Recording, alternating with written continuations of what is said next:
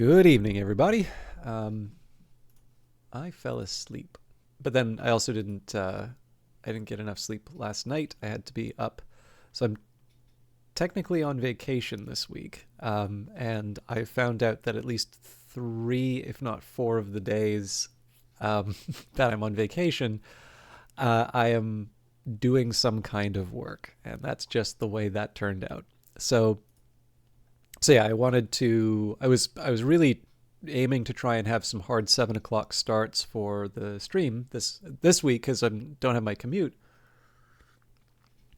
And unfortunately, sorry, I'm just trying to get some tea too. Unfortunately, that didn't turn out because of that thing that I needed to do today. I've been going to bed very, very late lately, and the thing I needed to attend today, I I just didn't get a full night's sleep. Otherwise, I would have missed the thing. So I napped, which is probably going to be a big reason why I miss a bunch of streams for the next little bit. But we are here. I'm going to do my best to... So I'd like to stick with Doom tonight if I can. But I do know last week I didn't quite have enough time to really commit to a level. So I may do the same here because I actually also rather enjoyed Ace Attorney, even though that is an incredibly weird game to do after Doom Eternal. But I figure what I can do is I can do my best with what I currently have, and then if the opportunity comes up, I can.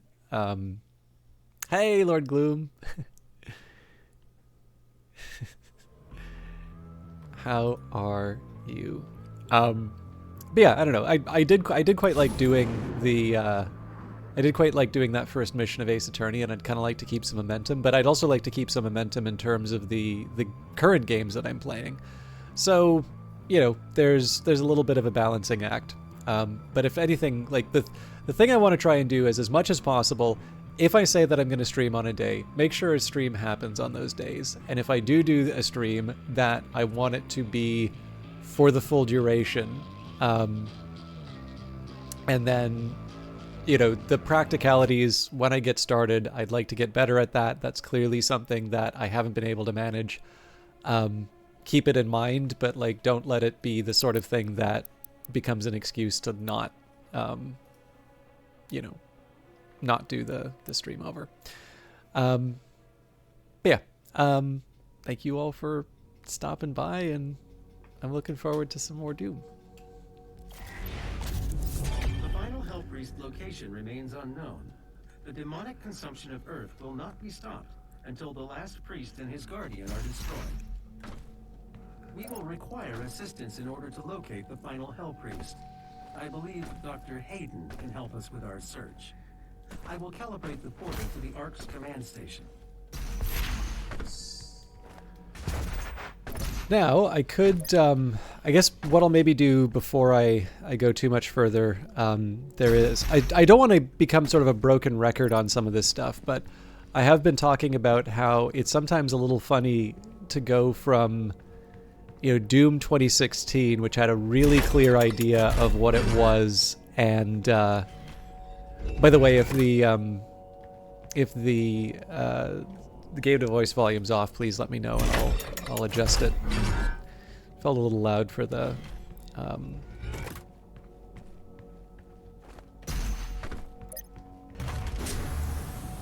hello. Oh, I think this is the practice area. Or maybe not.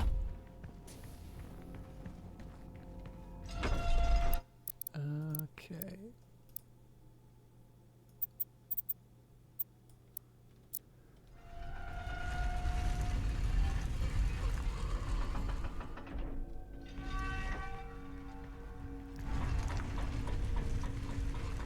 I don't remember it being this way, but let's try the Ripitorium and see what happens.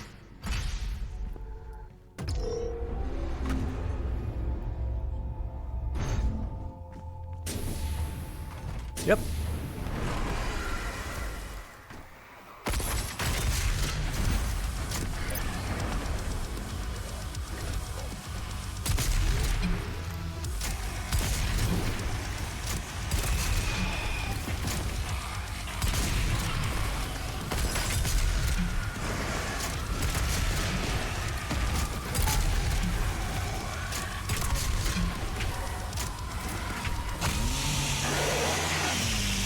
Also, one of the reasons I wanted to do this is that the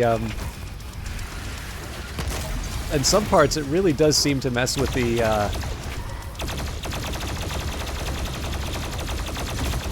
yeah, like you can see here, really does mess with the frame rate. I'm not sure I have an easy answer for how to fix that though.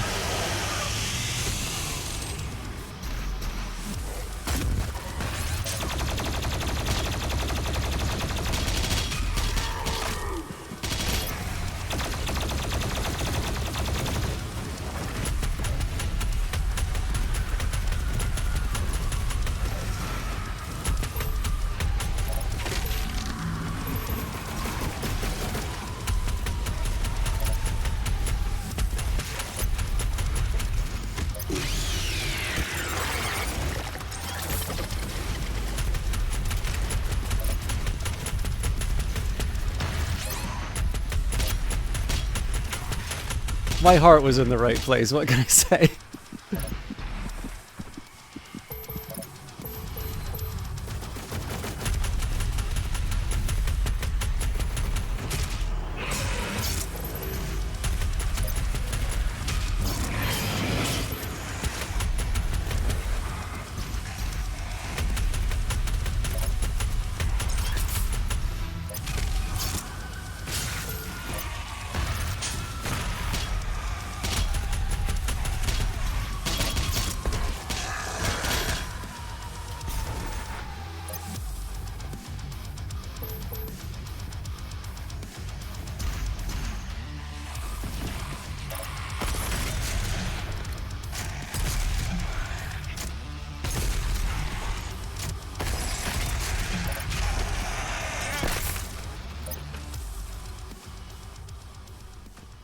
Alright, that was refreshing.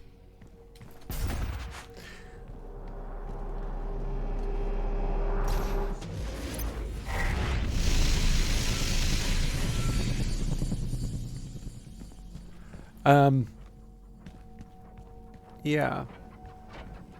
I don't remember what I wanted to say.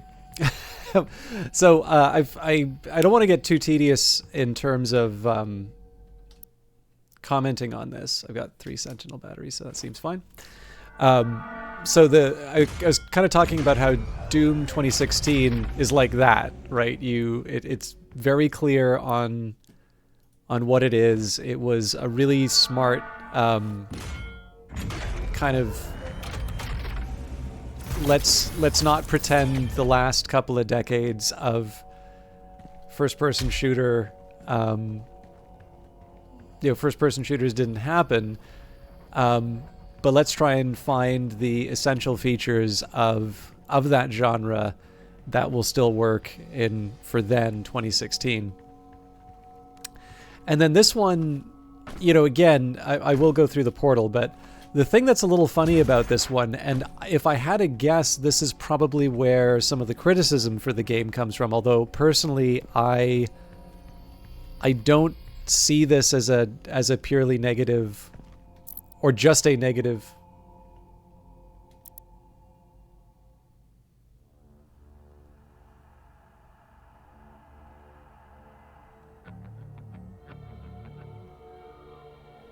Sorry, I'm curious. I never played Doom 3.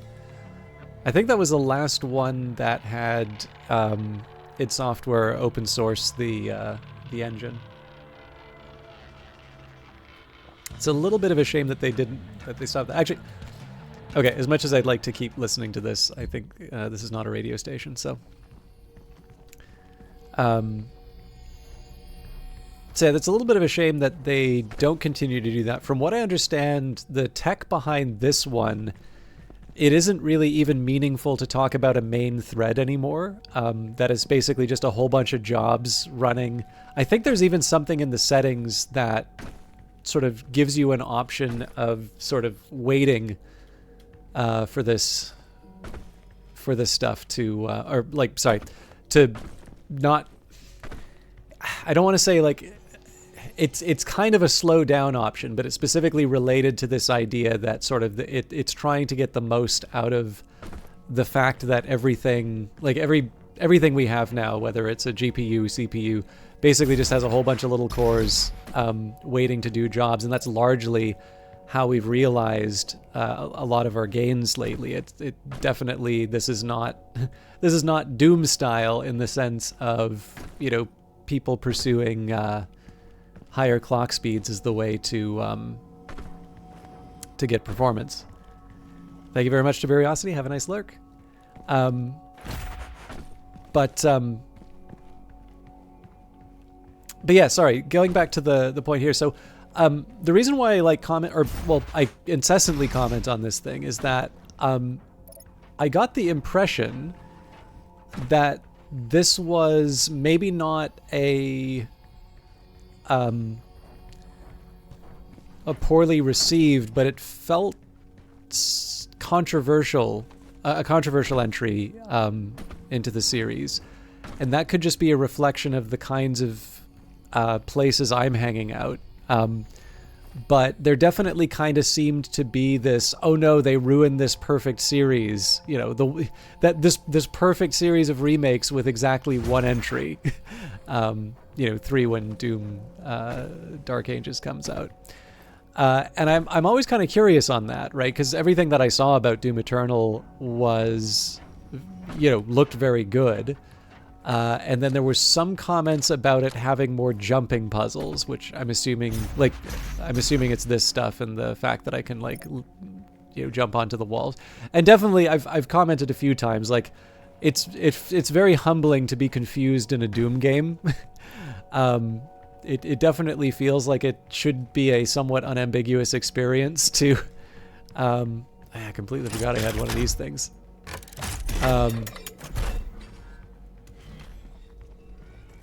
But it's not necessarily a negative feature, because to me, like, it's a reflection of further investigating some of the things that have been in first-person shooters, like the reference first-person shooters that they were working with, and to try and modernize or bring them back. So, for instance, the idea of searching through levels and finding secrets was present in Doom 2016, but it wasn't necessarily a central feature, whereas this one I definitely feel a bit like how I felt going through some of the Quake missions when I did those on stream. And I think probably my reaction to this game is actually quite similar to how I felt about some of the Quake missions. Like, some of the Sandy Peterson ones, I realize that he is a popular designer, but, like, those ones actually really annoyed me. They felt very much like a level that was designed for someone to sort of say, this is going to be my signature, you know, this level is my legacy or something like that. And I just wanted to play the damn game. So I would definitely be in the camp of, you know, people who don't like that sort of stuff. But what I will also say is that some of the earlier levels in the in Quake definitely had a couple of moments of little secrets, and they had some of the stuff that I kind of respond warmly to on this one, which is, you know, they give me a little bit of a hint of something that's going on, and I'm like, yeah, there should be an answer to that somewhere in here. And you know, it probably takes me longer than it should, but in the end, I sort of feel like I have a fighting chance. And I remember in a couple of the Quake ones, I was like, okay, actually that's kind of neat. I like that touch. Overall, I think they did a good job of it. At least I get the impression, I think they did a good job of adding in the thing that I think they really wanted to, in terms of sort of expanding what a Doom game today would be like. And, you know, I've already commented on, I kind of like the idea of setting the enemies on fire to get that last source of resources, right? So you've got the ammo with the chainsaw, you've got the health with the glory kill, and now you have fire for your armor, which I thought was a neat touch. But the part that I haven't really been able to reconcile with this idea of making a new Doom, or like a modern take on, you know, on this really old and famous game, I really don't know what the deal is with all this base stuff, because I do sometimes get lost in it. and it's very pretty. And it's kind of fun. Like the Ripitorium's kind of neat to just sort of run around and blow some stuff up with. But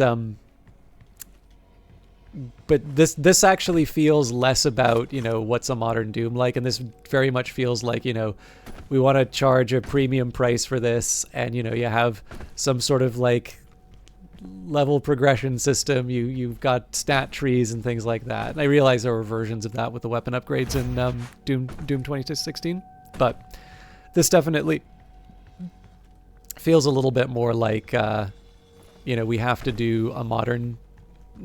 We have to make a modern game, and I kind of get the impression that was where some of the negativity came from. But the thing is that I think I've spent the start of every stream that I've played wherever I have this level. One, it just gives people a chance to come in, but two, I'm trying to sort of reflect how I feel about the game as I play. But I think the big one for me is just it's neat to see, like I don't actively dislike this, but it is kind of neat to map my my feelings on the game and what I think the developers are trying to do as I make that progress.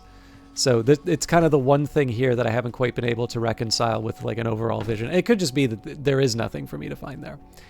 Anyways, let's do our thing, especially because my tea should be steeped as well. Okay, ARC Broadcast Log 3. This is the Resistance Network. In an unbelievable turn of events, the Super Gore Nest has been destroyed. Reports from ARC personnel in the field say that they have seen a significant decrease in demonic activity across the globe. Many believe this is proof that the Doomslayer himself has in fact joined the resistance effort and has successfully eliminated key figures within the ranks of the challenged operatives working inside the UAC cultist organization. The ranks of the challenged. Operatives working inside the UAC cultist organization claim that the leader of the division, Priest De Granek, was in fact removed from his office as recently by the Slayer himself. As key leadership within the Mortally Challenge continues to fall, we are seeing a decreased threat from the demons on all fronts. This has given the Resistance a key advantage in the war for Earth. The UAC continues to deny any knowledge of his existence. As surviving members of the ARC network, it is the belief of this station that these reports are in fact true. We believe the Slayer has joined us in the battle against the demons. To anyone still listening to this broadcast, know that there is hope, and he is out there.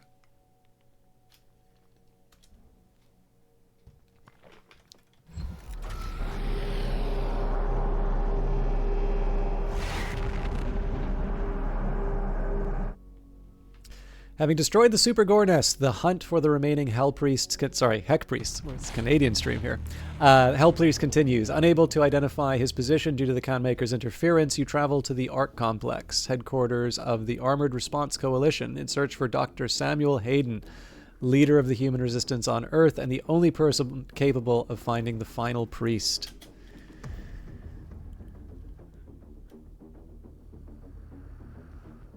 Dr. Hayden is just across the complex. This industrial campus was once the headquarters of the Resistance. Okay, I'm curious about the challenges. 2 runes, overload a shield with the plasma rifle to kill 6 demons. I'm assuming that's not at the same time. And destroy 4 shoulder launcher weak points on Revenants. So I should be able to manage that. Now, this makes me feel like... Also, I am seeing a little bit of a lag on the... Sorry to do this, but I'm actually going to quit out and reload. Because if I'm getting a little bit of a judder... Like, if I had that lag during the Ripitorium, and I'm getting a little bit of a judder at the start of the... at the start of a level where there isn't like a whole bunch of stuff going on, I have a feeling that I'm going to be sad. So one of the things I was going to say, when I first saw that breakable wall, it makes me think that there's going to be a couple of puzzles related to breaking the wall. Like that strikes me as the sort of thing where somebody's like, we want you to remember you have this ability.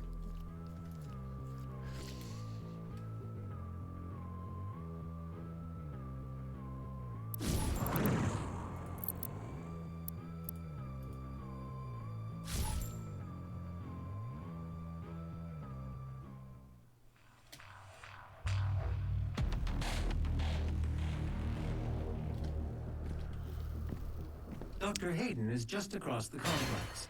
This industrial Not campus really an was once the improvement. headquarters of the Resistance. I could try closing a few programs, but let's see how well. Good news for the faithful. The deceiver, Samuel Hayden, has fallen. The Ark is no more.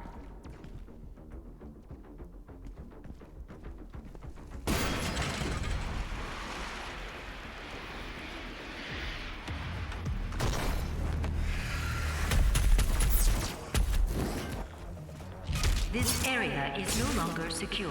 Evacuation protocol is in effect.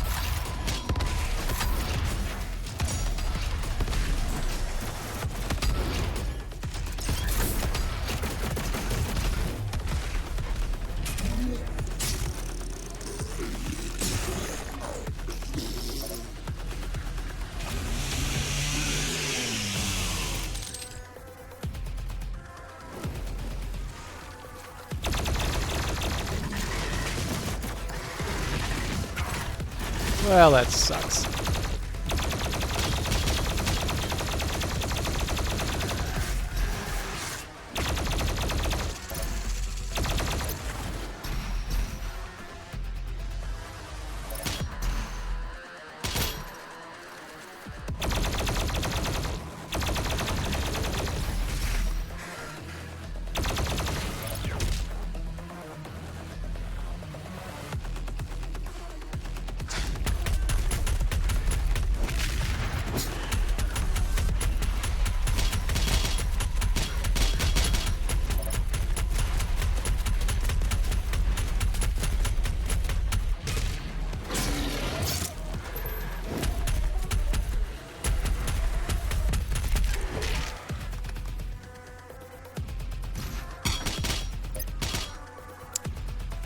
All right. I can't even remember what I was going to say.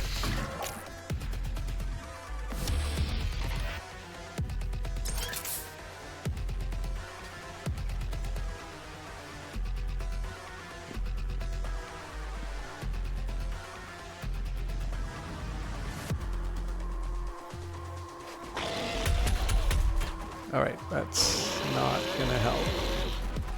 Olay. All right, that was incredibly dumb. That's what I wanted.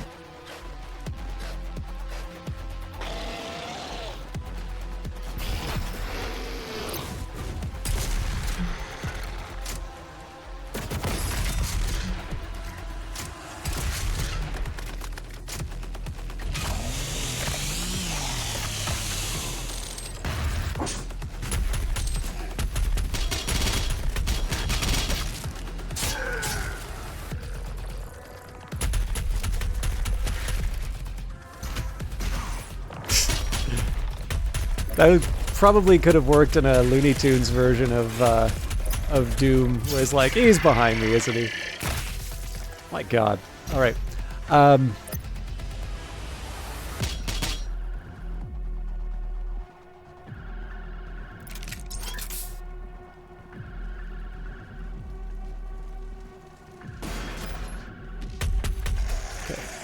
This is a chance to get goodies, so...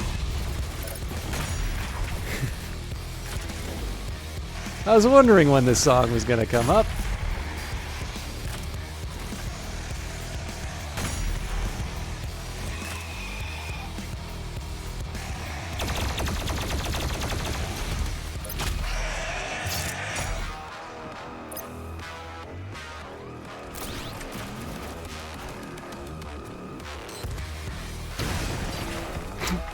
A little overkill.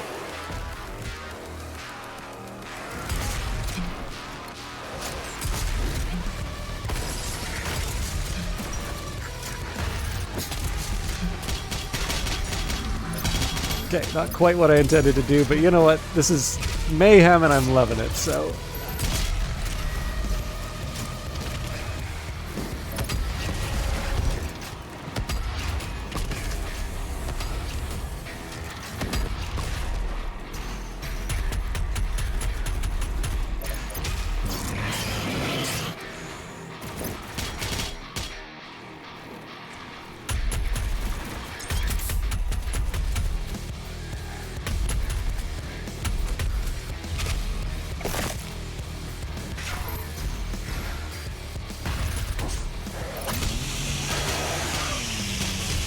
Hey, Zarog, how you doing?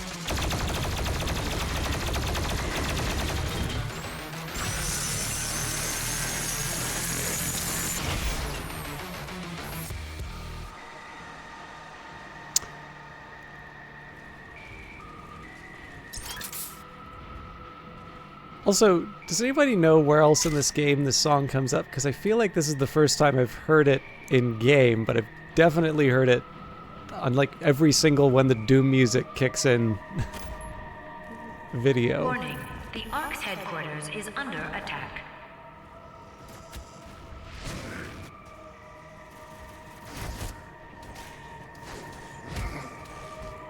This feels like the sort of place where there'd be some kind of secret. Anyway. Hi.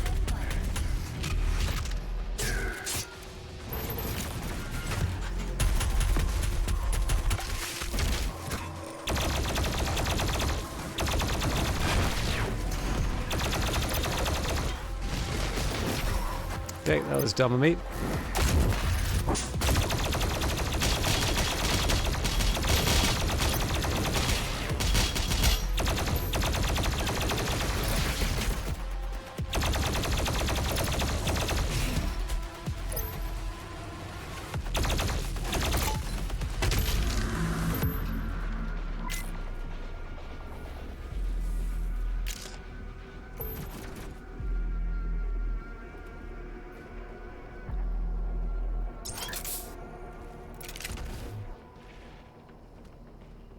There's a couple things that I'm trying to keep conscious of. So number one, the little tracker up above here, and then also the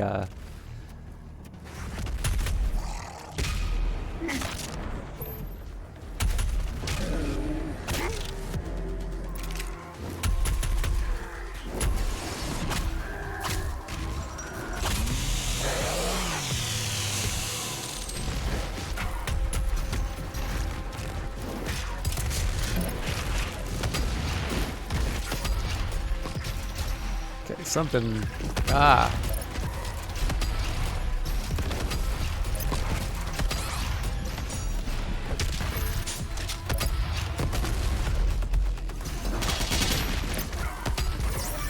For heaven's sake.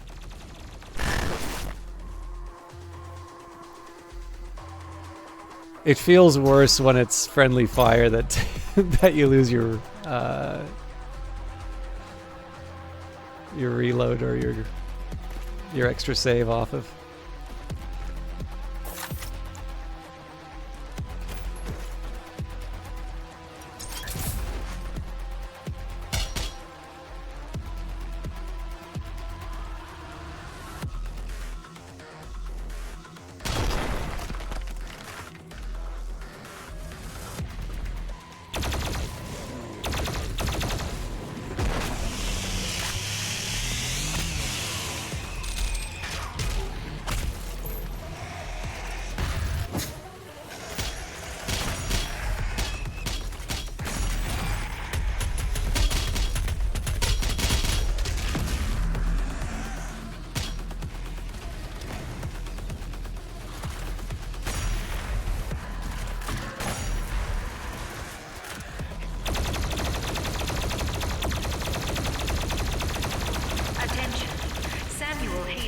fallen.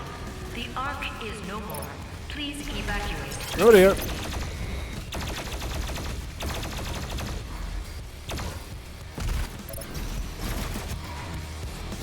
Okay, so the goop, yeah, goop's gonna be a big problem. So much so that I'm probably dead, but let's not give up.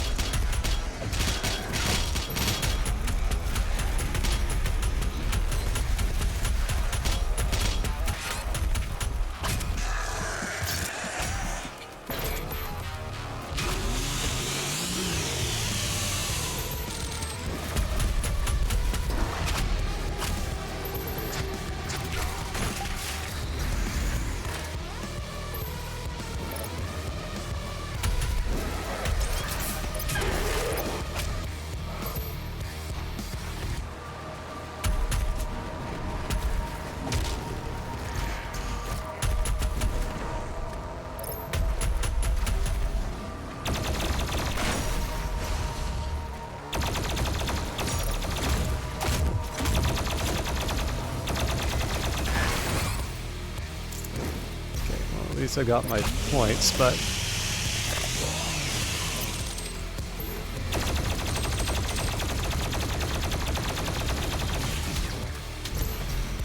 I'm losing a bunch of easy health. Just, oh god!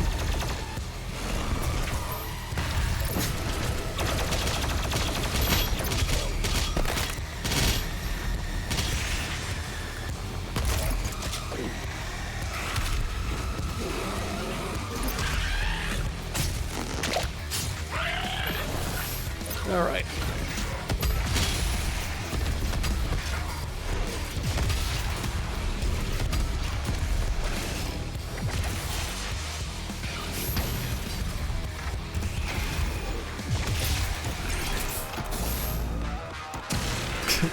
I don't even know how that thing works. I'm so sorry I'm not doing a better job of talking during this, but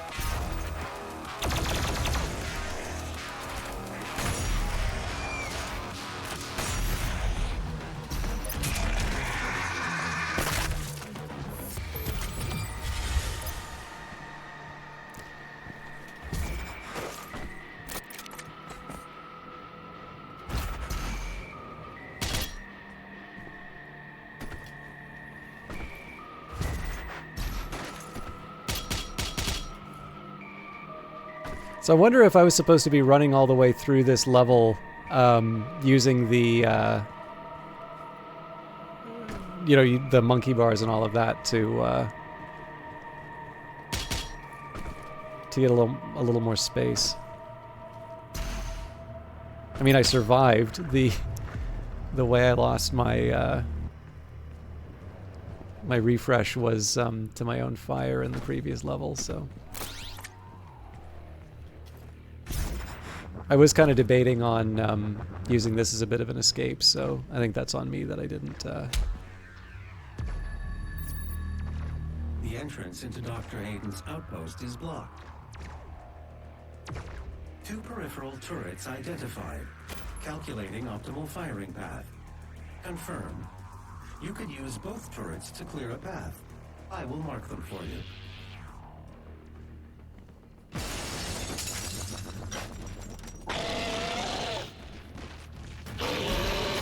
Oh, that sucked. Dash it to big hit. Well, at least they gave me an achievement.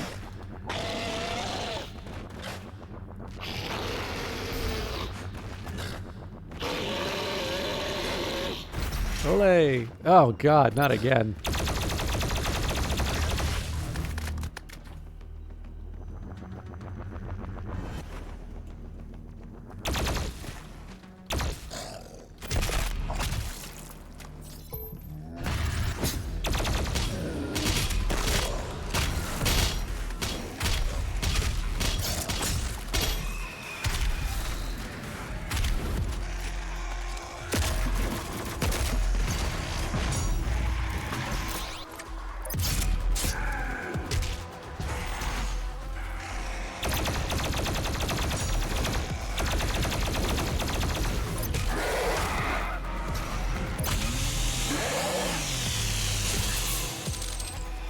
Okay, there's something big on the other side of that, but I wasn't sure.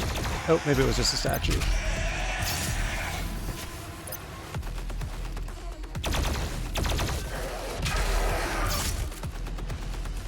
Yeah, it looked like there was a spider or something here to make me scared, but... Cybermancubus. The Cybermancubus is a heavily armored variant that specializes in long-range combat and area of denial. A single blood punch destroys all their armor, making them easier to kill. No pressure, huh?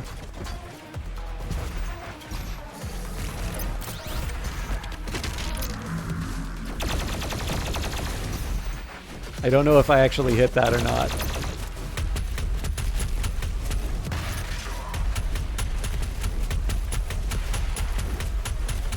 This will be a nice little armor gift for myself when I get rid of this guy.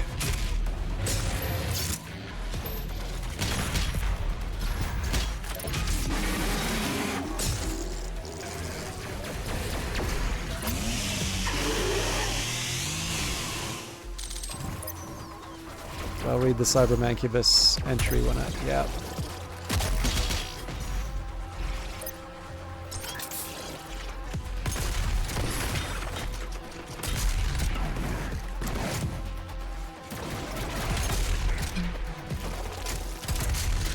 Okay, well, it's mad at something that's not me.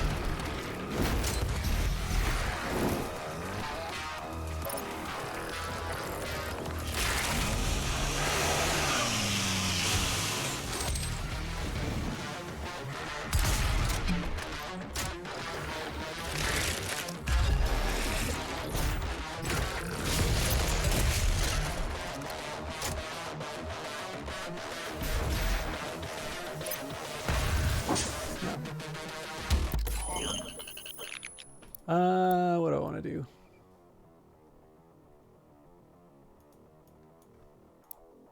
I guess I've kind of put one of everything. Well, yeah, we can do maybe...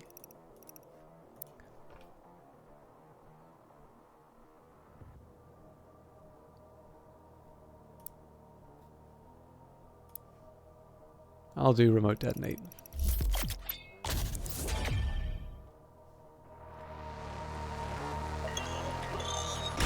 Again, the music tells me I should be caring about... oh.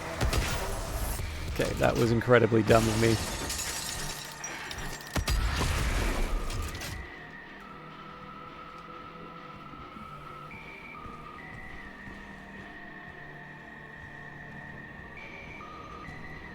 Again, trying to follow that rule of if there's something... if it looks like there's something interesting, try and follow through on it. Voila. Oh yeah, and then there was the Cybermancubus entry.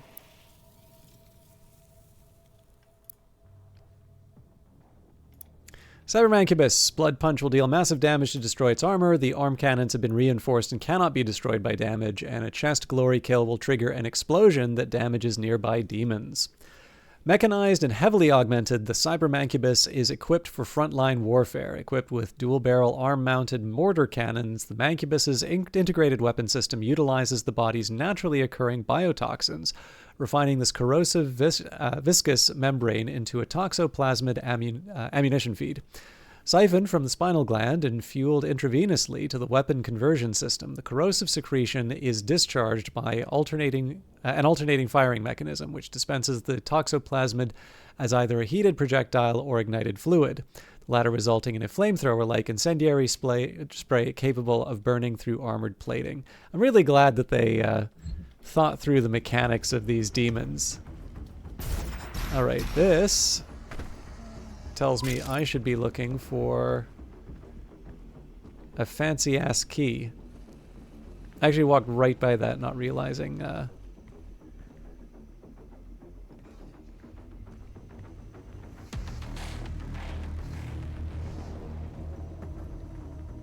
So I definitely don't want to go here yet.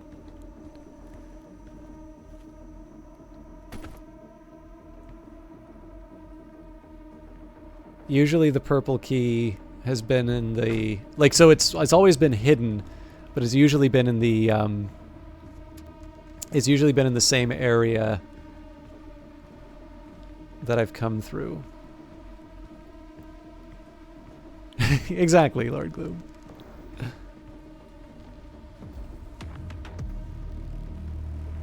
The purple goo on the floor makes this a little harder. Because, like, normally I've relied on the... I've normally kind of relied on the light to help me out with this. It's like this would be a decent example of the sort of thing that I'm looking for, right? Like, this does not seem to serve any purpose at all. This is just kind of like a little corner. And, like, maybe there was ammo here that I wasn't paying attention to or something, but...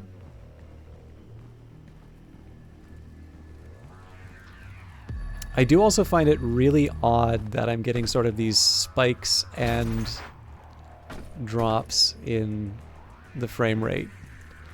There really is a side of me that wants to just, like,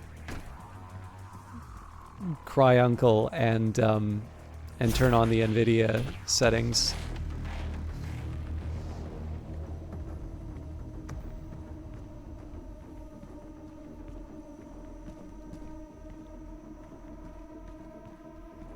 Thing is, I don't think my system's that far off what I need to...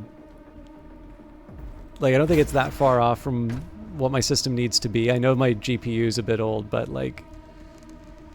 I don't think I should have to rein back that far on it, but I suspect I'm probably playing around too much with the, you know, the RTX silliness. So again, my resistance is... going here because I suspect after this point I'm not going to be able to make it back into this building, at least not easily. But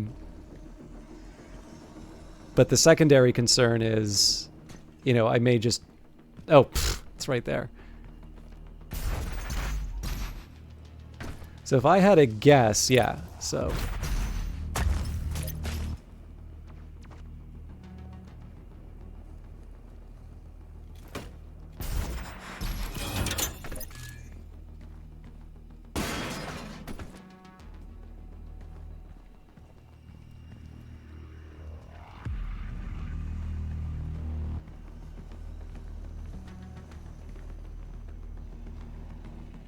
Alright, now I could be in better shape than I am for a fight like this, but... Okay, that's pretty bad as far as the... That's fine, we'll work with it. I think I may take the checkpoint indicator and just see if I can adjust the settings on my system, though.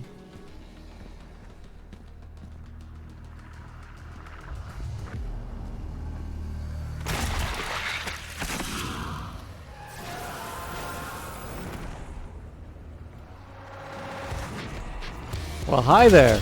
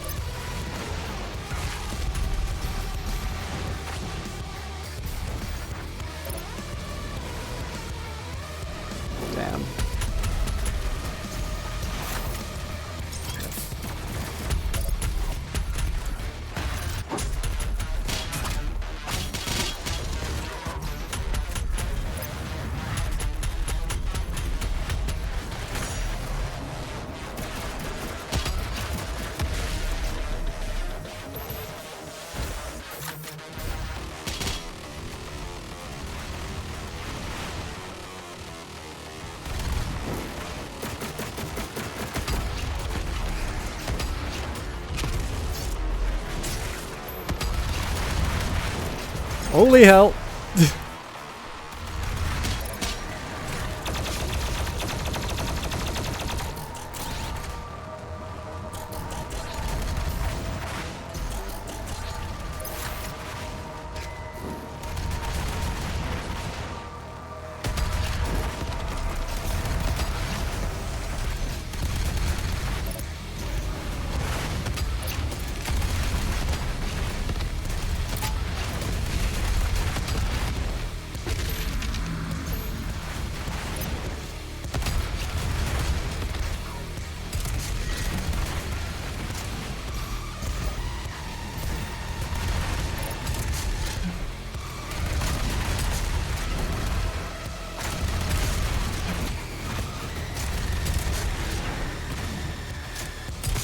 Oh, that's not even a cyber demon.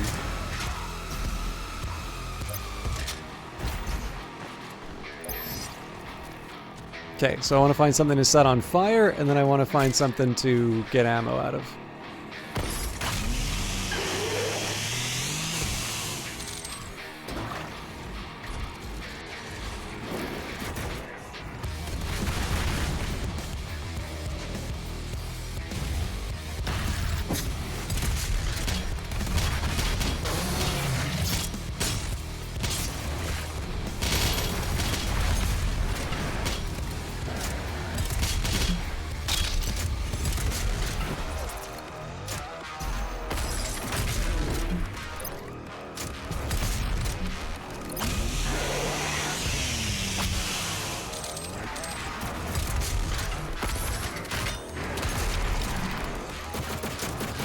I think that's a different enemy than I was looking for.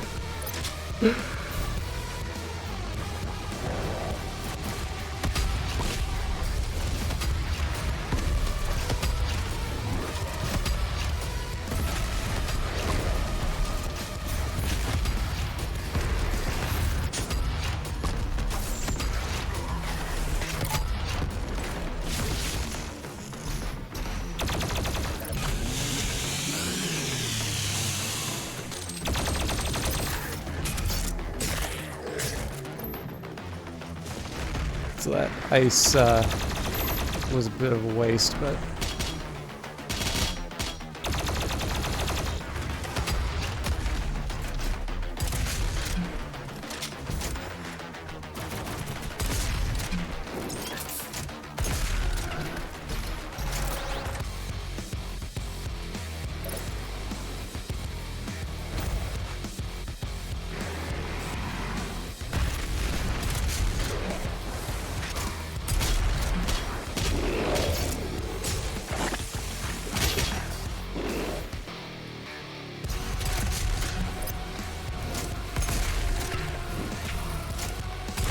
More of this. Okay. I need to kill somebody for their armor. Or ammo, rather.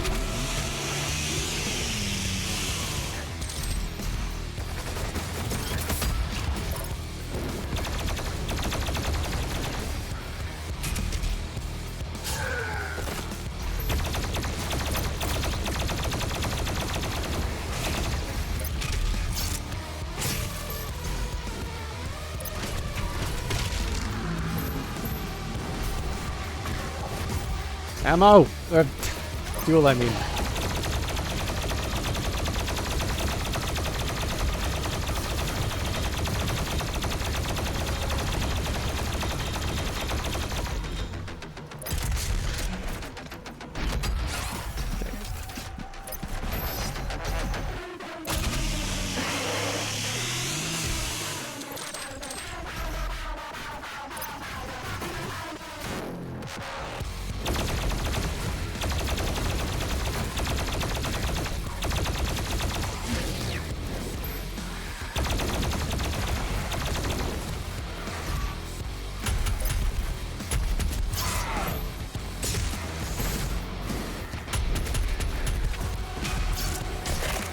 Eventually, I'm going to set one of these guys on fire.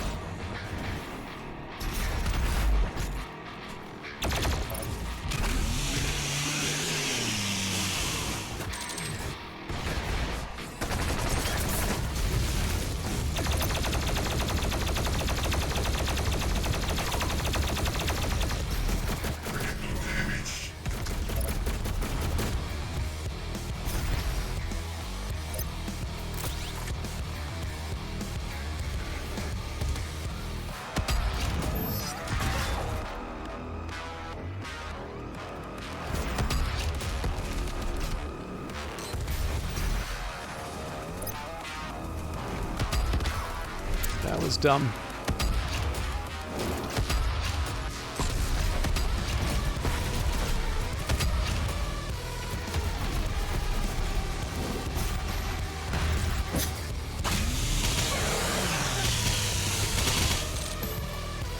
Okay, that's a little bit of everything for me.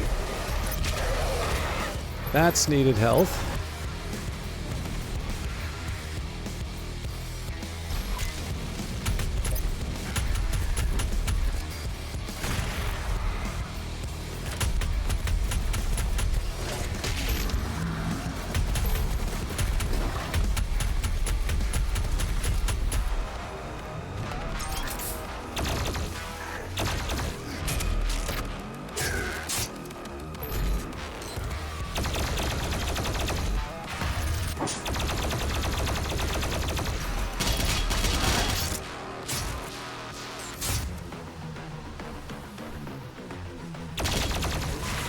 I mean, I suppose, fortunately, I'm not timed on this thing.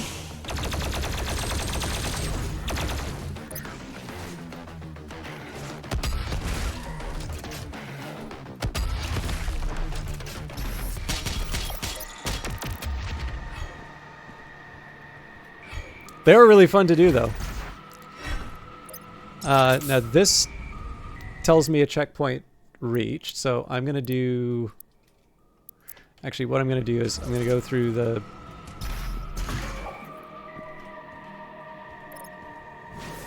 Okay. Now that that's done with the Empyrean key, I'm going to hop out of the game. I do apologize for the really choppy stream, but this should be pretty easy to fix.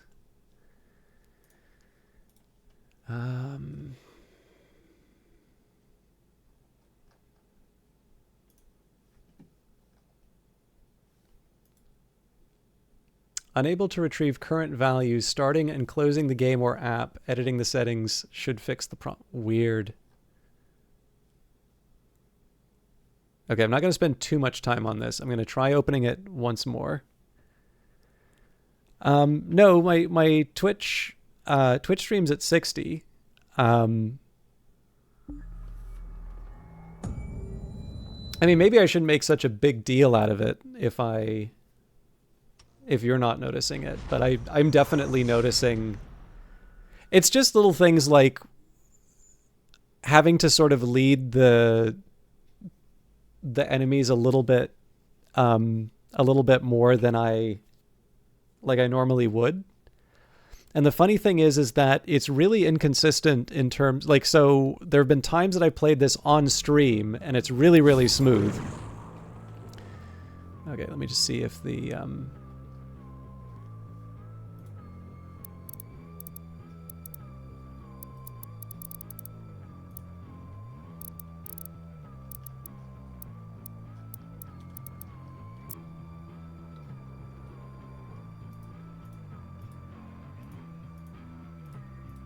it's really funny because Doom definitely was one.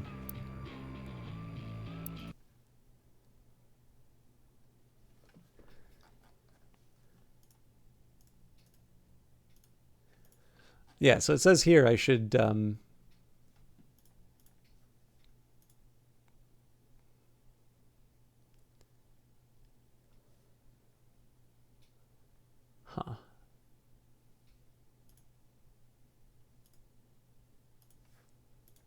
I'm going to give it one more try, but I also wonder if this is an Xbox or a Game Pass versus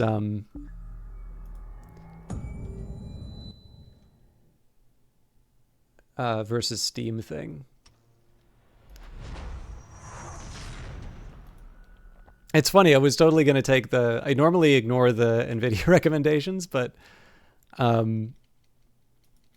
this is one of the rare cases I want to use the feature, and apparently it doesn't want me.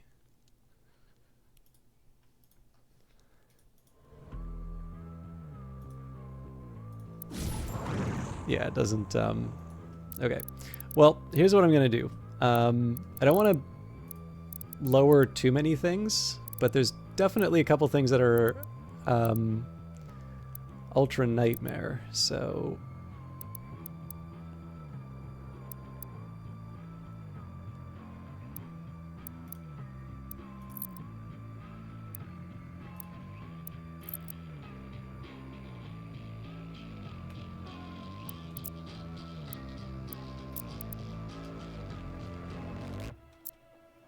I don't know if that's gonna really move the needle, but I also don't want this to be a maintenance stream, so I guess I can always restore them if it comes down to it, or if I notice the difference.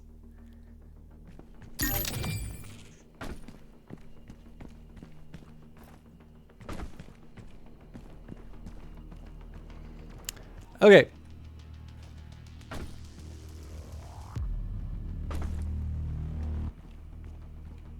There's a broken window somewhere that I'm supposed to get.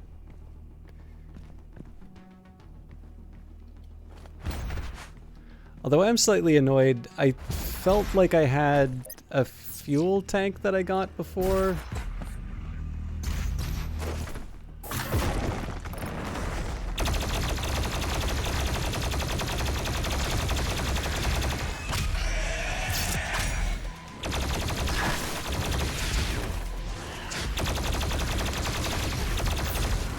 That makes a world of difference.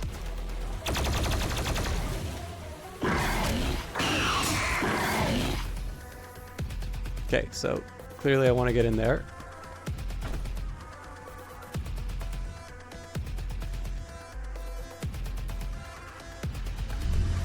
This is Dr. Elena Richardson, log entry 002.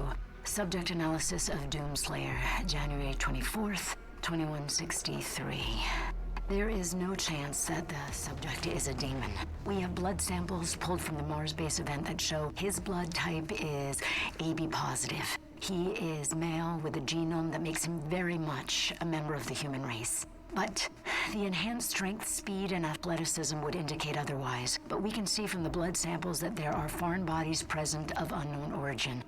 I cannot, as a contributing member of the scientific community, agree with the assumption by some of my colleagues that he is, for lack of a better word, a god, an avenging angel, the right hand of doom, here to save humanity from its sins. But I cannot ignore that the timing of his arrival, the identity of his enemies, the fire and brimstone element to this catastrophe we currently find ourselves in it has definitely shaken my scientific resolve.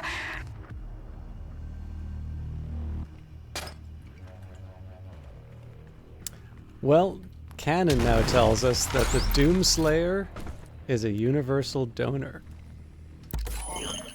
Alright, so I definitely want to change that rocket ability that I got.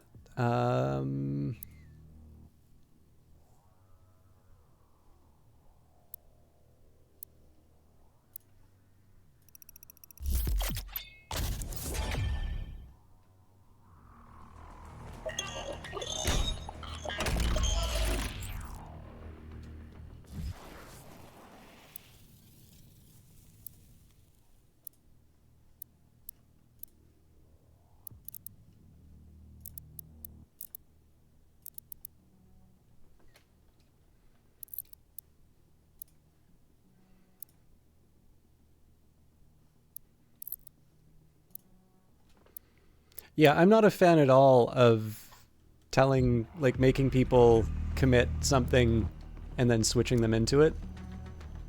That seems like a really good way to mess up your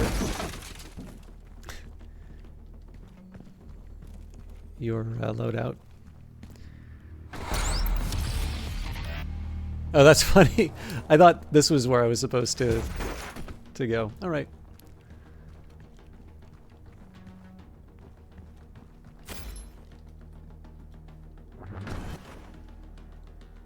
Okay, there's definitely something.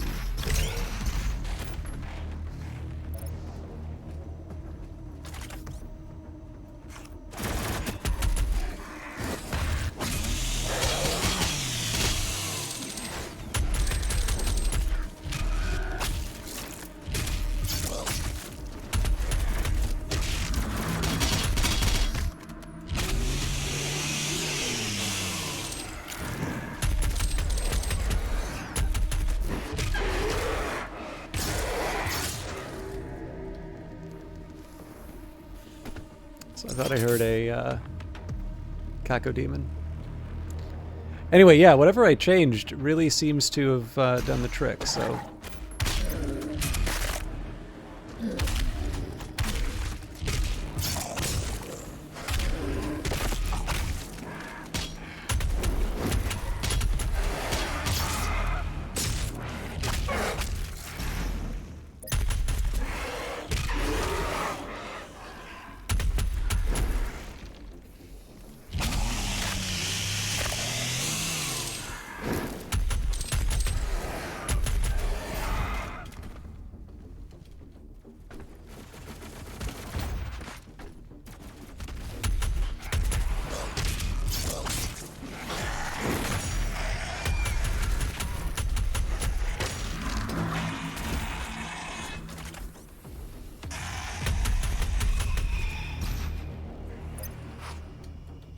Quite what I wanted.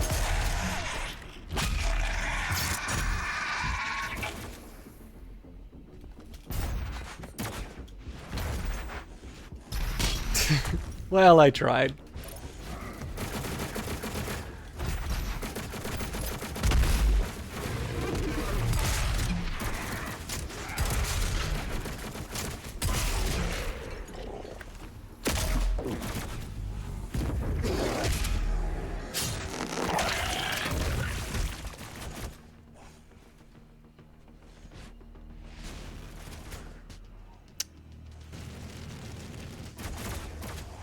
Wait, it wants me all the way up there.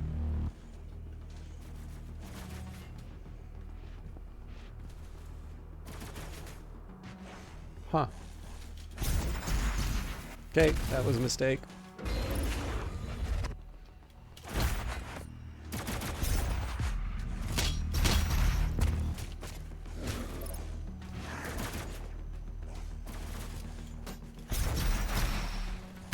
Not again. All my lovely, lovely armor. Oh, crap. Oh, Jesus Christ.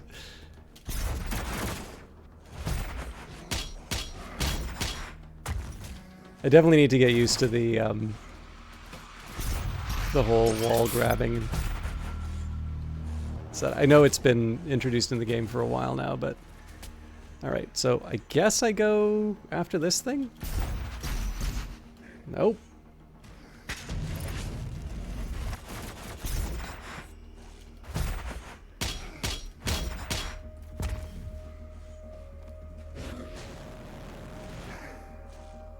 So clearly they're giving me the extra shards just to make the pain of not getting this thing lighter.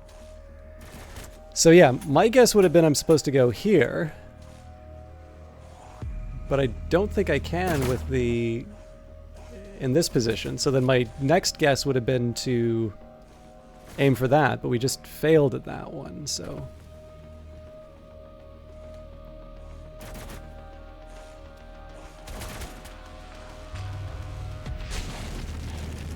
Yeah, I did want to establish a couple of, like, obvious steps, like, okay, yes, there is, So... Oh.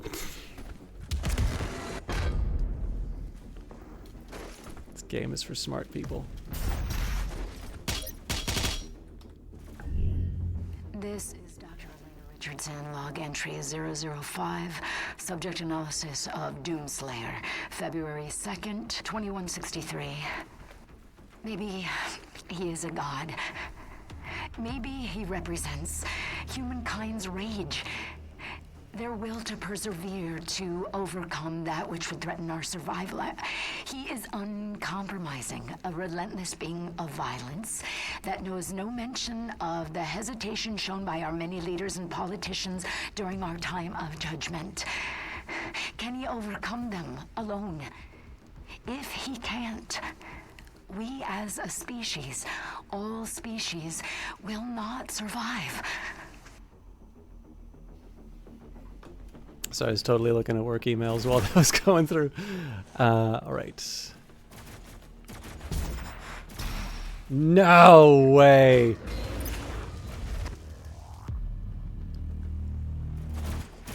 Oh, I hate you so much, game.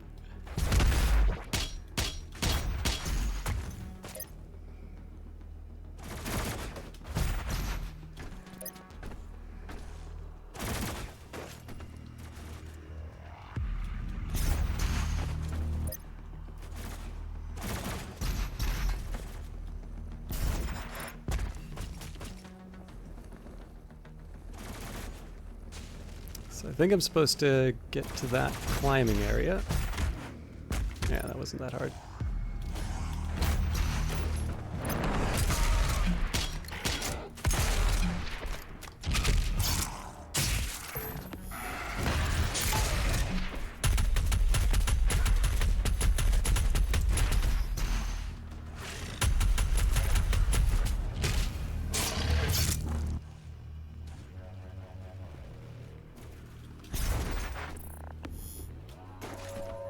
No one is born a sinner. You have to work hard to achieve success. I'll confess, so the, I'm not sure if the, like, what is it, living impaired or whatever they're calling them? I'm not sure if that's supposed to be a jab at political correctness or whatever. I haven't actually found it that funny of a joke, even though they're, like, really insisting on it.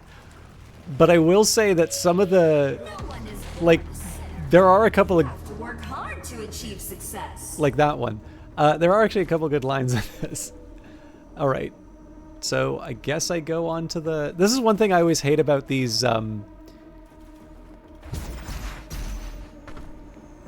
big, massive levels. They look really impressive, but I'm not always sure where I'm supposed to go.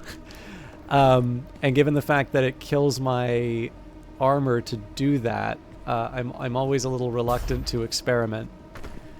But then again, boredom is even worse, so...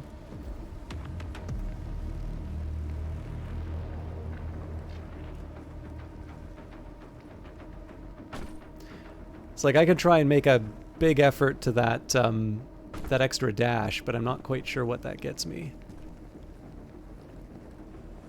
Mind you, do I really think there's anything down here for me that's gonna...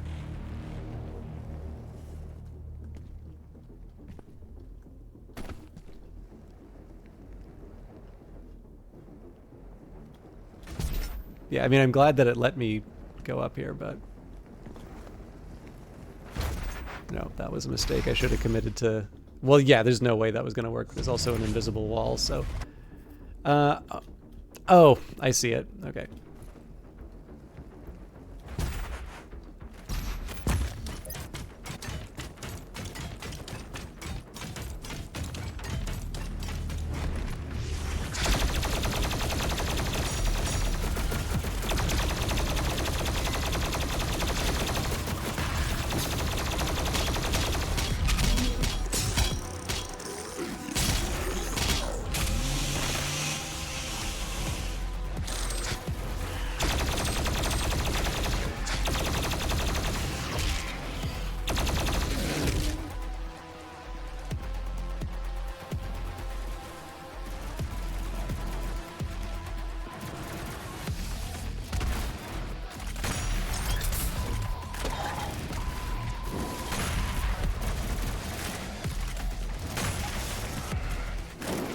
Also get a chance to do a challenge. Well, assuming I make it there.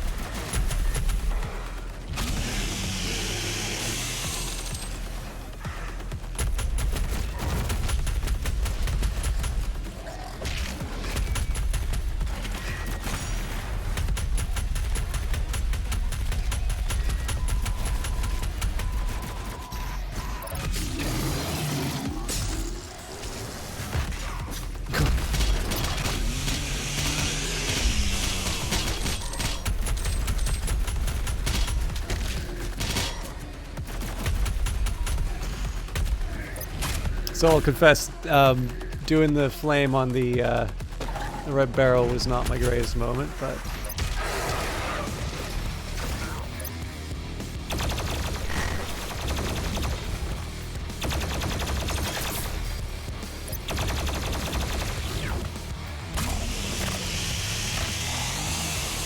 Okay. Fire.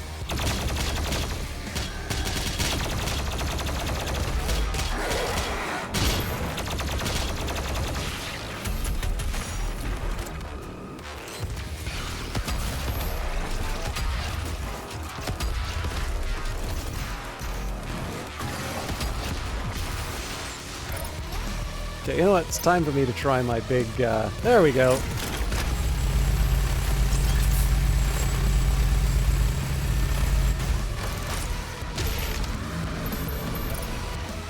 Oh, crap.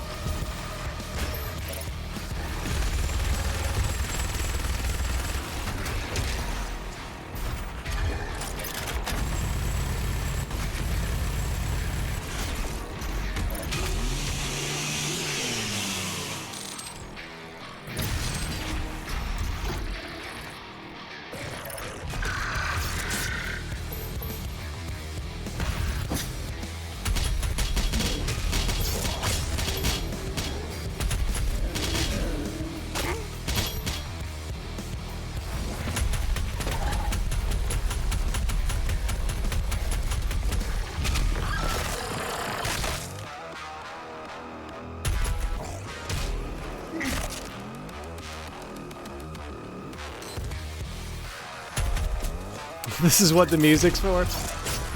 The one zombie? Yeah. Alright, I'll take it.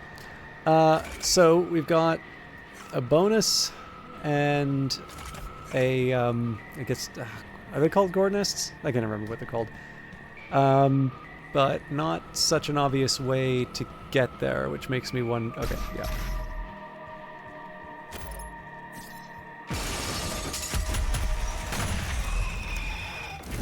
That's a nice touch.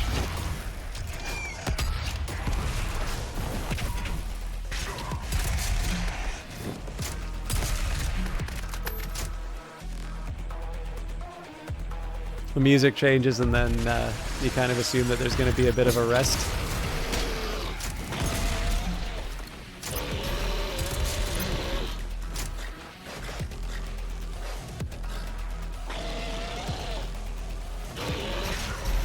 God damn it. I haven't been able to get this right for so long.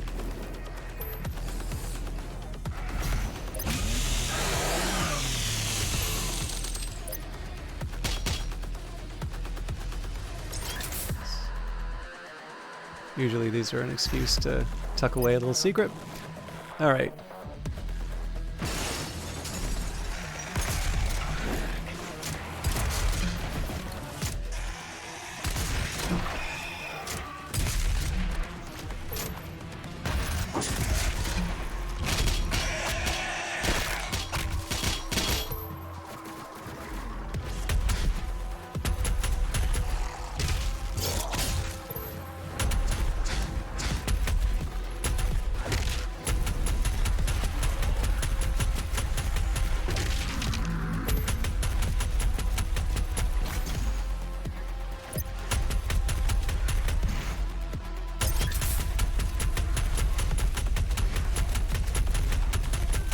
Just die already!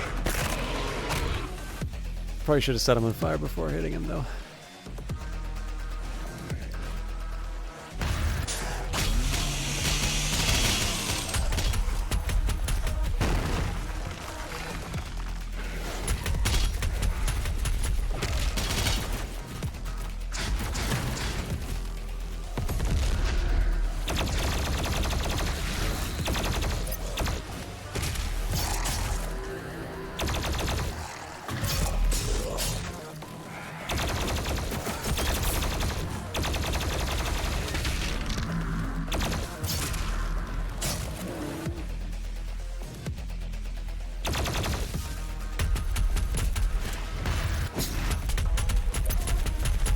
It's not like I need the armor, but that's going to be the first to go if this guy gets too close.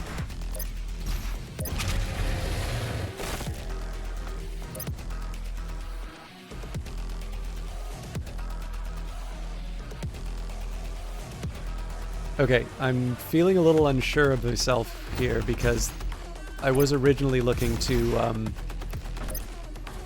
get one of those nests.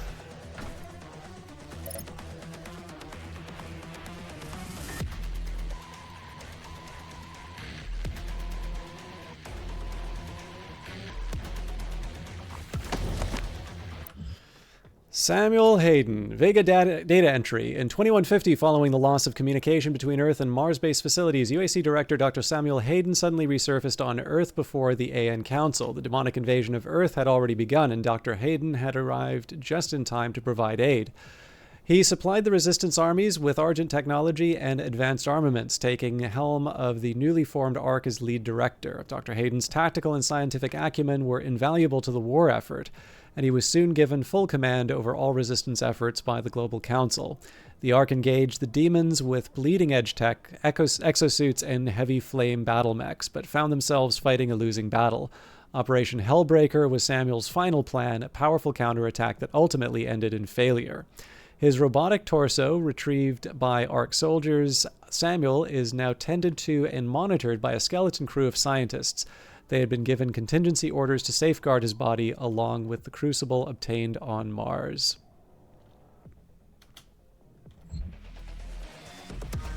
All right.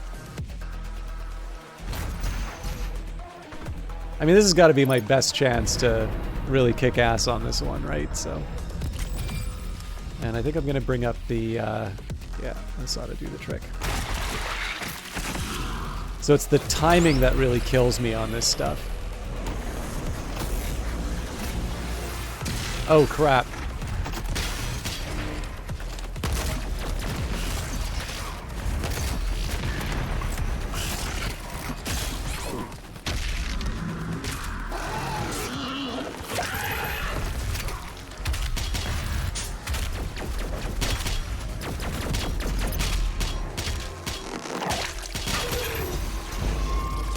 Oh, that's frustrating. I did all that effort and got nothing for it. Okay. So I thought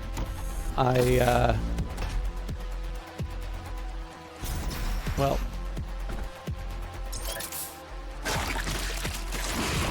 let's try this once more with feeling.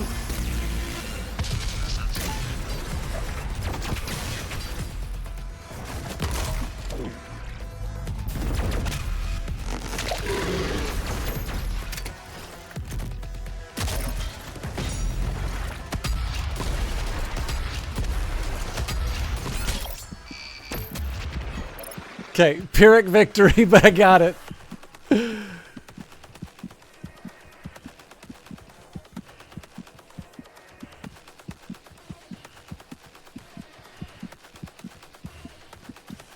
Pardon me for a second.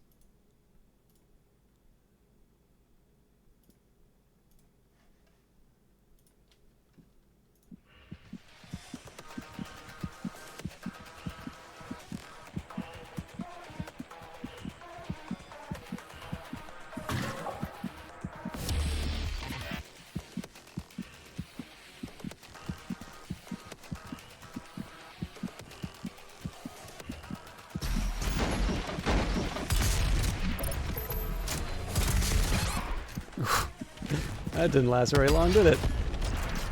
Oh.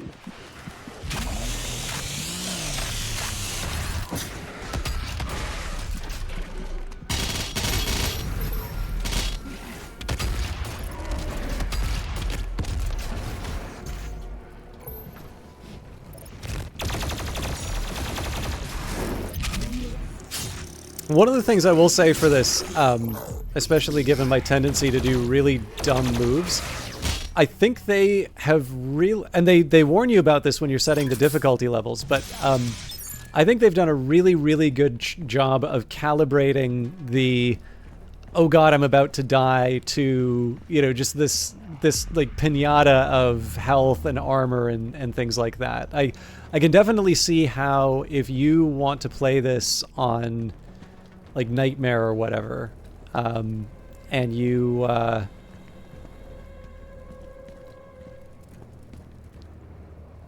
you don't quite follow the like the patterns in terms of getting the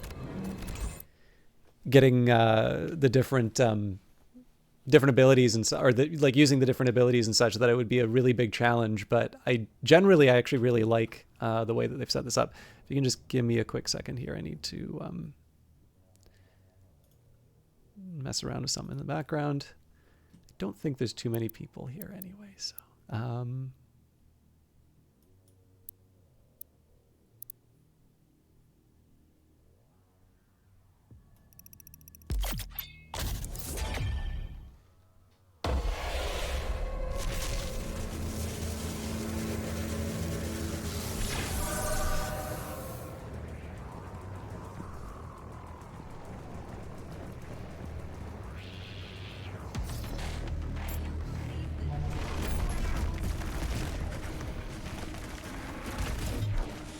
I don't even know what I want to hit first.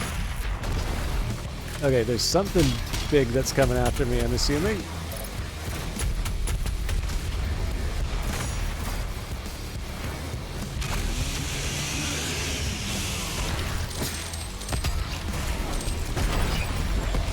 Oh god. Melee range Pinky is... oh hell. That was a terrible spot to be. Alright, we can turn this around though.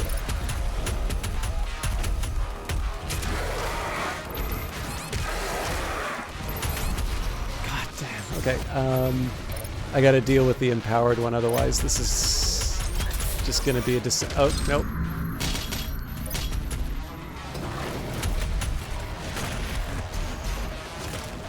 Cool, lore. The Ark Part 2. By 2151, the Ark began running operations from the Mobile Command Carrier, a seaborne command center designed for long-range strike operations which would serve as Ark HQ.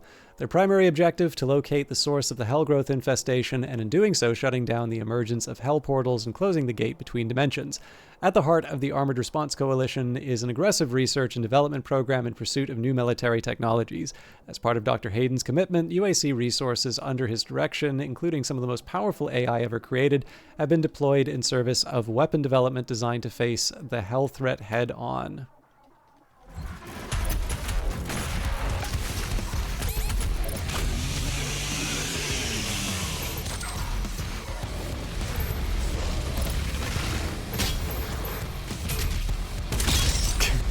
I should have gone for that a lot sooner.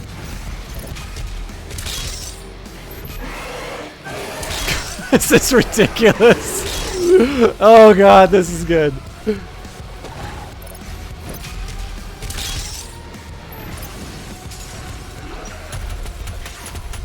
Okay, that was uncut. You don't just take away an ability like that when you're going into melee range.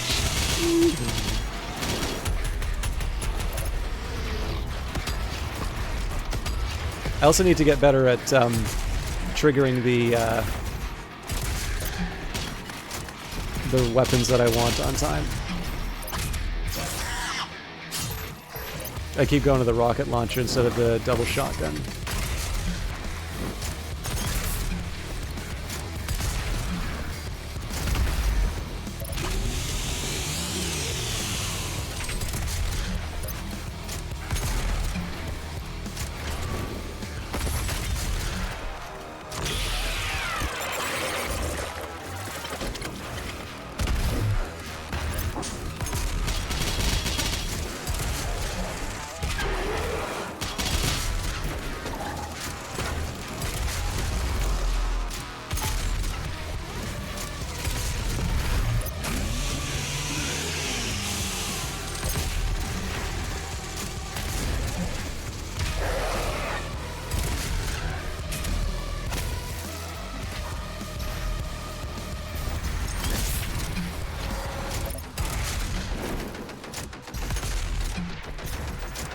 No!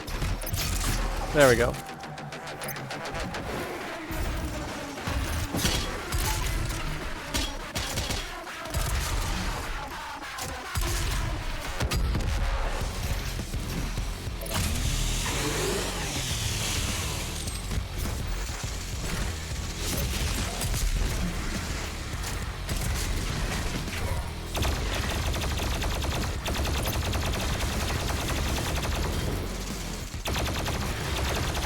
How many of these things are there?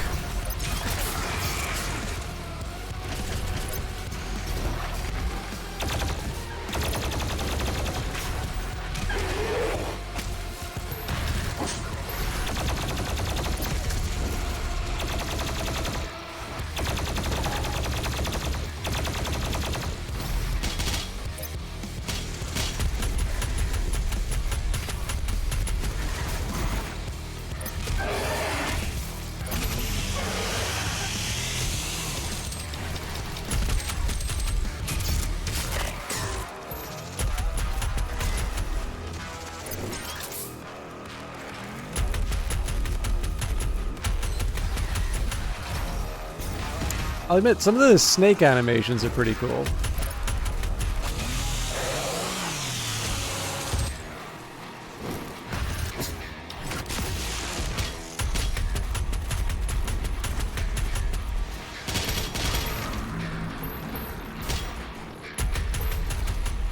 God.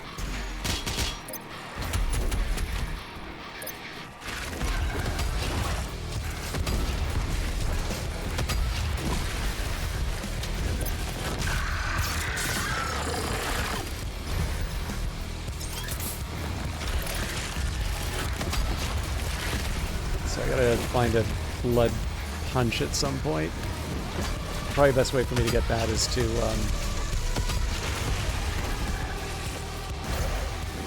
just do a couple more kills.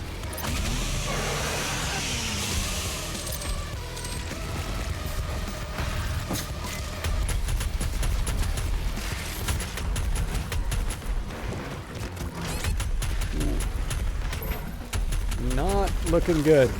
Yeah. I'll probably have to do that whole fight again, but I don't know, I guess the good news is the fights are kind of fun.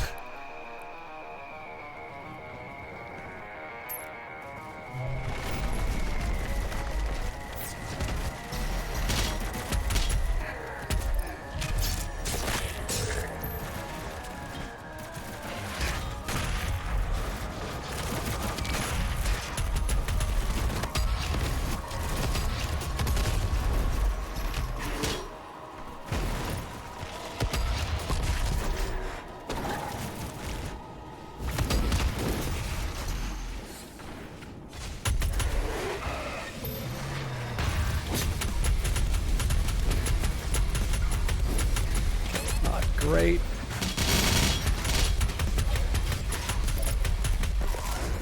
Yeah, that was dumb.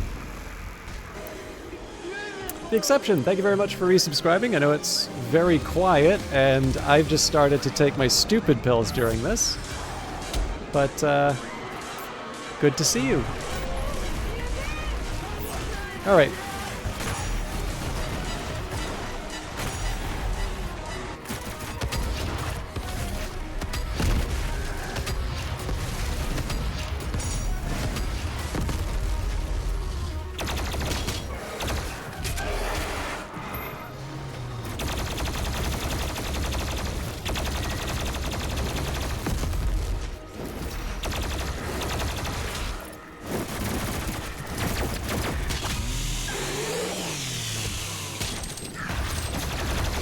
And I'm always very happy to see those emotes getting use.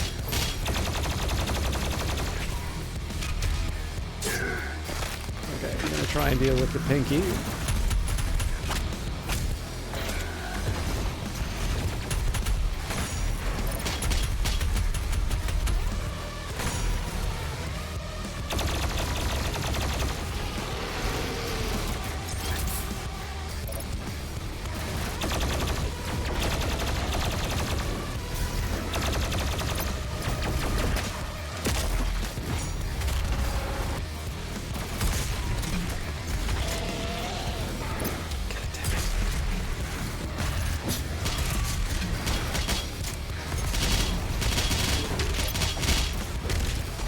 Just let me get the glory kill, damn it!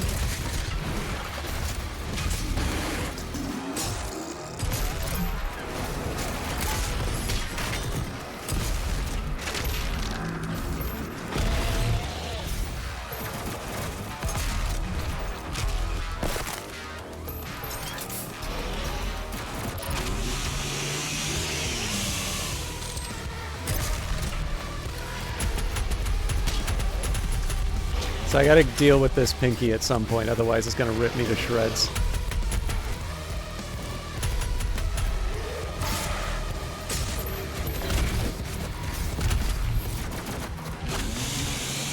And then if I can set somebody on fire for the armor, so much the better.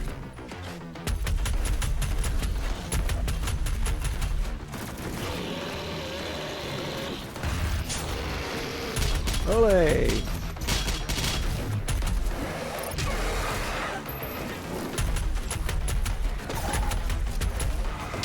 Now, as much as fun as I had with the Berserk, I know it's gonna go kinda crazy, so...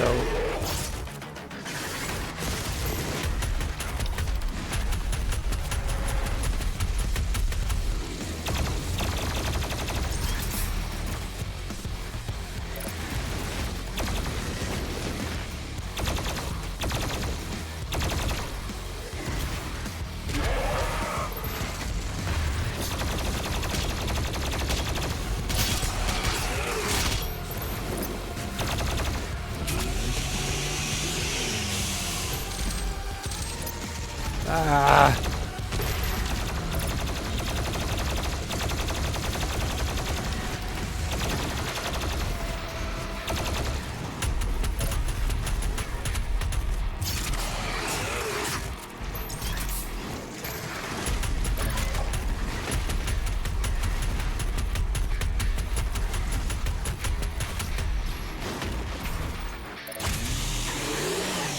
I need a little more health and a little more armor, but I also need to think of a good way to get that when I need it.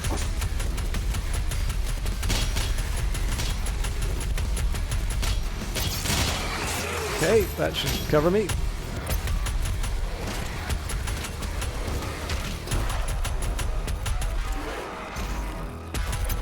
Okay, this is roughly around the time I'd consider the Berserk, but I'm going to see if I can hold out. Although if I hold out forever, that's its own problem. Thing is, these guys on their own are not necessarily a big problem. It's more just the fact that I'm not quite sure where to get a read on them at the... Oh, damn it. I don't think I hit anybody I was supposed to.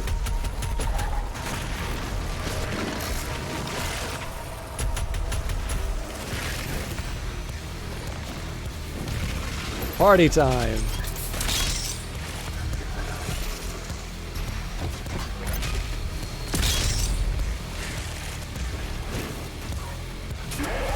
Oh, and I'm not immortal during it, so... That's a great one.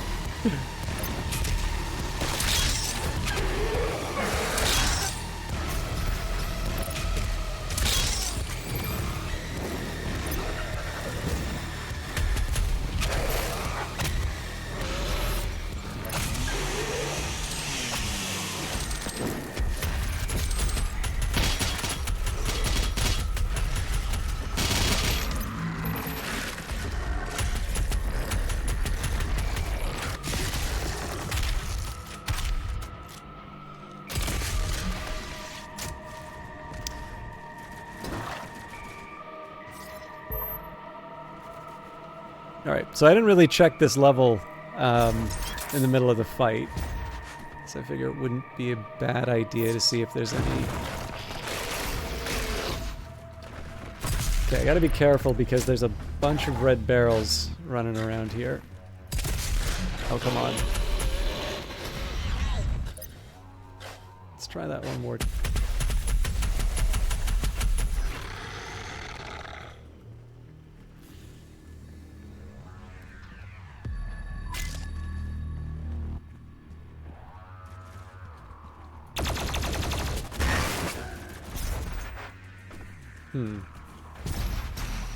So I think they're just coming from the rest of the level. I'm guessing this goes down to that lower level? Yeah.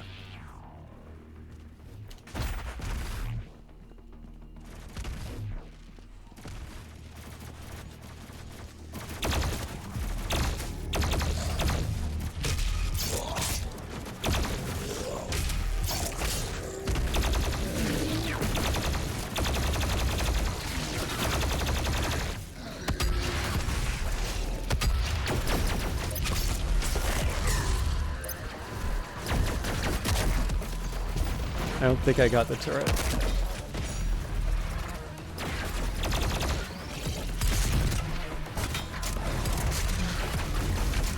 Oh, not another one of these. Okay.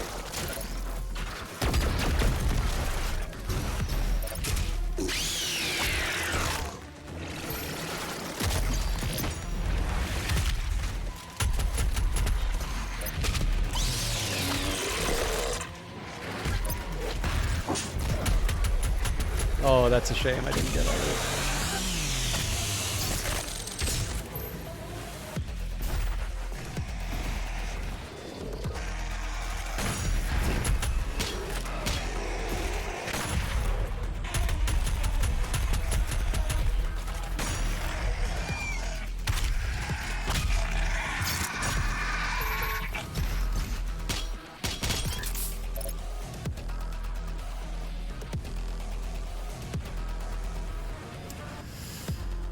All right, go.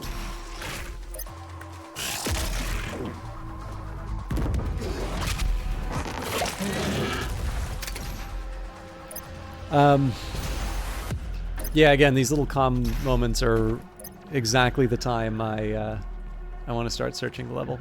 Anyways, the exception. Sorry, I realize you wrote something in chat, but clearly I was preoccupied. Okay, so I think the deal here is I go into the portal, come out there, which tells me I should want to minimize the number of dashes I use. Turns out that wasn't too necessary.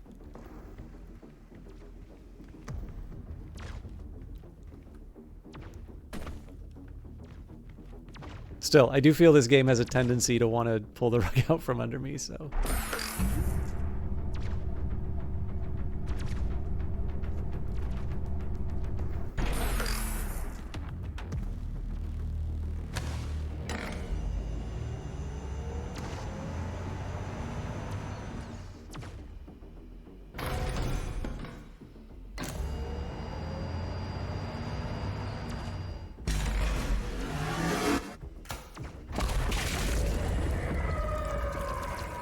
Target destroyed. But you only get to use it. Will give you the angle needed to destroy the remaining tentacle. Yeah, I was gonna say, it's like you can only use the turret on that one. So at least they acknowledged it with the angle, but still.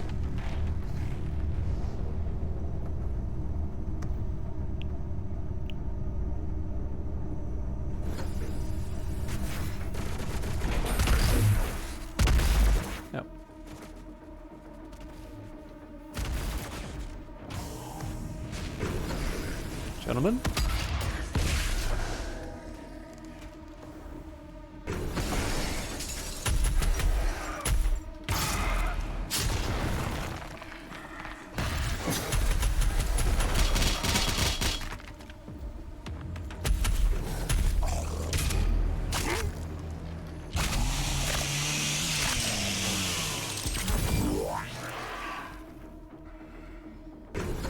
Probably should have just double checked to see if there's anything back here that I think we did a full circuit around this, but okay, cool.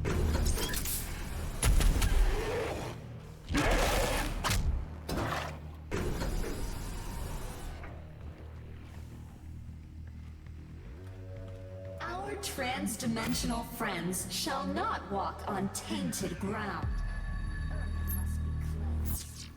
See, trans-dimensional friend, like, this is the other, so I could be, when I say that the,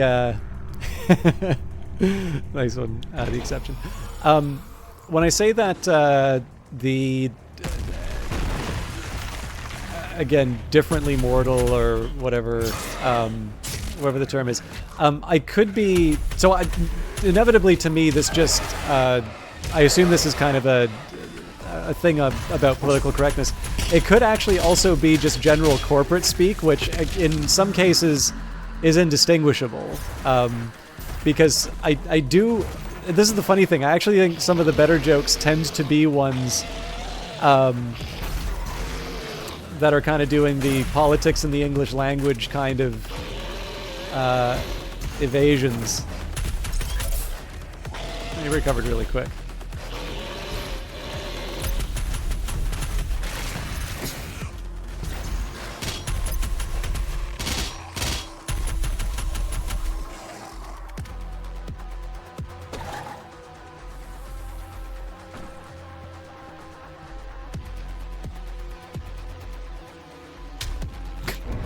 Sorry, I didn't mean to punch you there.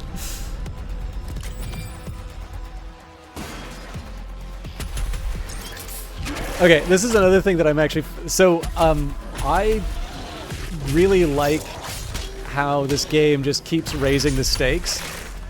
I do find it very funny, however, how, like, I'm at the point now where I'm like, the roof caves in and there's an enemy and I'm like, oh god, there's something really scary about to happen. I'm like, it's just an imp.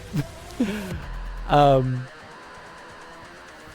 not sure if that's the intended response or not, but I also want to know if there's equivalence between going down these two paths. I guess so.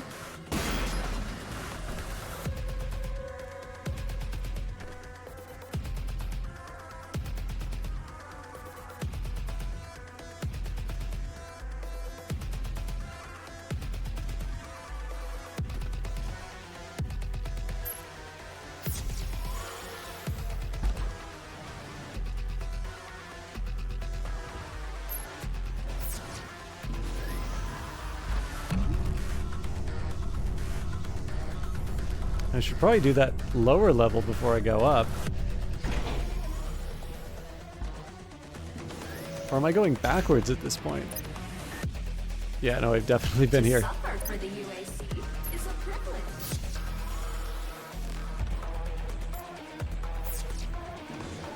Sorry, too dumb for this game.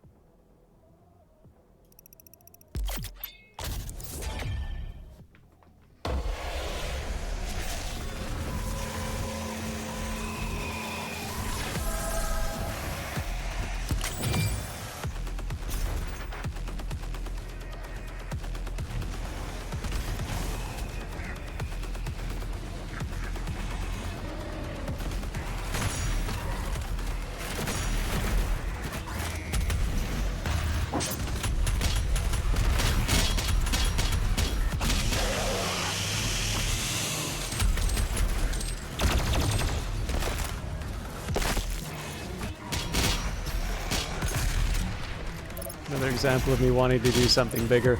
There we go.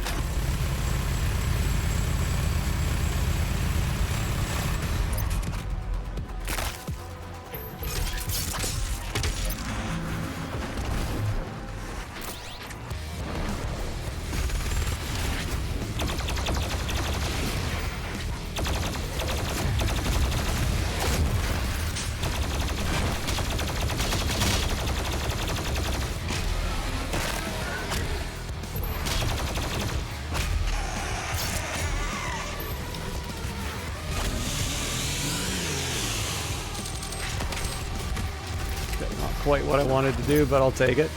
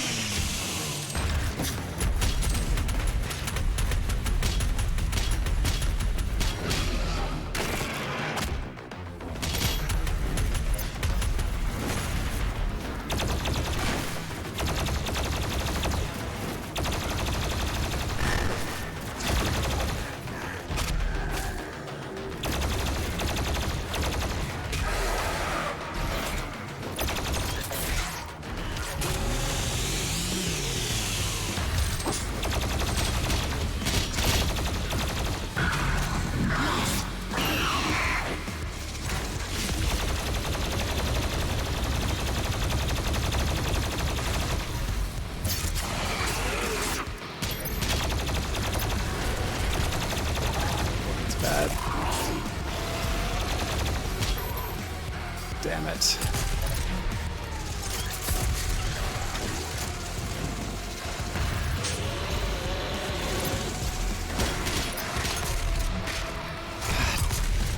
I really thought I was going to get the pinky there. God, it's been so long since I've gotten a glory kill on one of these things. Alright. So, was it worth it? Probably not. Ah, damn it.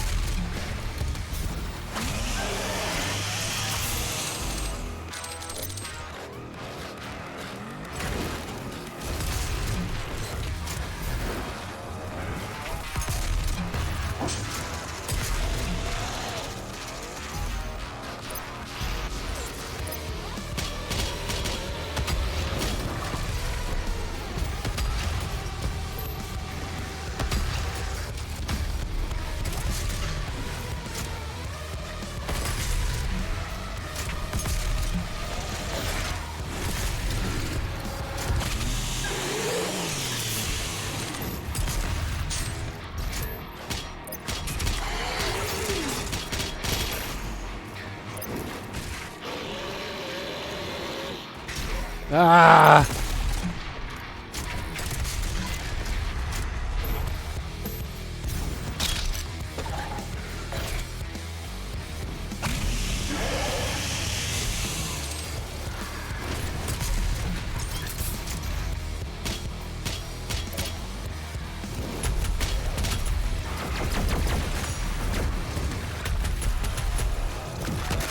Now, 2 of those just seems unkind.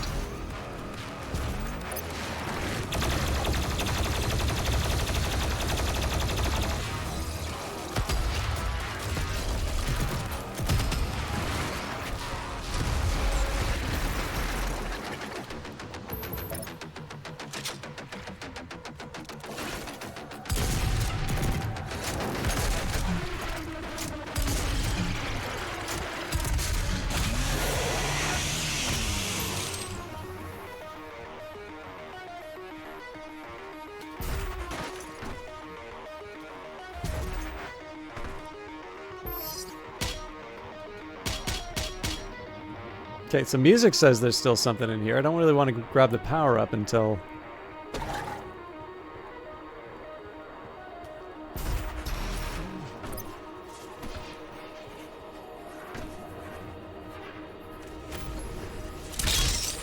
Okay.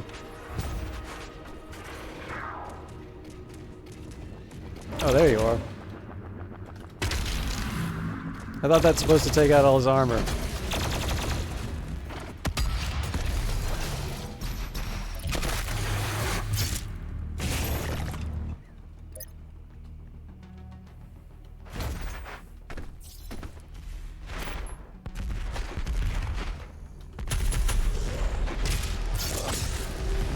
So probably my best bet here is just to do something like this.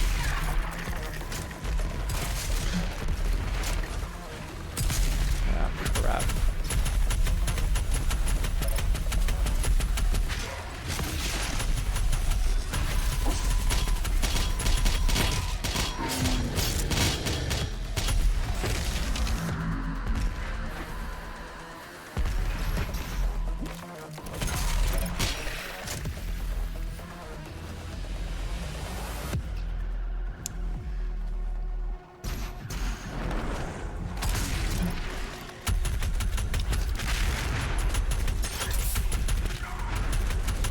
I've got absolutely no good ideas about how to handle something like this when I'm not mobile.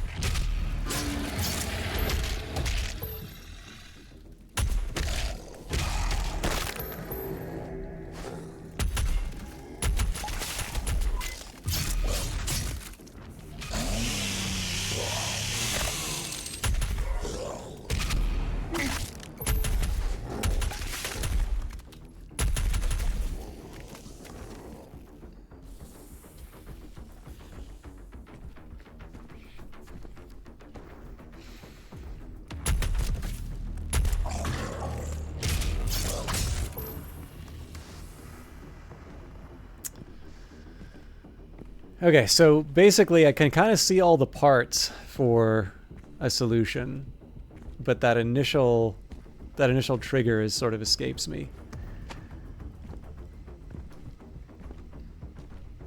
Oh. Ah, I got it. Well, sort of. Didn't even need it. There we go.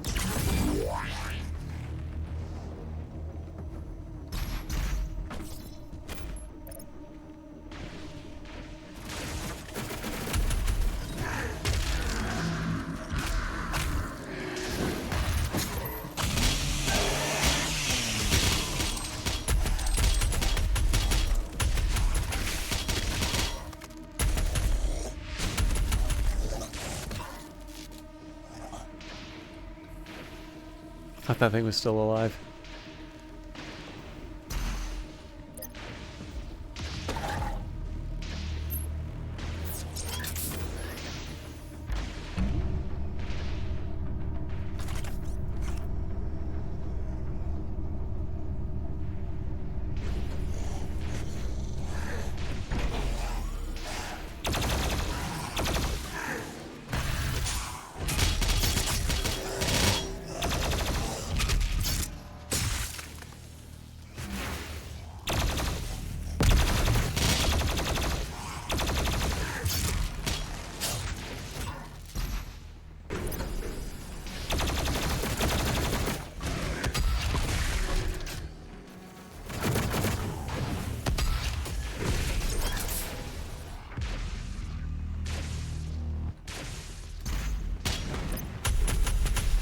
course.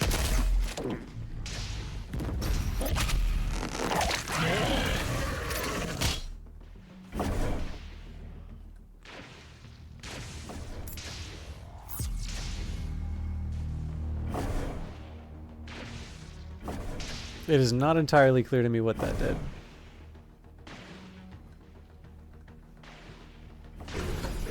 Yeah.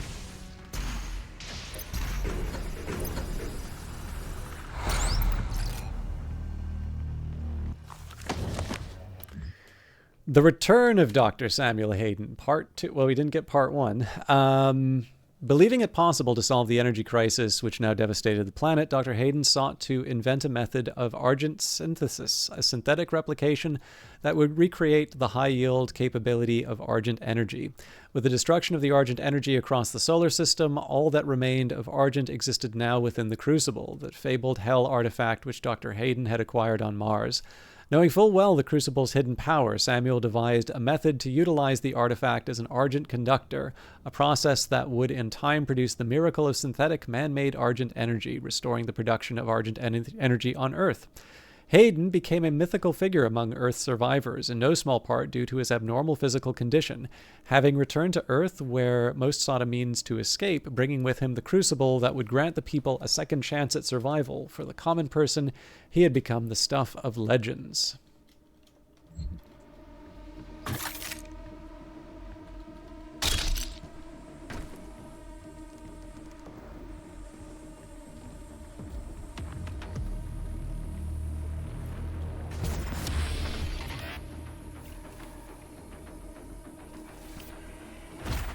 Oh, hello.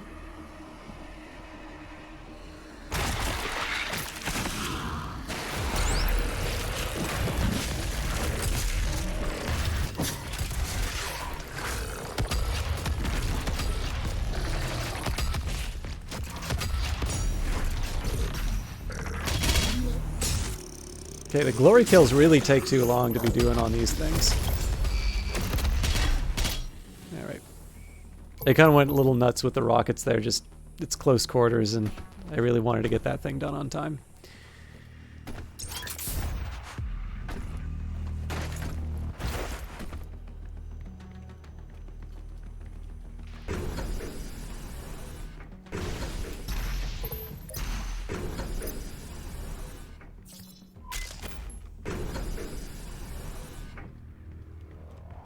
I hope this is where I'm supposed to go.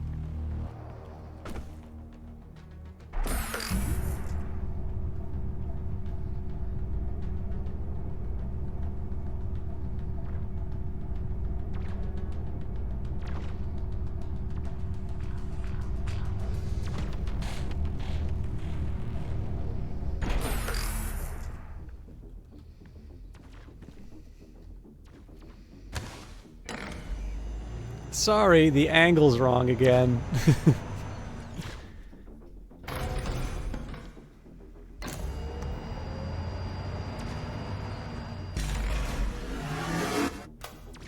One moment.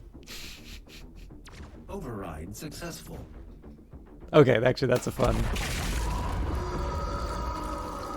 I was like, The path is now clear. You can access Dr. Hayden's outpost. sorry, you're gonna have to run and get the key. Nah, just kidding. We're gonna let you blow up the tentacle.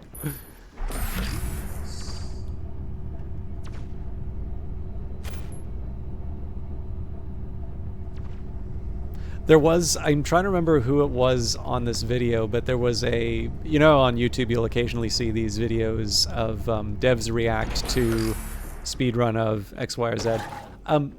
I will confess, like, the whole React genre is not exactly my kind of thing. Quick switch. By firing and pressing Q to switch weapons, you can bypass reload times on slow-firing weapons and shoot rapidly for massive damage. Okay, I am slightly curious why they're telling me that. Ah, that's why.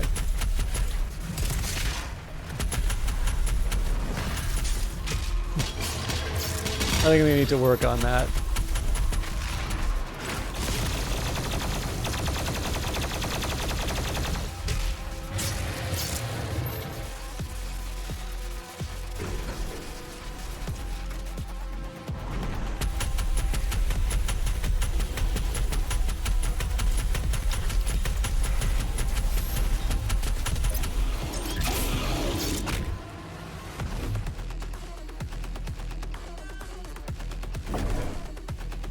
So, anyways, but the devs react to speedruns I actually think is kind of interesting because I guess the thing that really kind of bugs me is about the react thing is that I've never really had a moment where I thought, oh, I really want to know what, you know, this YouTuber thinks of this trailer. You know, I wonder if they're going to have their eyes wide open and their eyes and mouth wide open for a screenshot. You know, it's just not very interesting. All right. It's like, someone's got the power. Oh, hi there.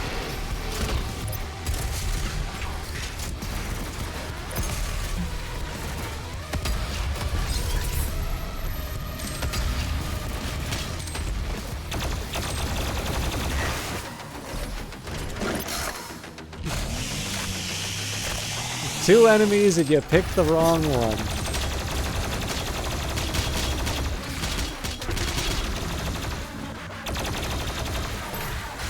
Okay, that was a waste.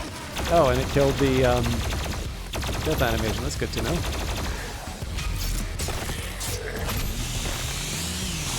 But yeah, anyway, so like the whole React thing, like to me, like maybe if I was a bigger content creator, I'd kind of understand this, but like to me, the whole idea that an audience would somehow be interested.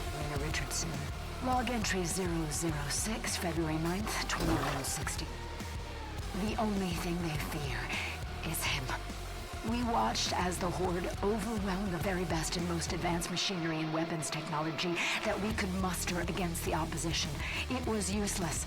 They moved too quickly. They cared not for themselves, only sought out the blood of humanity.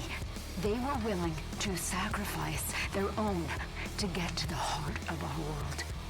We slaughtered thousands and millions more followed, but then he came. He cut through them like a sickle through a field. His fury surpassing their own. He is faster, more relentless. I believe him now to be more than just a man. He is Doom.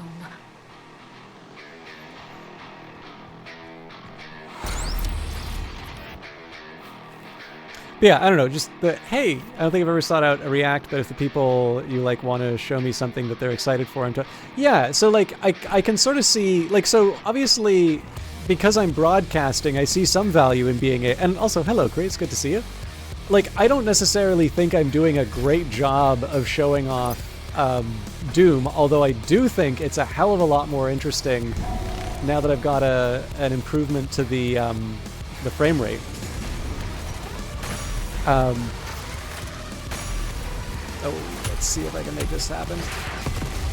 Yeah.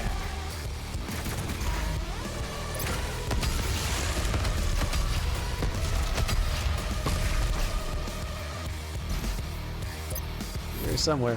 But yeah, so the simple idea that somehow me responding to like a trailer that came out is somehow interesting. I don't know, it just kind of strikes me as a little too arrogant. Like, I'm not entirely sure, you know, me going, whoa, to like the Tenet trailer or something like that constitutes anything short of a lack of awareness on my part.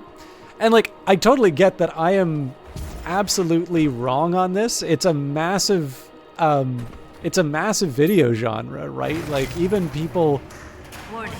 All ARC personnel, the mortally challenged, have entered the compound. Evacuation is advised. So, I am more annoyed by the rockets than I am by the... Maybe I get both. Oh, I've annoyed him now.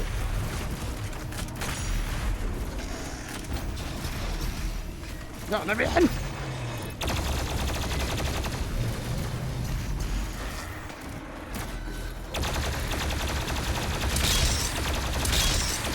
I don't know what this is, but I'm just going to assume it's awesome.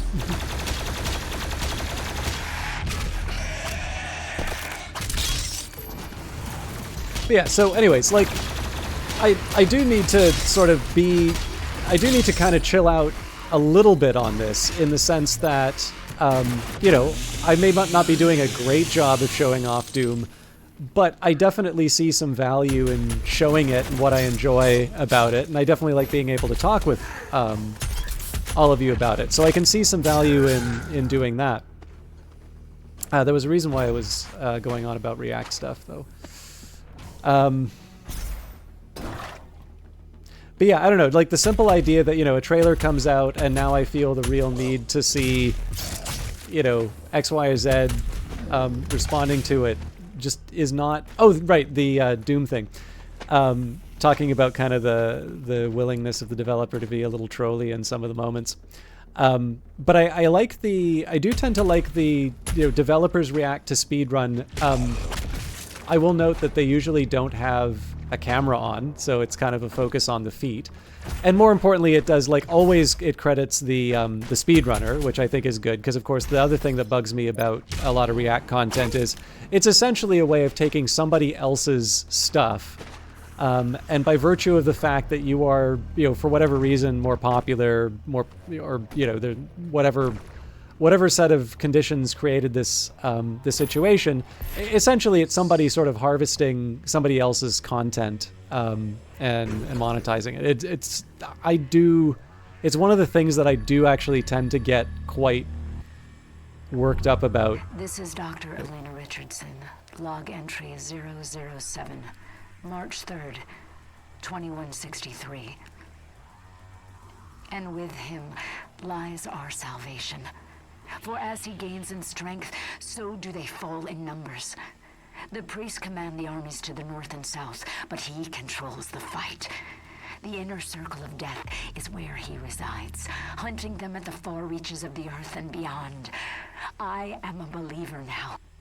I feel it is in Doom that I have faith. The Slayer is the spear that stabs at the heart of our attackers, and those that would seek to harm us should feel warned. For there is only one dominant life form in this universe, and it carries a steel-barreled sword of vengeance.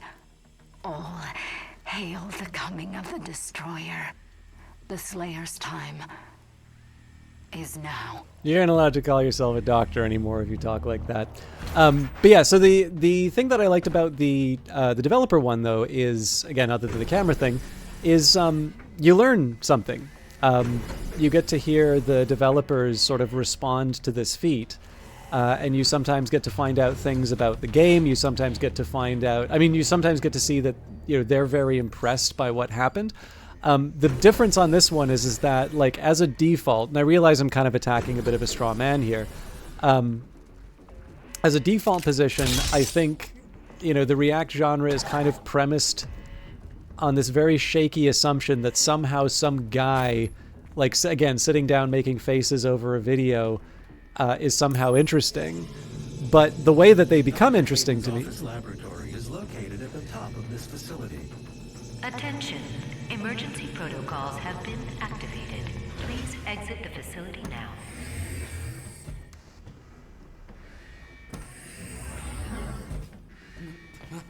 My God, Dr. Hayden was convinced that you would come here for this, eventually.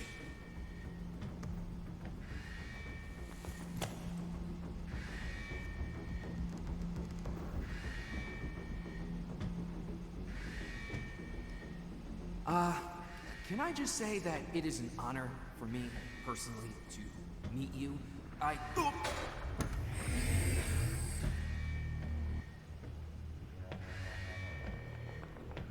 Attention. Emergency protocols have been activated. Please exit the facility now.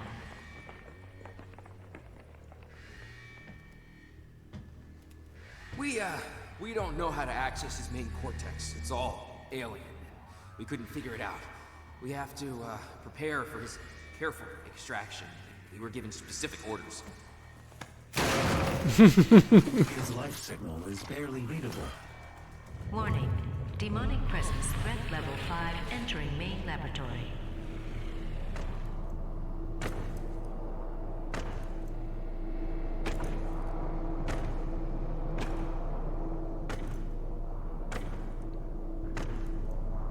Hello, Delude. How are you doing? Opening the portal now.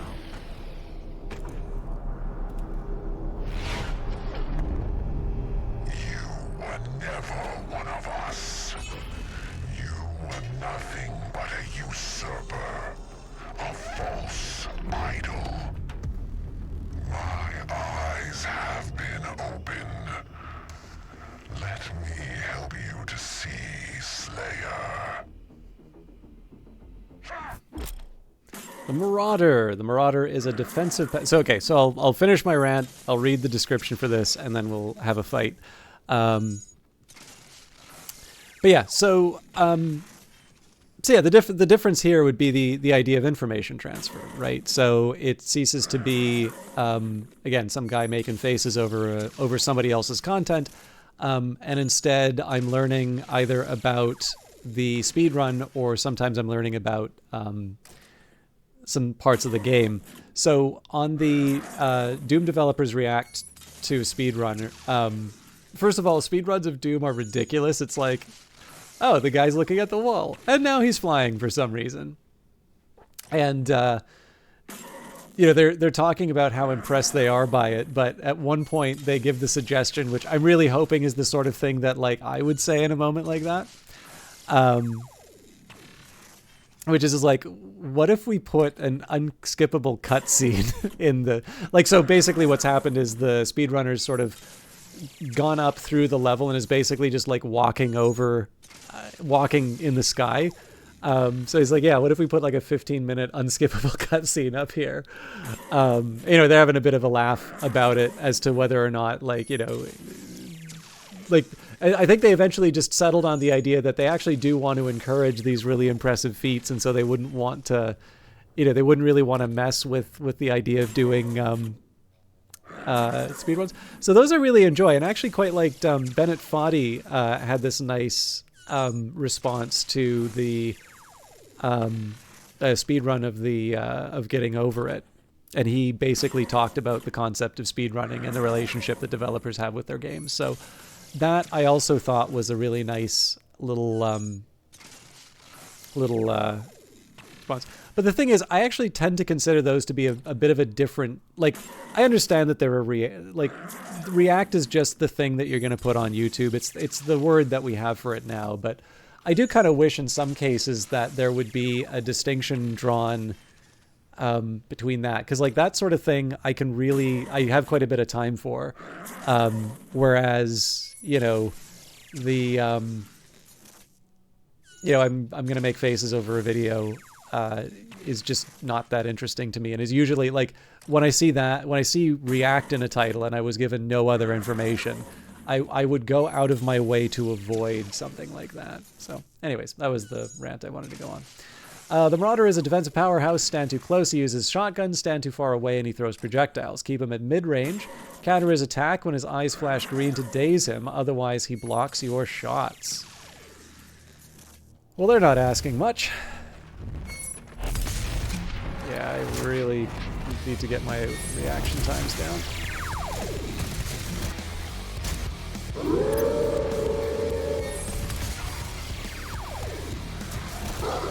Oh boy.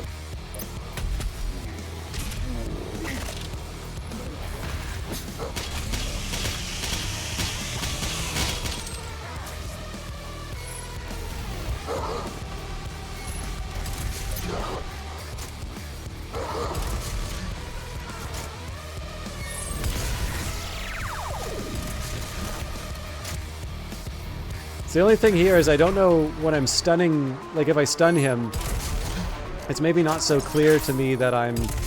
God damn, I'm really bad at the aim.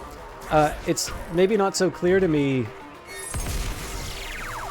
like if that's actually doing anything, or if that's just setting him up to be able to be attacked.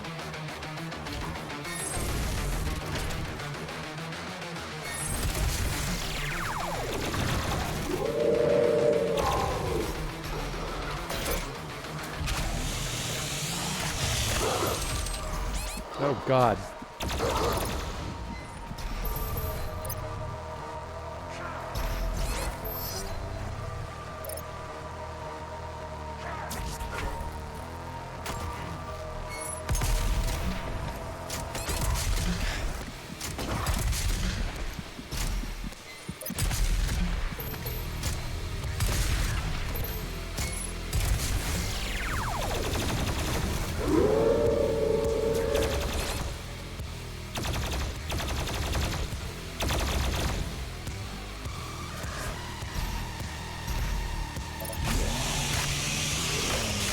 probably set one of those on fire too.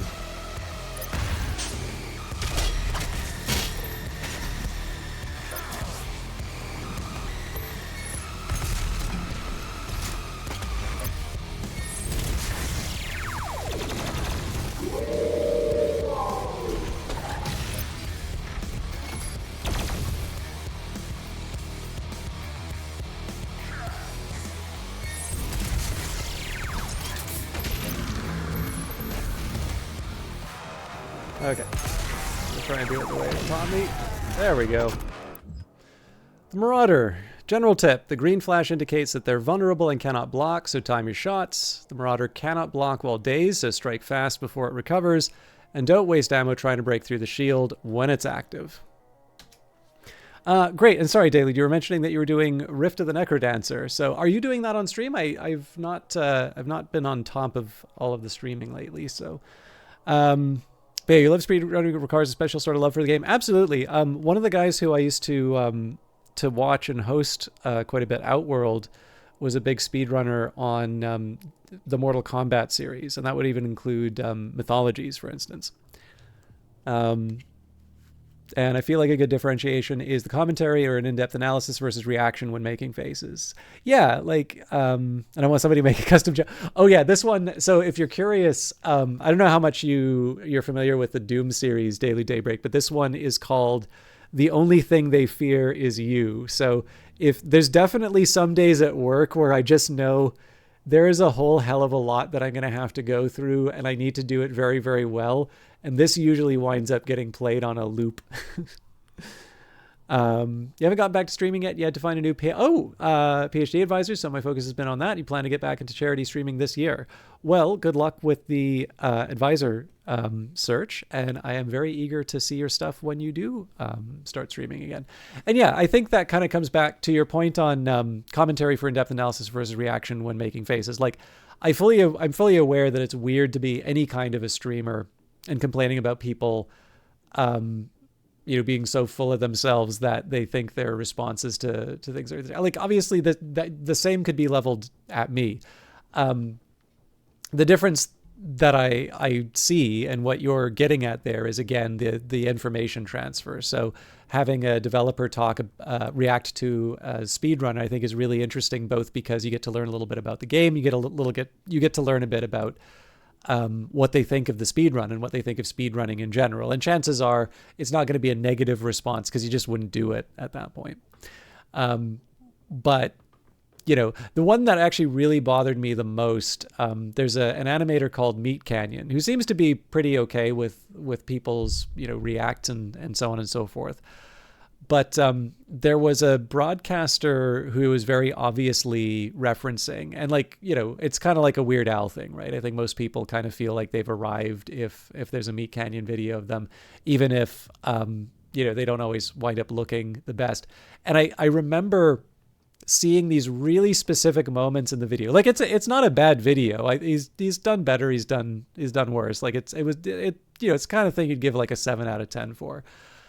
And I remember seeing this streamer just at moments in it, deliberately going slack-jawed with wide open eyes. And I'm like, yeah, so he's posing for the screenshot, right? So-and-so reacts to Meat Canyon parody.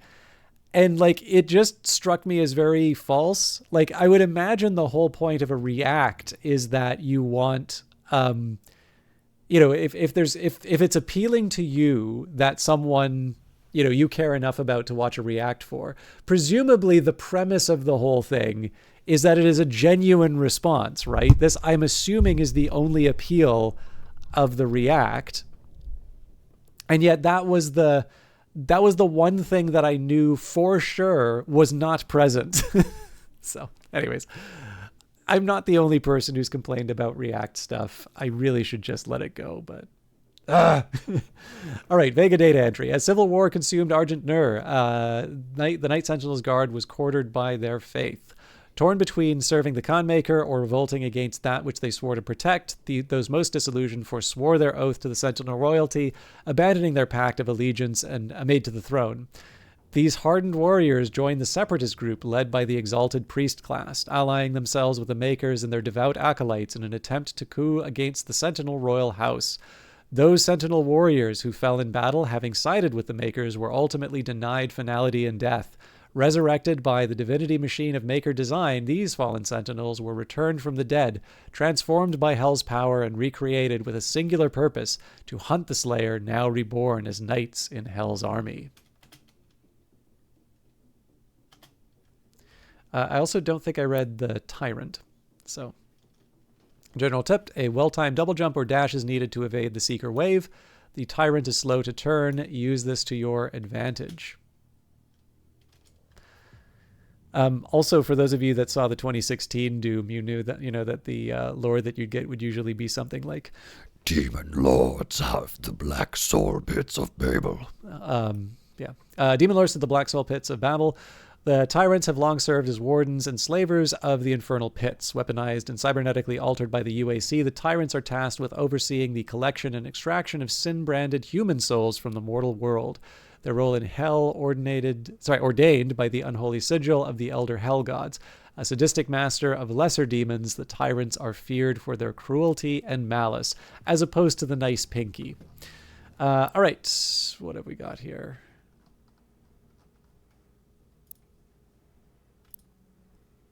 Yeah, we read that, didn't we?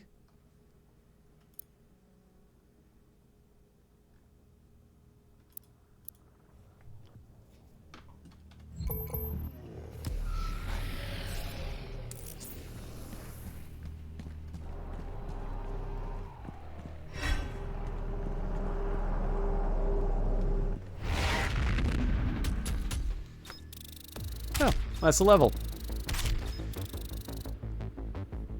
And apparently I still didn't explore enough.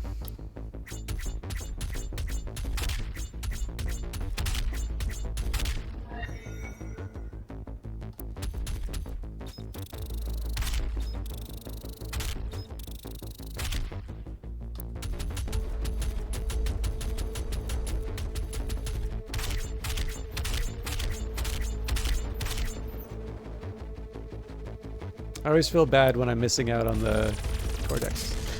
Speaking of music, though, Family Jewels made some amazing stuff for Rift. I especially enjoy Matriarch and Necros Sonatica. Highly recommend that you check them out. So that is for, like, are those within Rift, or are those supplemental things from Rift? Either way, I'll definitely check it out. I also have a question for all of you. So I'm probably going to get a little more tea. I do kind of want to be responsible. Oh, nice. Okay, cool. I'll definitely check them out. So, by the way, I like the kilt in level 7. So, I'm kind of okay with this routine that I've got here of, like, doing a level. So it seems like it takes me about 2 hours to get through a level on this, including sort of the chatting and all of that. So how does everybody feel about doing kind of what we did on Wednesday, where I leave Doom at this point, and then we wrap up the evening with either Ace Attorney or something that can be done somewhat quickly. The alternative would be I can run around the base a little bit and sort of do some intermediate things. But I think if I'm going to go... Like, the thing is that this game does work with checkpoints. So I think one of the drawbacks is that if I try to do a if I try to go into a level, I'm almost certainly going to either stream too late, which is bad for me, or I'm going to lose progress. And we'll be back on Wednesday for more episodes. So okay. So I'm slightly inclined, for those of you that just arrived for Doom, I do apologize, because I know I'm taking a very different approach, but I am going to have a little bit of a break, so I'm just going to put up the break sign. I'm going to get some tea. I'll try not to keep it too long. But I suppose the one thing I will say for today, even though it was a bit quiet, I'm actually really happy that those those changes that I made to the stream, or sorry, what am I trying to say? Those changes that I made to the quality settings seem to get the frame rate where I wanted it. So I think moving forward, Doom's going to be a better option, and I'll spend less time maintaining. I'll be bouncing around a little bit more. Oh dear, there's a few more of you than I thought. Anyways, I'm gonna have a quick break, and then we will be back. Yeah, no problem, Delude. It's great to see you as always. I'm gonna do my quick break. I will probably be back to Ace Attorney, so apologies for those of you who came in here for Doom, but we will be back to that on Wednesday. But I'm gonna get my tea. Now's a good time to get up and stretch. Take care of yourself, and we'll be back momentarily.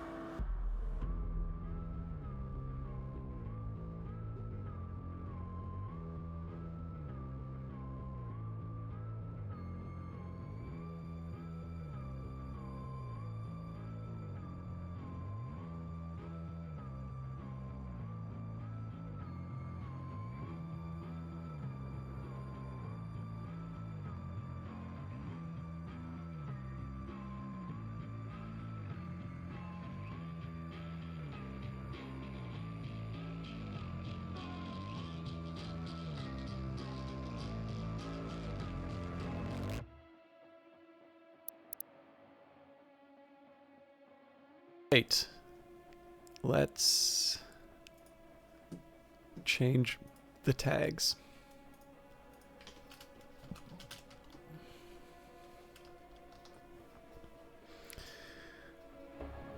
Okay,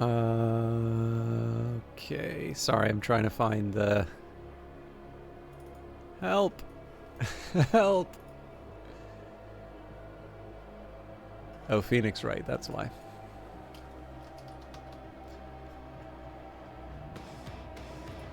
So yeah, I'm not going to be on too much longer, but I figure we can do another Phoenix Wright Ace Attorney and call it a night. And I'm curious. I actually rather enjoyed doing the whole, sharing a.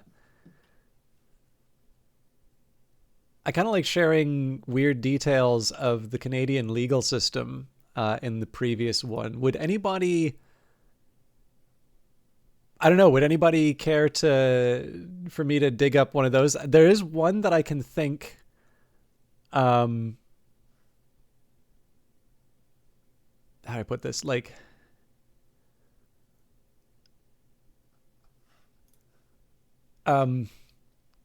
there's one thing I know about the Supreme Court that I can share off the top, or we can just go straight into the game. I don't know if anybody has a strong opinion either way. I'll at least load up the title. There's also a couple things about visual novels that I can mention because this one sort of surprised me a little bit. I've never played I think through the memes, it's kind of hard not to be familiar with the Ace Attorney series. It's still loading. Okay, now this should have shown up on the screen now. What's going on here? There we go.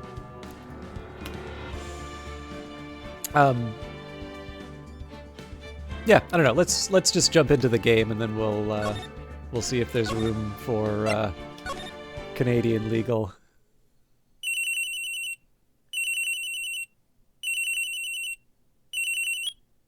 All right. Well, actually, we've got dialogue, so Cree has given me permission to to share fun Canadian facts. So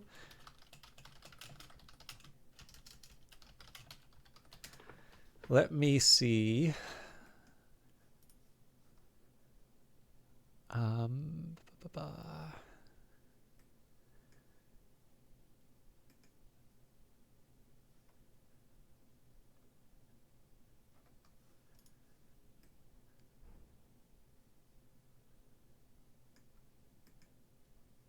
I've actually walked by it a couple of times, but I have never gone inside.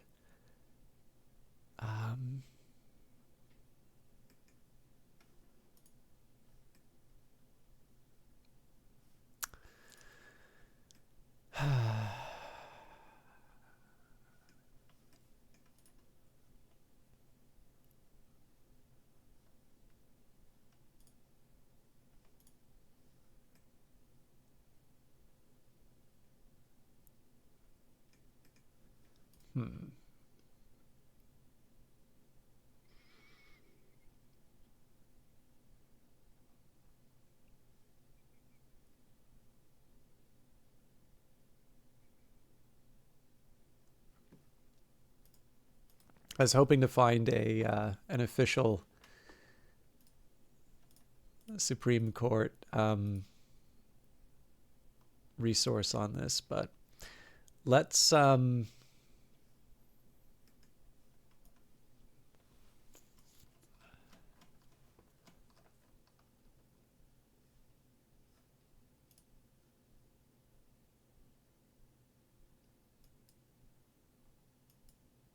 okay, so there's two things I'm gonna bring up, I think.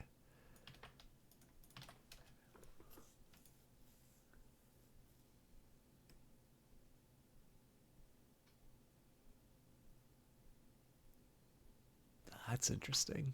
Hang on.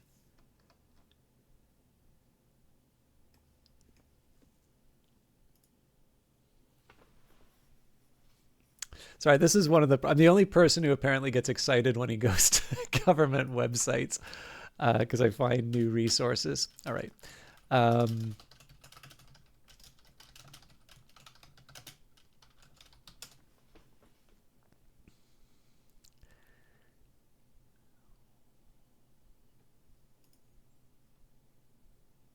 now, I don't know. Let me just see. I really wish I could find an official government resource for this.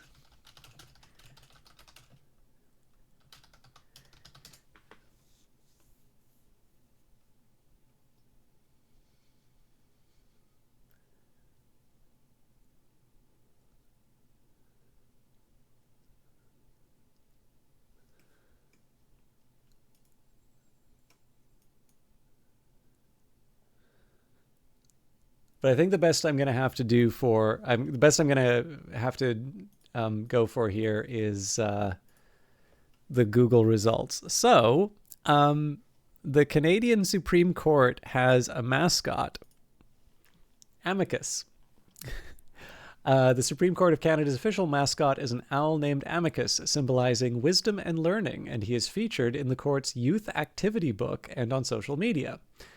More detailed look, his name Amicus, an owl, wisdom, symbolism, wisdom and learning.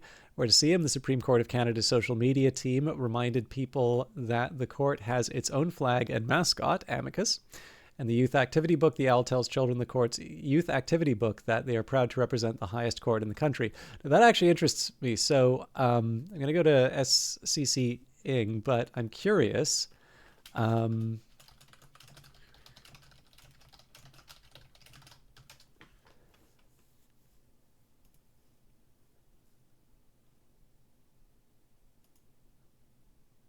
There it is. All right. So here's Amicus. Hello, my name is Amicus. Welcome to the Supreme Court of Canada. I'll be guiding you through this activity book, which is a fun-filled way for you to learn about the role of the Supreme Court of Canada in the Canadian judicial system.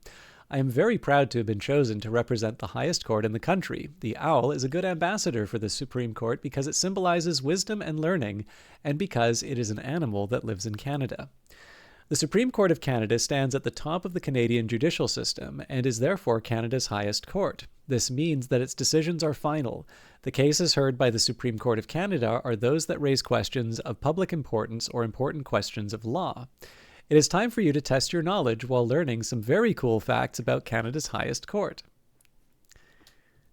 So we get to color the official crest of the Supreme Court of Canada. Actually, I feel like this would be, if you're ever looking for a non-gaming thing to do for a stream, I feel like coloring the symbol of the Supreme Court of Canada would be, you kind of have that whole demographic to yourself. So the crest of the Supreme Court is inlaid in the center of the marble floor of the Grand Entrance Hall. It consists of the letters S and C encircled by a garland of leaves and was designed by Ernest Cormier, the building's architect. Let's play detective. Find the words and use the remaining letters to find the hidden phrase.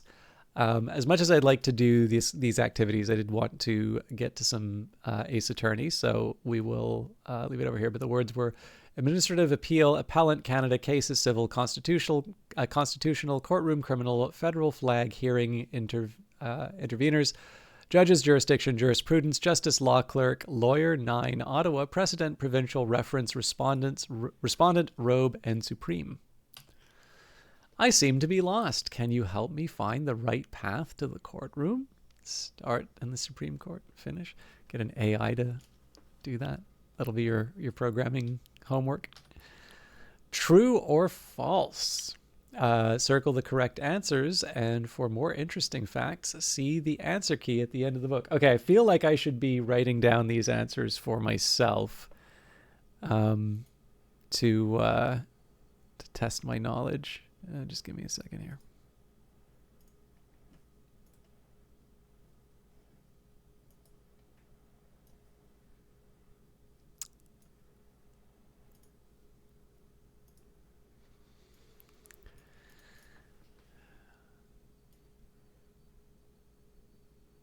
The Canadian flag that flies on the staff to the east is hoisted daily. I'm going to say true.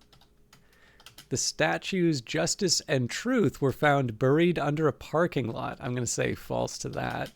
Judges of the Supreme Court are appointed for life. I feel that's false. I think there's a maximum age. 4. The Right Honorable Beverly McLaughlin is the first woman to hold the position of Chief Justice of Canada. I believe that is true. 5.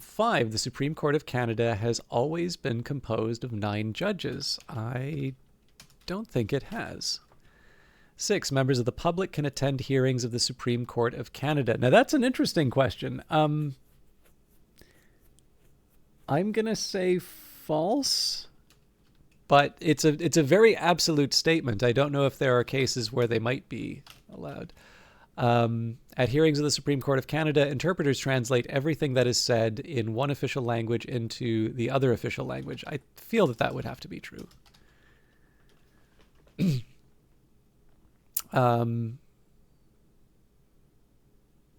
Actually, I'm curious. Let's see where the...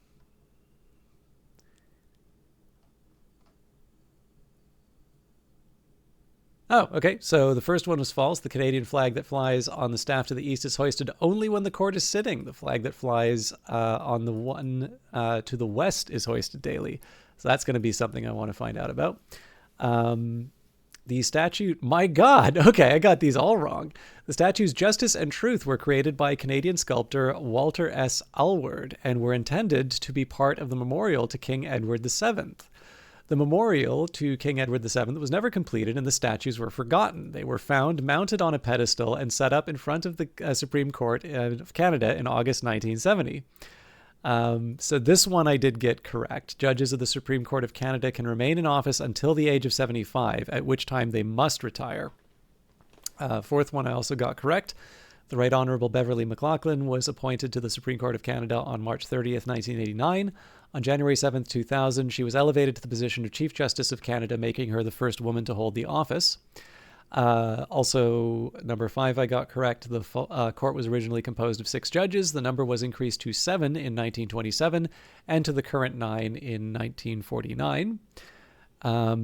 6 I said was false, so it is in fact true. Members of the public may attend hearings of the Supreme Court of Canada. I know what I'm going to do tomorrow. And 7, simultaneous interpretation is available at every hearing of the court. Each speaker may speak in either official languages, and his or her words are translated simultaneously to the into the other official language by an interpreter. Aren't you glad we did this? So what do they do? Find each person's role. So person who presents arguments in front of the court, person who takes the public on tours in the building and explains the roles of the Supreme Court of Canada, person who's not directly involved in a case but is granted permission to present his or her own views to the court, person who makes a decision in a case, person who responds to an appeal, person who translates what is being said in the courtroom, person who helps a judge with his or her judicial duties and takes notes during the hearing, and person who is appealing the decision of a lower court. And the options were judge, lawyer, interpreter, appellant guide, law clerk, intervener, and respondent. Help me solve this puzzle by connecting the dots. I wonder if it's the Supreme Court. Crossword puzzle. I don't think I will read all of the descriptions for the crossword puzzle. Someone erased the names off the page. I do not remember where everyone sits in the courtroom. Can you help me? So the places would be counsel for the appellates, counsel for the respondents, registry officer, court attendant, court attendants, chief justice, public, media, law clerks, and cuisine judges? Learning new words today. These pictures may look the same, but there are 7 differences between them. Can you spot all 7? Well, one of the TVs is off. That's one. I don't know if I want to do the full activity book tonight, though. I mostly just wanted to show off Amicus. I don't know if I should want to do all the answers. So test your knowledge on these multiple choice questions. How many judges are there in the Supreme Court of Canada? 3, 15, or 9? we kind of have that one. Who was the first woman to be appointed to the Supreme Court of Canada? That may not be Beverly McLaughlin, because of course Beverly McLaughlin was the first chief. But I don't know. We'll see. Loki, I would fully enjoy. I would too, Korea. I'm just kind of conscious of the fact that I do want to get through some Ace Attorney as well. So I think one for you, I will happily send this to you. And I think what I will do, when I do a dedicated Ace Attorney stream, I will actually start by going through this full activity book. How many applications for leave to appeal does the court receive each year? Between 150 to 225, 550 to 650, and 1200 to 1300. What is the color of the robes worn by the judges at hearings? I believe it's red, but the options here are black, red, and blue. Oh, the red actually may be for ceremonial purposes. See, I don't know. This is a chance to learn. What is jurisprudence? A collection of past court decisions, the name for the judge's bench, or the last name of the architect? Sorry, the last name of the architect of the Supreme Court of Canada. That's a very funny answer. What are the people who, although not directly involved in a case, are granted permission to present their own views to the court? Law clerks, journalists, interveners, and what was the cornerstone of the current? When was the cornerstone of the current Supreme Court of Canada building laid? So let's actually go for the answers on those. So there are 9 judges on the Supreme Court of Canada. On March 4th, 1982, the Honourable Bertha Wilson became the first woman to be appointed to the Supreme Court of Canada. The court receives between 550 and 650 applications for leave to appeal every year. The judges still wear black silk robes at hearings. They wear ceremonial robes of bright scarlet trimmed with Canadian white mink only in the Senate, at the opening of new sessions of Parliament, and at the court on special occasions, such as when a new judge is sworn in. So yes, it is red was ceremonial, turns out. Jurisprudence is a collection of past court decisions. At the Supreme Court of Canada, interveners are granted 10 minutes to present arguments. That's a throat clearing for me. And the cornerstone was laid by Queen Elizabeth II in the presence of her husband, King George VI, on May the 20th, 1939. The inscription says May 19th, 1939, which was the intended date. However, the King and Queen arrived in Ottawa a day late because of bad weather during their trip to Canada.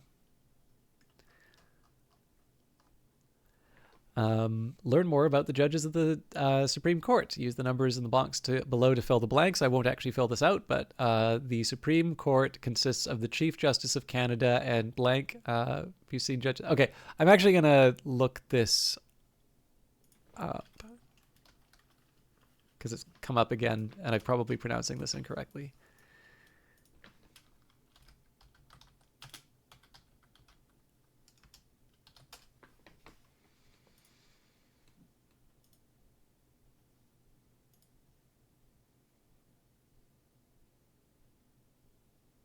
Oh, Puin. Yeah, it's French. Terms for ordinary judge or judge of lesser rank in a particular court.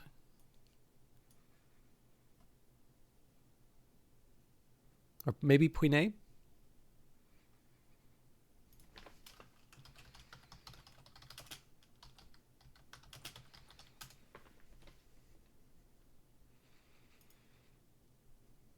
Counsel appeared before the senior puisne judge in Brisbane for allocation of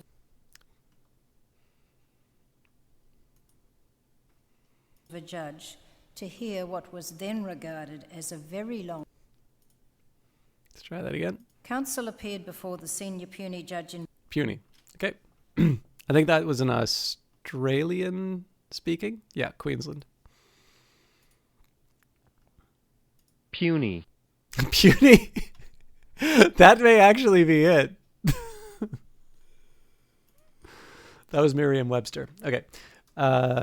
Puny judges. The judges are appointed by the governor in council from among superior court judges or Canadians who have been lawyers for at least years.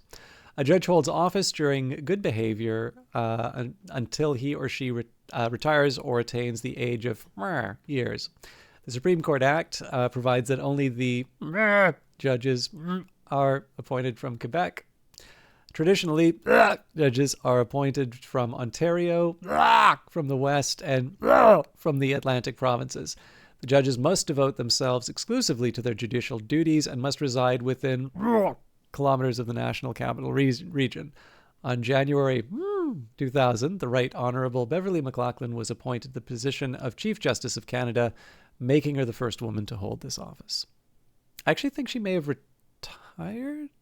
There's definitely a big news item about her somewhat recently. Color this drawing of Amicus wearing a ceremonial robe. I'm wearing the robe the judges wear during important ceremonies, such as the swearing in of a new judge, which is red and white, which are the official colors of Canada. At hearings, judges will wear black robes, which are lighter. And there we go. A visit to the Supreme Court of Canada gives one the opportunity to become better acquainted with Canada's highest court. Tour guides, who are all law students, will familiarize visitors with the operation of the Canadian judicial system and will explain how legal issues of public importance are dealt with by the Supreme Court of Canada. When the court is in session, it is possible to sit in on the hearing of an appeal.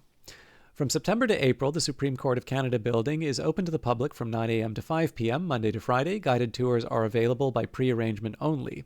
The building is closed on Saturdays, Sundays, and on statutory holidays. From May to August, the Supreme Court of Canada building is open to the public from 9 a.m. to 5 p.m. daily, including weekends and holidays, and guiding tours are conducted on a continuing basis. Reservations for guided tours should be made in advance via the online reservation request form located on the Supreme Court of Canada website, scc-csc.ca, or contact us by phone, fax, or email. I kind of want to send them a fax just to see what the response would be. Okay, so I don't want to spend all night on these details, but here's the Supreme Court of Canada. Amicus has come a long way since 2009. Our mascot will be celebrating his 10th birthday in 2019. He's looking forward to 10 more years meeting Canadians at the court. I wonder if it's the Chief Justice who's in the Amicus. I'm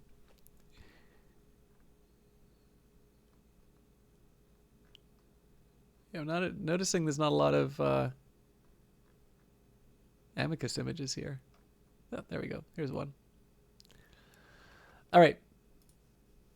Welcome to the Supreme Court of Canada. Message from Chief Justice Richard Wagner. Yes, I'm pretty sure it was her retirement. Welcome to the Supreme Court of Canada, our country's highest court. We are the only bilingual and bijural system in Supreme Court in the world. We work and decide cases in both English and French from both common law and civil law. Our job is to make independent and impartial decisions on legal issues of public importance. The court hears cases in all areas of the law, including constitutional law, administrative law, criminal law, and private law. The decisions we make here affect the lives of all Canadians and that of you, of your family and community. We are proud to share that work with you. And there's a video message, but again, we're going to move on. Smart devs use Civic Pass. All right. So this was all about... Yeah, sorry, this was the menu I was looking for these other items on, so we'll move that over. This shouldn't take too long to go through. We won't watch the video, but the history.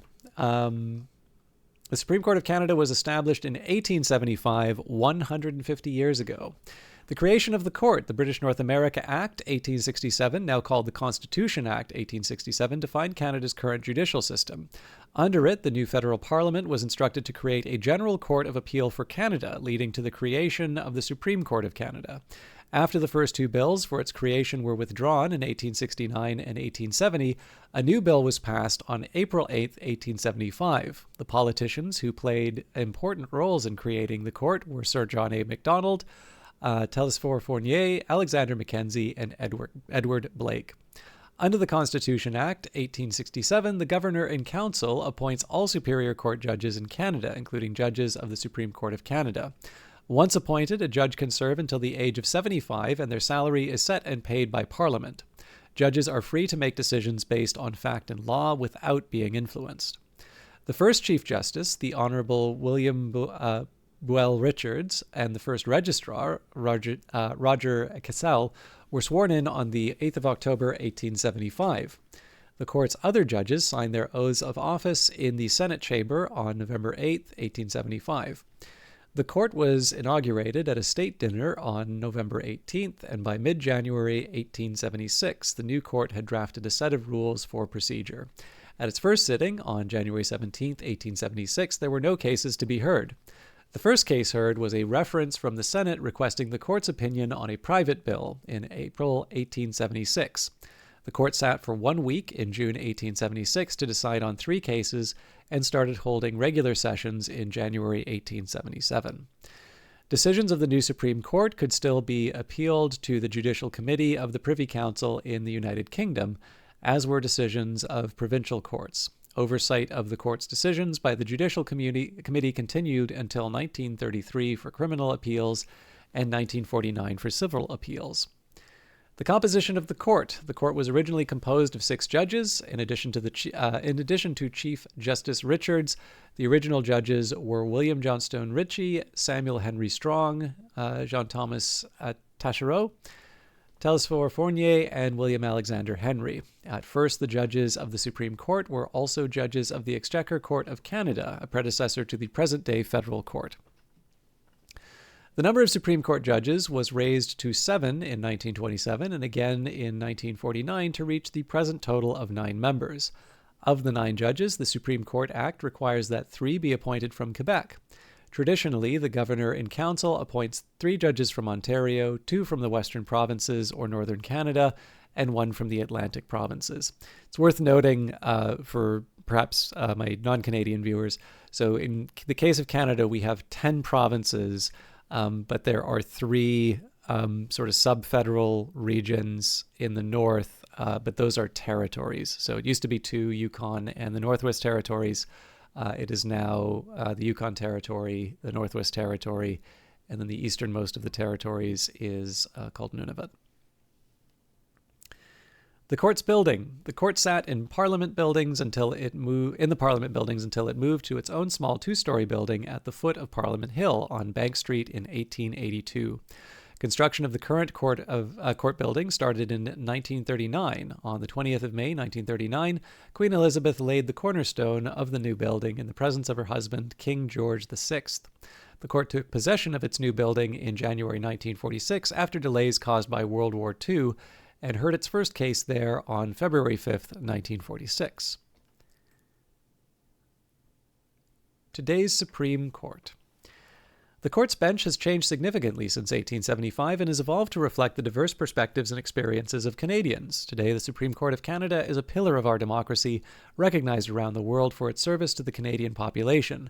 The court is highly regarded for its commitment to the fundamental principles of openness, transparency, and judicial independence. As we commemorate our 150th anniversary in 2025, we invite you to join us in reflecting on our history and our legacy. And I'm going to read, I don't know about outreach to Canadians, but I figured that was one that might have amicus, so I'm going to do one more here. The court participates in a wide variety of education and outreach initiatives for educators, students, members of the legal community, and the public at large. Promoting an understanding of the Supreme Court's role makes the work of the judiciary more accessible to Canadians. This is important because its decisions have an impact on our society. So, strengthening awareness of the Supreme Court's role. In line with its efforts to promote openness and transparency, the court welcomes individuals and school groups for guided tours, both in person and online. These tours offer a look inside our historic building and a chance to hear more about the role and function of the court from one of our knowledgeable bilingual guides. The Supreme Court also strives to empower educators with the knowledge and tools that they need to teach the next generation about the judicial system. Our educational kit provides a wide range of resources, such as a printable handout on the role of the court, an activity book for younger students, and a lesson plan for hosting a mock trial in the classroom. Promoting access to justice. Judges of the Supreme Court are strong advocates for the principle of access to justice. The challenges associated with access to justice have been well documented, and everyone in the justice system has a role to play in solving them. Members of the court also recognize the value of initiatives like legal clinics, legal aid, pro bono, and duty counsel work. There are many organizations across the country working to ensure that members of the public are aware of their legal rights, can access legal information, and know where to turn for affordable legal representation. The leadership provided by the Action Committee on Modernizing Court Operations, which is co-chaired by Chief Justice and by the Chief Justice and the Minister of Justice, is instrumental in improving access to justice for court users. Engaging with the legal community. The 9 judges of the Supreme Court often participate in initiatives hosted by national, provincial, and local bar associations and law societies. They collaborate with administrators and professionals from other courts to exchange ideas and best practices. Judicial independence, access to justice, and health and wellness have been notable topics of discussion. Judges of the Supreme Court also meet regularly with students from Canadian universities to discuss various issues and share information about their career paths. Sitting outside of Ottawa. Recognizing that not everyone can visit Ottawa and attend a hearing in person, Chief Justice Richard Wagner decided to hold hearings in other Canadian cities for the first time in the court's history. Read more about the court's visit to Winnipeg from September 23rd to 27th, 2019, and read more about the court's visit to Quebec City from September 12th to 16, 2022. During each visit, the court sat for 2 hearings, met with high school and university students, held a free public event, and spoke with local members of the bar and judiciary. Hearing cases outside of Ottawa is an initiative inspired by the principles of access to justice and an open court, said Chief Justice Richard Wagner during a news conference with local media in Quebec City. This is an opportunity for the court to make its work, activities, and role in Canadian democracy known to a wider audience. And related links. So this is, I think, something I kind of like to do as I keep going through the series for the for Ace Attorney. One of the things that I like about it, so I haven't gone to law school. I do know a couple of people who did, and I think that tends to be something of a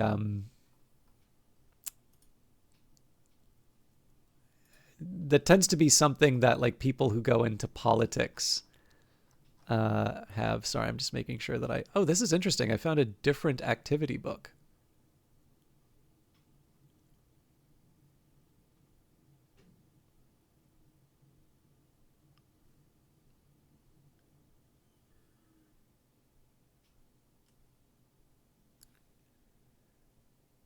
You thought you wanted to be a lawyer for a bit when you were young? Out of curiosity, what made you change your mind, Cree? Sorry, I just wanted to. I didn't want to lose my activity book link.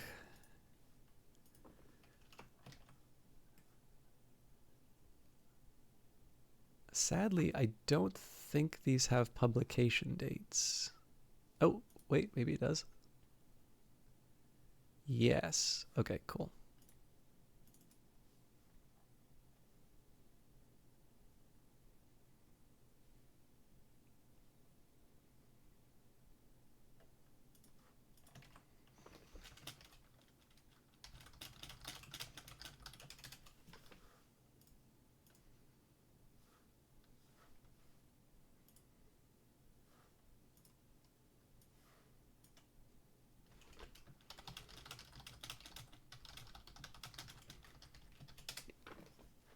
But yeah, anyways, so it's you wanted to be a writer more.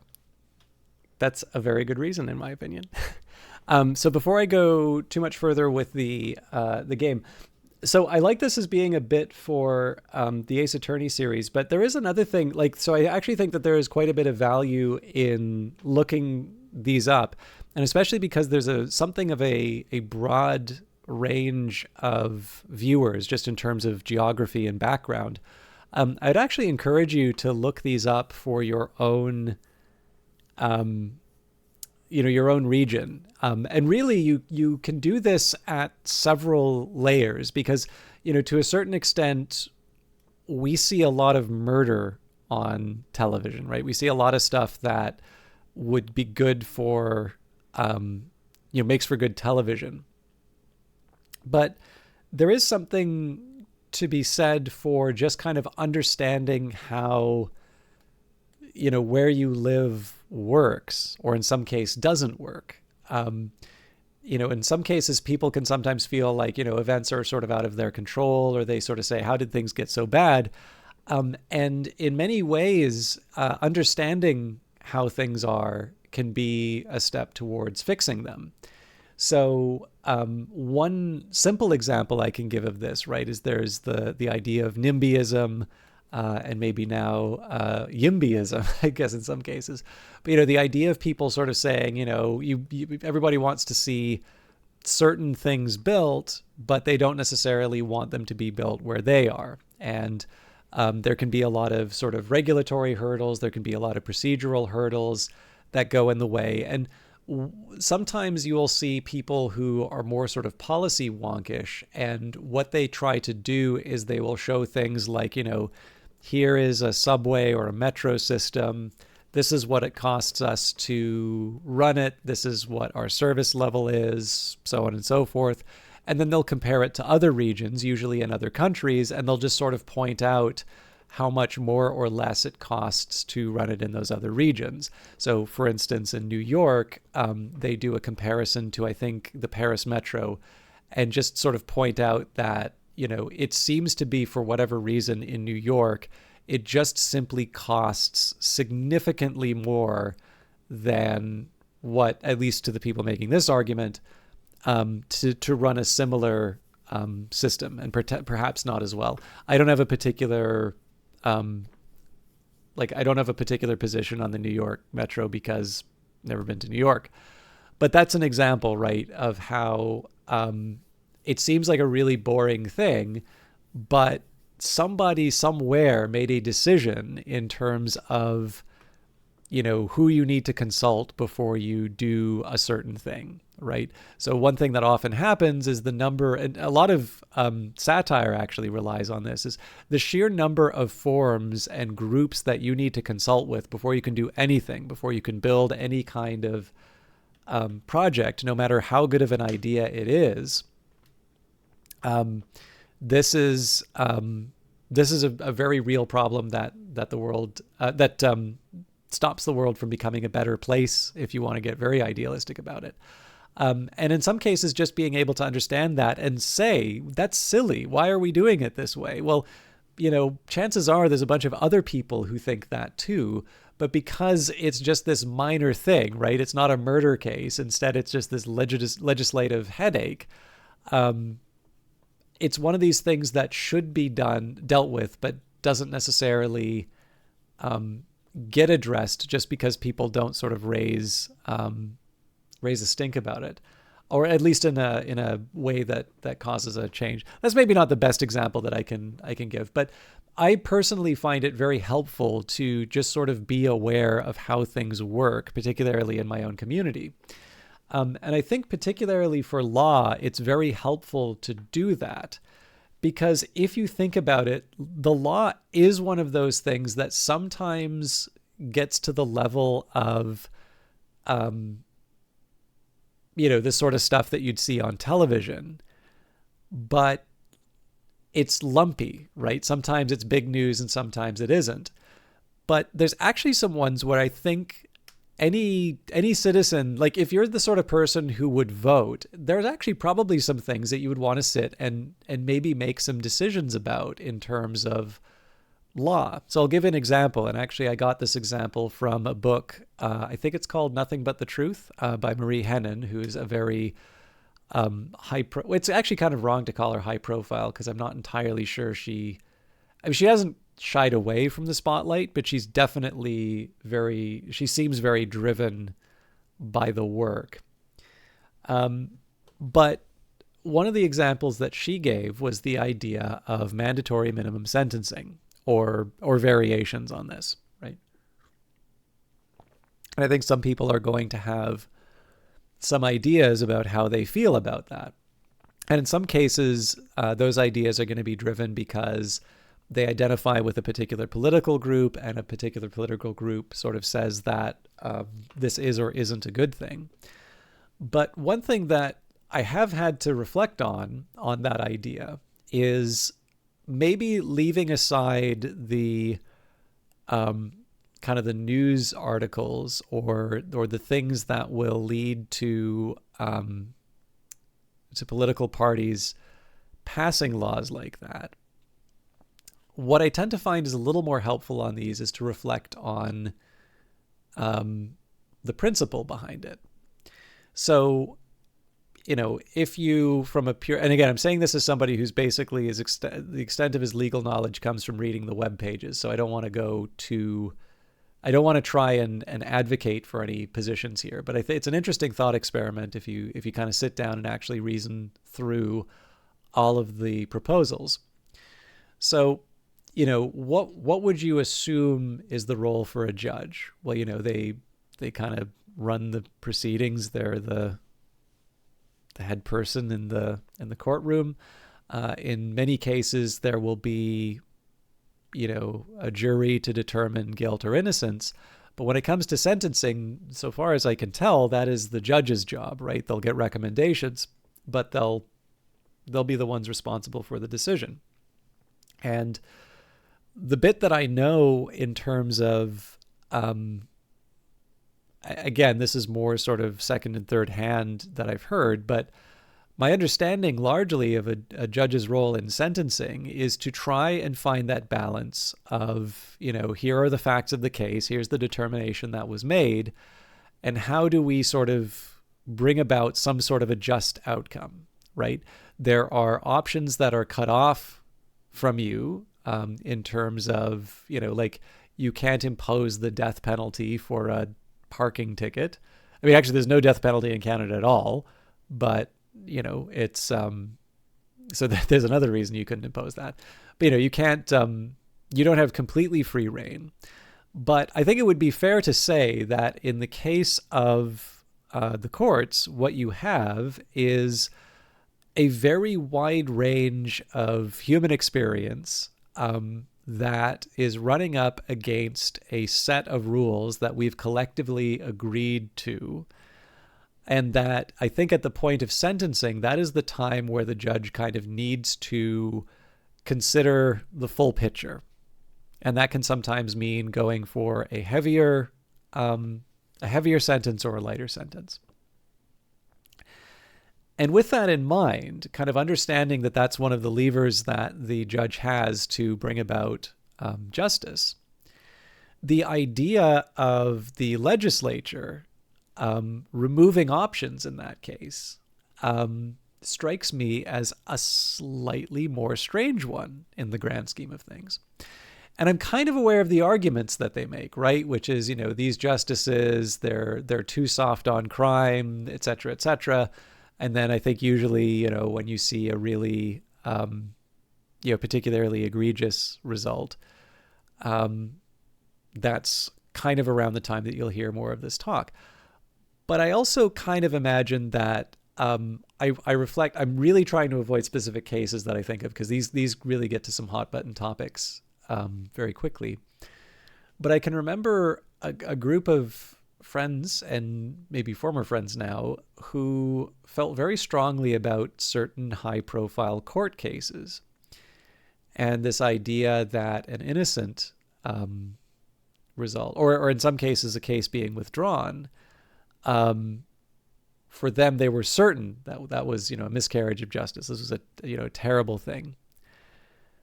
And again, this kind of leads me to a certain point where I say, would a guaranteed result in a court be consistent with what I think is the kind of society I want to live in? Right? China seems to have about as close to a guaranteed result in their courts. I would not want to be in a Chinese court as a defendant, frankly. And that's not because I think Canadian courts are lighter, although obviously 4 Canadians have been executed by China. So there's also, the harshness of sentences is another consideration. But yeah, there's something to me where I'm sort of saying is like, I think I would be uncomfortable with the idea of a judicial system in which there were sort of guaranteed outcomes, right? So I kind of think of the science fiction that I like, the old movie Minority Report. And, so far as I can tell, there isn't actually a court case in those cases. And I think it's, there's obviously the dilemma of pre-crime arresting people who have not actually committed the crime. but so far as the system is concerned, with certainty they would have. And, again, one of the reasons why I think most people would consider that to be an unjust system, or why it's one that creates tension, the tension that exists in that movie, would again be that idea of sort of a foregone conclusion. Now, this doesn't mean, if you have someone,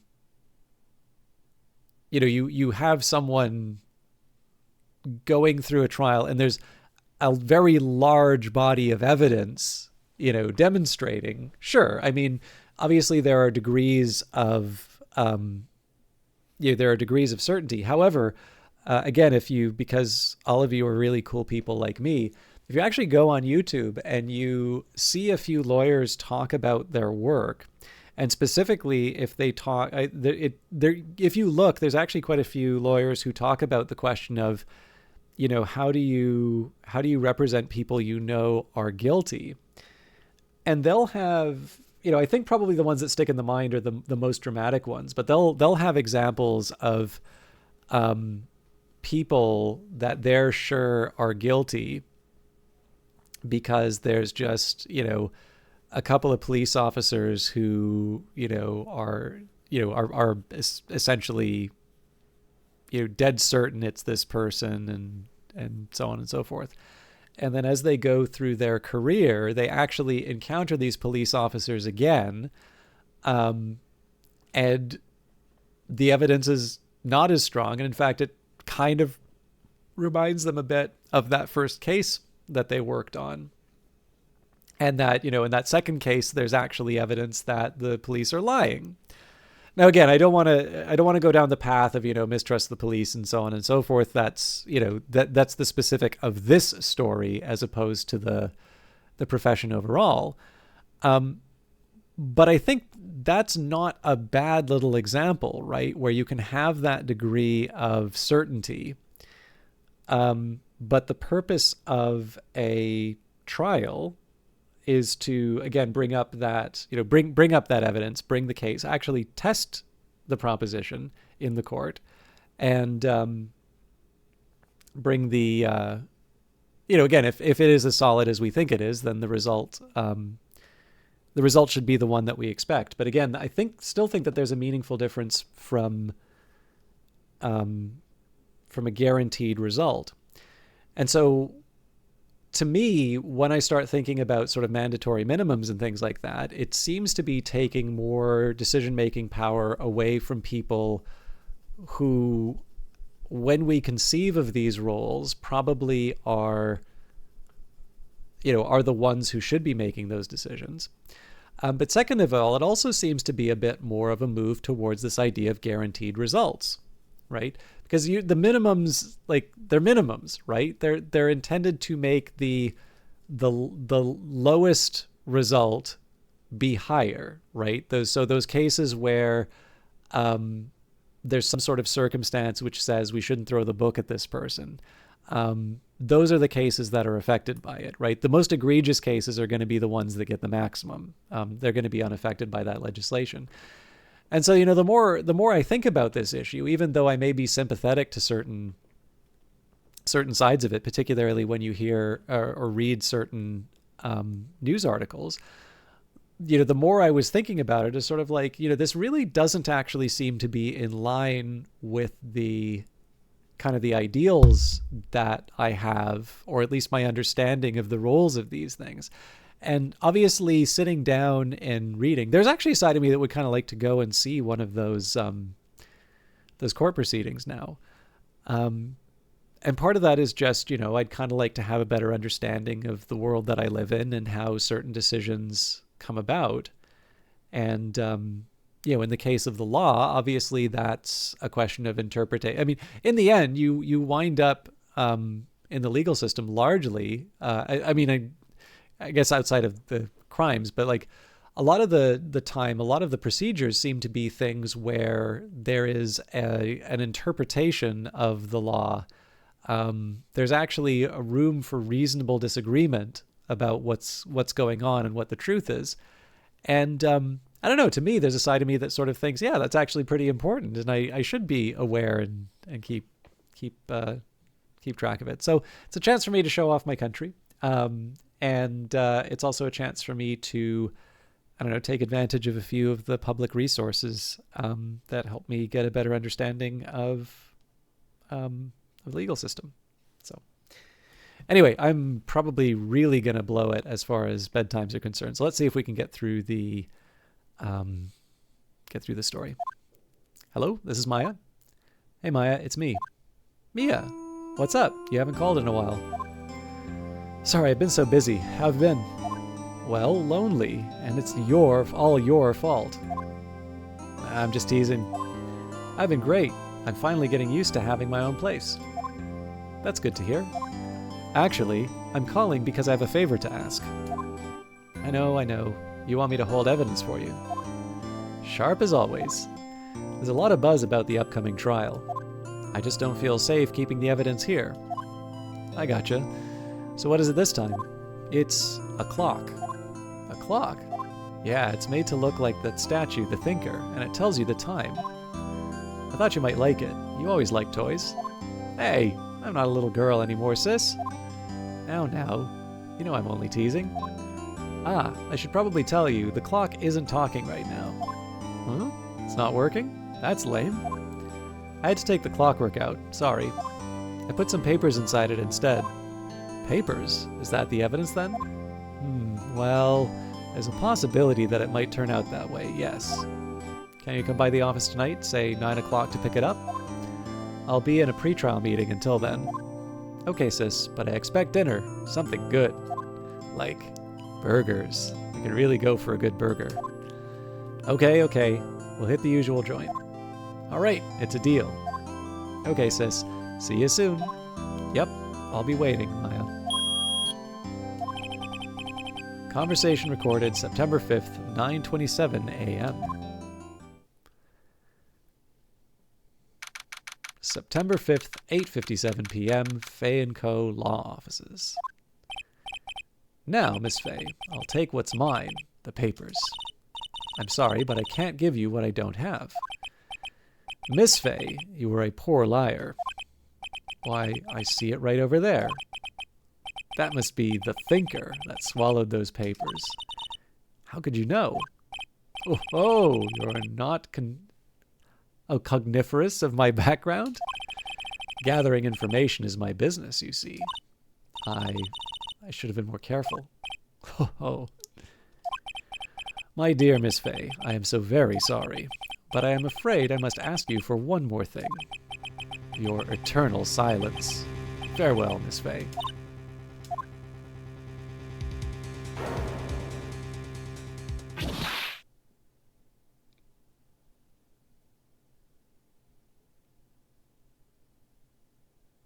Red, white, blue.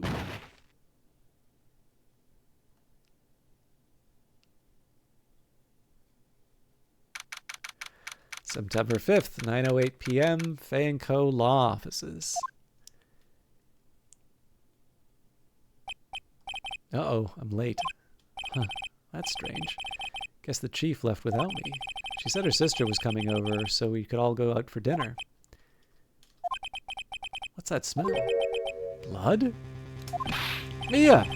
Maybe she's in her office.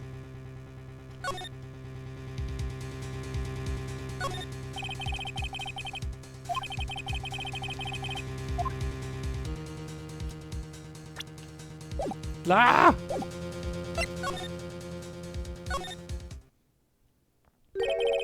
That smell. Blood. Sis. Someone's there. Chief? Chief? Chief!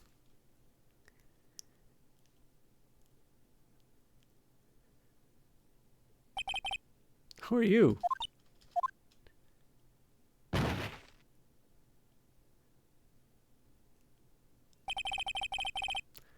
The strange girl dropped out cold. I left her lying on the office sofa. I went back to the chief where she lay under the window.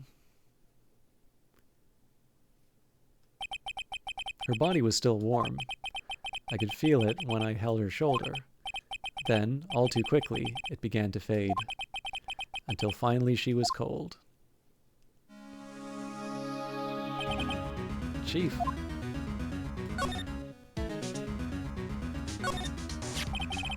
It's encrusted with dried blood. How ironic that this became the murder weapon. Again. Chief.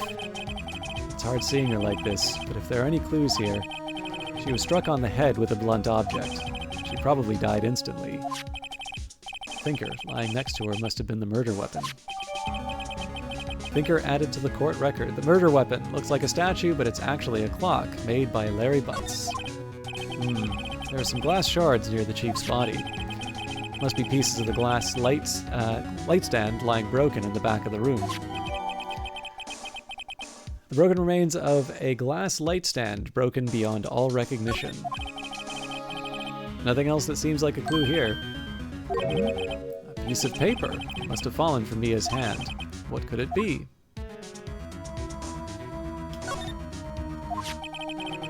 A word written in blood on this scrap of paper. Maya. Did Mia write this? This piece of paper is a receipt from a department store, dated yesterday. I think that's enough snooping around for now. I'd better call the police and find out what that girl was doing here.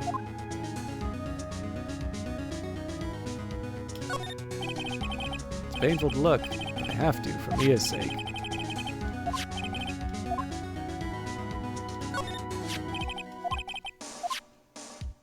I'm just trying to make sure that all the checks are dealt with. Chief's chair. A simple, functional design. Feels pretty good to sit in, too.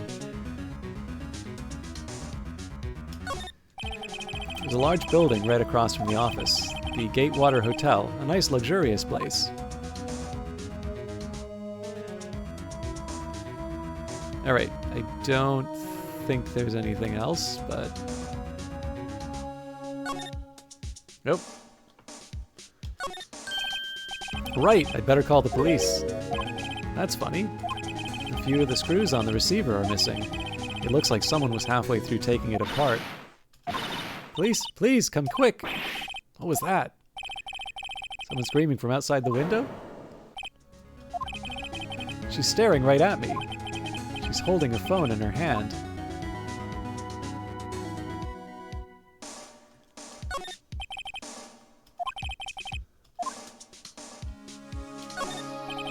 Fay & Co. ledger book. Everything is written in the chief's ultra-neat handwriting. It's a small office, but it makes a good bit of money. Perfectly normal office desk. The chief had a very particular policy about office decor. Spend big on the stuff that clients use, but keep your own stuff simple. Surprisingly, the chief was never good with machines. About all she used this PC for was email. She picked up this ancient model at some garage sale for practically nothing. All the chief's important documents are packed in here. This is where she filed her case records and recent rulings.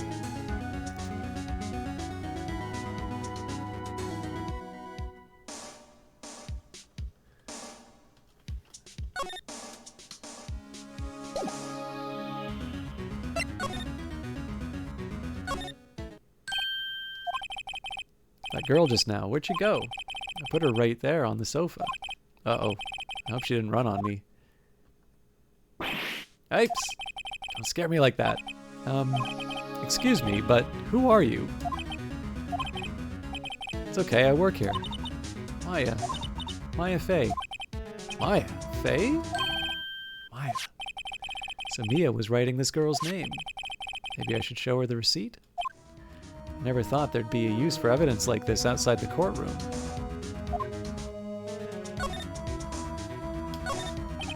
Reception desk. I usually sit here.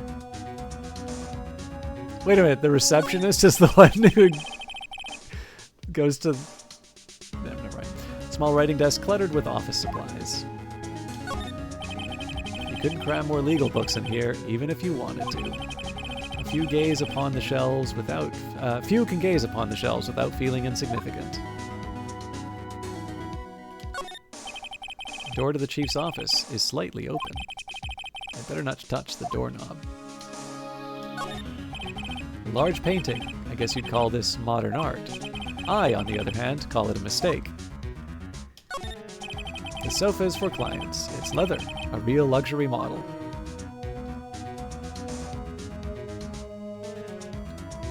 All right, I think that's all I got.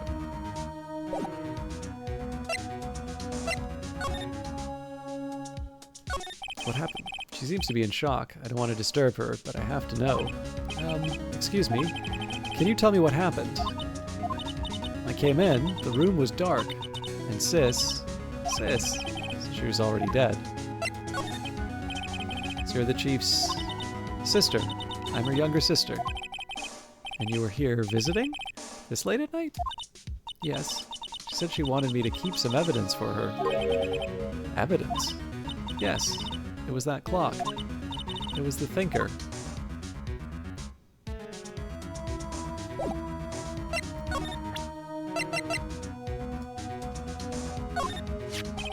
Before Mia died, she wrote a message with her own blood. She wrote it on the back of this receipt. That's my name. Why? Why would she write my name? Please, just calm down. Why would Sis write my name? Uh-oh. Now I've done it.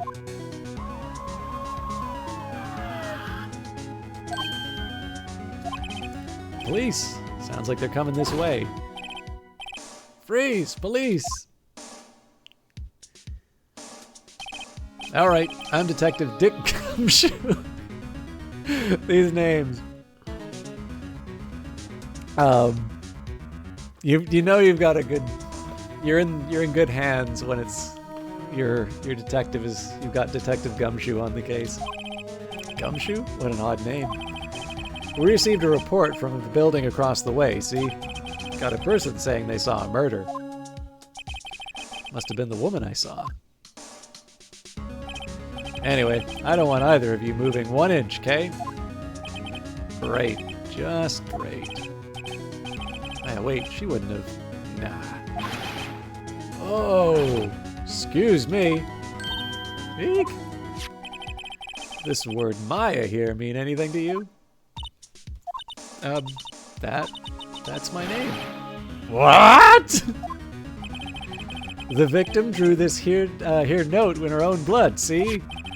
With her dying breath, she wrote down the killer's name. Killer? I'm not. Case closed! You're coming down to the precinct, ma'am.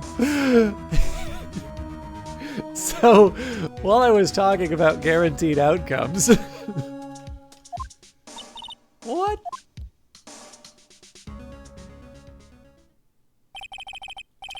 Mia's younger sister, Maya, was arrested on the spot. I was taken in for questioning and didn't get out until the next morning. My eyes were heavy, but I couldn't sleep.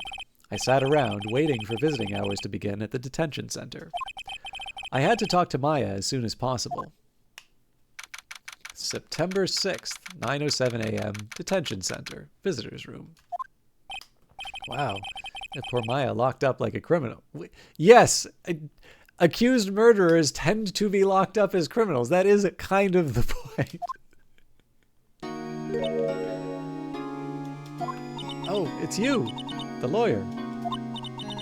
Good morning. Good morning. She looks so tired. Are you going to be my attorney? Well, that's what I wanted to talk to you about. I better give it to her straight. It's up to you. Up to me? Yes. I don't think this is something I should decide. After all, you're the one in trouble here. They're never gonna believe me, are they?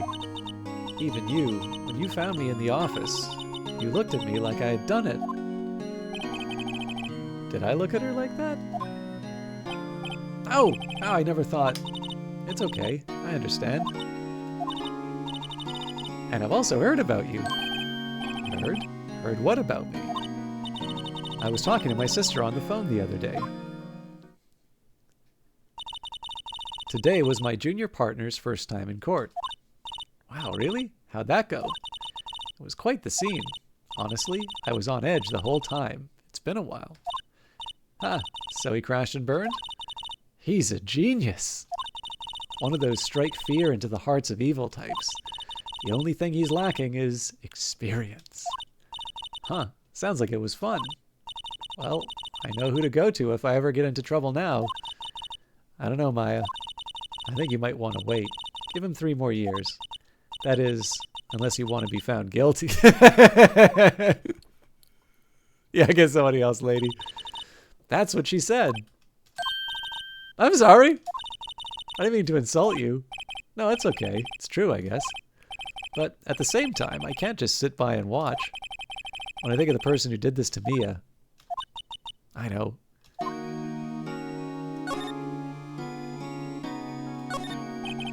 This guard monitors the visitor's room.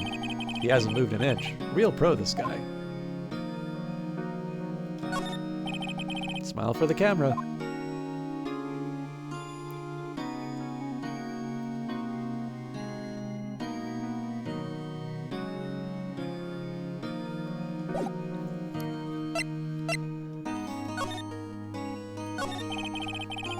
There's something I've been wanting to ask you. Yes? What's with that outfit? Oh, this? This is what all acolytes wear. It's my uniform, you could say. Acolytes? Like people in religious training? What is it you do? Oh, it's nothing strange, really. I'm a spirit medium, in training. A spirit medium? I'm pretty sure that qualifies as strange. Could you tell me about the day of the murder? Yes. Let's see. That morning, I got a call from my sister. She wanted me to hold on to a piece of evidence for an upcoming trial. Evidence?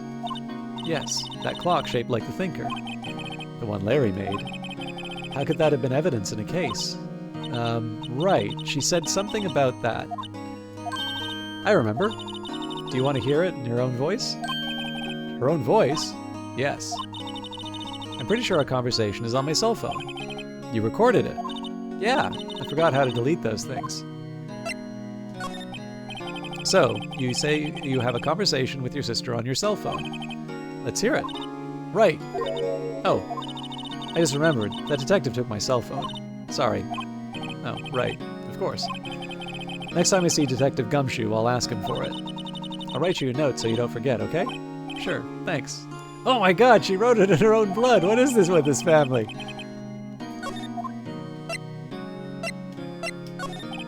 Could you tell me about the day of the murder? Sorry, I know it must be hard. No, it's okay. All I've been doing for the last few hours is talking about it. I've kind of gotten used to it. Let's say, that morning... No, you're not supposed to talk to the police! See, that morning I got a call from my sister. She wanted me to hold onto a piece of evidence for an upcoming trial. That's the Thinker clock that Larry made. It practically qualifies as a serial murderer by now.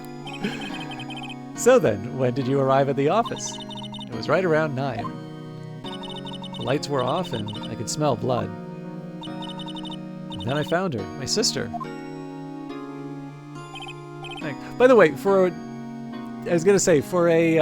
crime scene where you can smell the blood, there was like some on the receipt and a little on the clock, I think. There was more blood in the previous case. That's all I need to hear now. So you're an acolyte, a medium in training. That's right. The Fae family, especially the women, have always been very sensitive to the spirit world. Wait a second, you said the Fae family? So Mia was into this stuff too. Of course. She left the mountain to follow her career, she said. Her powers were first class too. I had no idea. Wait, what? So, you're a real honest-to-goodness spirit medium, with ESP and all that? Yes, in training. Well, can't you contact me as spirit then?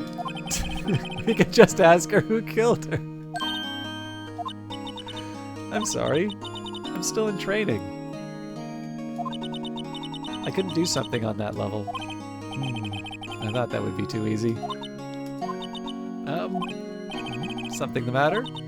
I was wondering, could I ask you a favor? This is the address of a famous lawyer. My sister gave me this a long time ago. She said if I was ever in trouble, I should call him. And, well, I'm in trouble. Do you think I could go ask him to represent me? Sure, why not? I'll go ask. Thank you so much. I have no one else to turn to. Say, what about your parents? I see. Don't worry. Leave it to me. Thank you. The trial's tomorrow at 10. What? Tomorrow? Tomorrow. What if the guy refuses? They told me that if I don't find one, the state will pick an attorney to defend me. When will that happen? They're giving me until 4 this afternoon. The visiting hours are almost up. I'd better hurry. Right, I'll be back.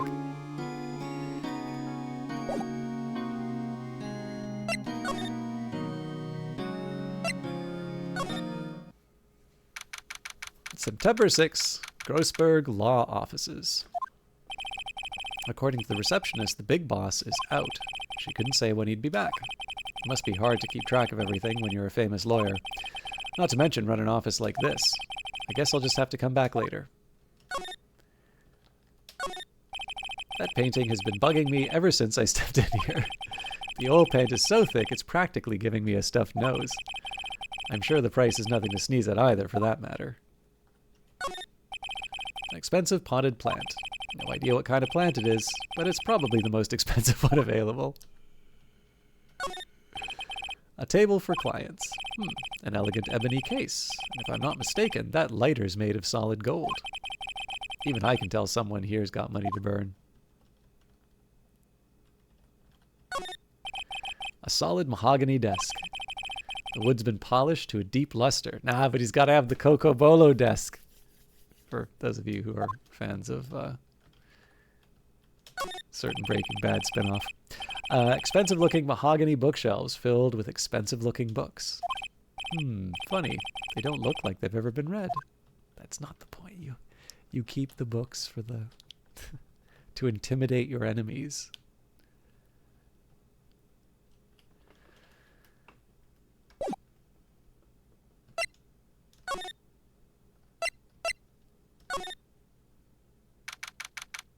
September 6th, Fay & Co. Law Offices.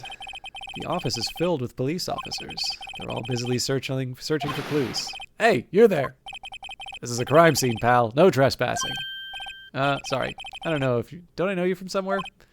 Wait, you're that Butts guy, aren't you? Oh no, Phoenix Wright. How can anyone mistake me for Larry? I guess I got the wrong name, Mr. Wright. Sorry about that. That Butts guy, he was a killer. And you're no killer, right? He was proven innocent. Right. And you were... Detective Gumshoe. Gumshoe, wasn't it? Dick Gumshoe? Right. At your service.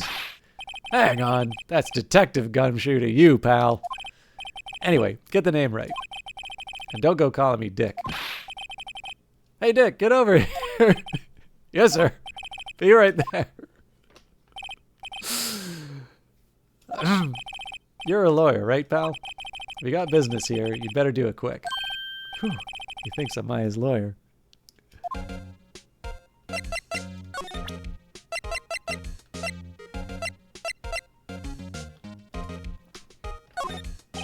I was wondering, did you see Maya Fay's cell phone? Oh, that. I have that. Do you think you could give it back? Sure. I mean, wait a second, pal. Tricky lawyer. Uh-oh. He's on to me. If I tell him why I want it, there's no way he'll give it to me. Something the matter? Oh, no. It's just... You know, detective. Nope. I know nothing, pal. Cell phone has a lot of numbers on it, like her boyfriend's. The cell phone holds all the little girl's sweetest and spiciest secrets. You trying to confuse me? Sorry, pal. I already checked the numbers in memory. Impressive. You're quite the detective. Uh-huh. Oh, here. You can have the phone back.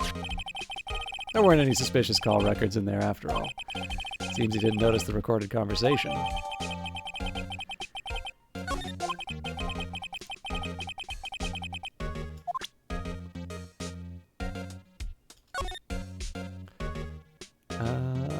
So I'm pretty sure we've seen...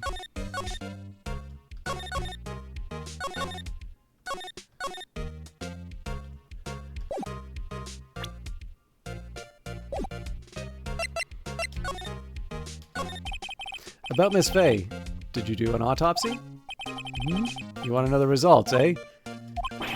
Now don't look at me like that, pal. It's no use. She might have been your boss, but that doesn't mean you get any special treatment. Alright. You can see the report. That's all. Single blunt force trauma. Death was instantaneous. But she could write... Well, I guess that would mean that she wasn't the one who wrote the name on the receipt. About Maya. Yeah, I'm looking forward to the trial. Sorry, pal. But this is one trial you aren't going to win. Why do you say that? The city's put Prosecutor Edgeworth on the prosecution. Edgeworth.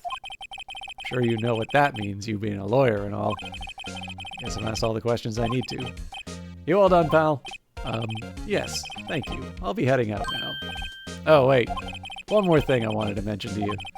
I don't suppose you're planning on talking to that witness. Anyway, you better not. No influencing the witness with your lawyerly ways, pal. Come to think of it, I had completely forgotten about her. The witness? Yeah, Miss April May. Sorry about this. I can't tell you anything about her. Well, you just told me her name, Miss May, huh? So you've sent her home already, then? Ah, you're trying your lawyerly tricks on me now. She's not to go outside her room until the trial. So she's still in the hotel across the way. I guess I should know better than to try and get a detective to leak information. You got that right, pal. Yeah, just wait till he's added to the signal chat. Time to pay a visit to Miss May. Prosecutor Edgeworth. That's right, pal. Mr. Miles Edgeworth himself. Wait, you do know him, don't you? Of course not. Never heard of him. Whoa, and you call yourself a lawyer, pal? About 4 years ago, this Edgeworth guy became a prosecutor at the age of 20. Everyone says he's a genius. Surprised you don't know him. Of course I know him. I was just plain dumb. He's a cold, heartless machine who'll do anything to get a guilty verdict. There are rumors of back-alley deals and forged evidence. All I know for sure is that Edgeworth hates crime with an almost abnormal passion. Never imagined I'd be facing him so soon.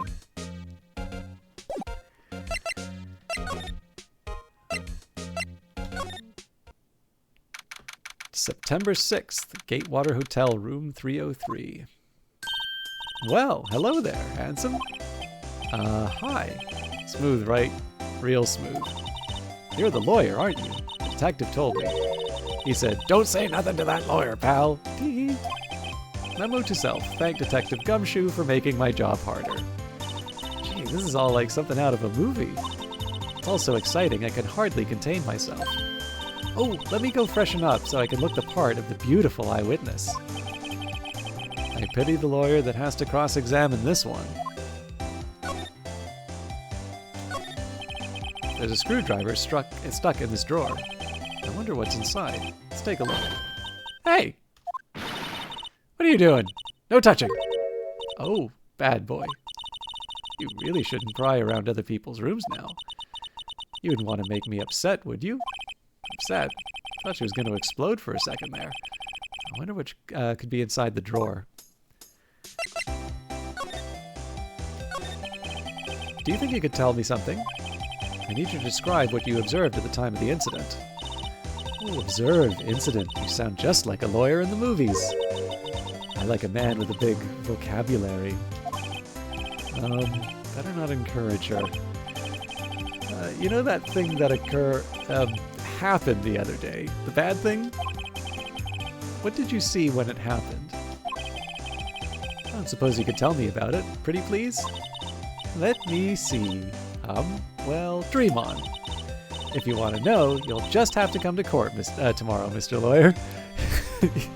I was actually going to say, I've been trying to keep focused on the topic, but I'll share one thing that amused me a little bit of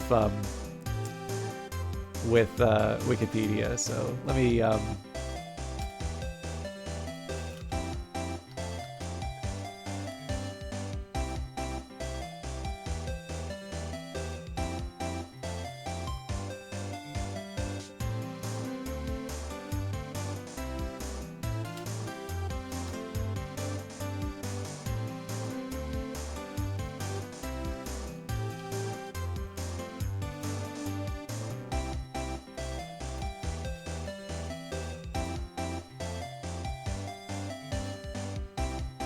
All right.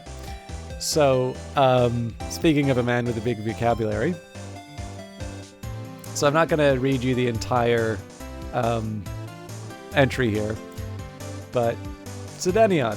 In abstract algebra, the Sedenions form a 16-dimensional, non-commutative, and non-associative algebra over the real numbers, usually represented by the capital letter S, boldface S, or blackboard bold S. The Sedenions are obtained by applying the Cayley-Dickson construction to octonions, which can be mathematically expressed as SCD-01. As such, the octonions are isomorphic to the subalgebra of Sedenions. Unlike octonions, the Sedenions are not an alternative algebra. Applying the Cayley-Dickson construction to Sedenions yields a 32-dimensional algebra called Trigonetadinions, or sometimes the 32 neons.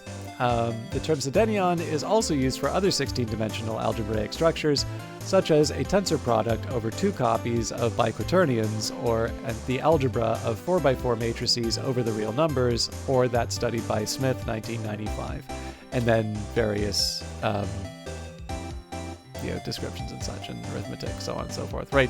Big nerdy. The only sort of the thing that you'll know even exists on Wikipedia if you know to look it up. But what's really fun is to take complicated stuff like this and then look at it in Simple English Wikipedia, right? I'm trying to remember exactly how Simple English Wikipedia works. I don't think it'll say the full description here.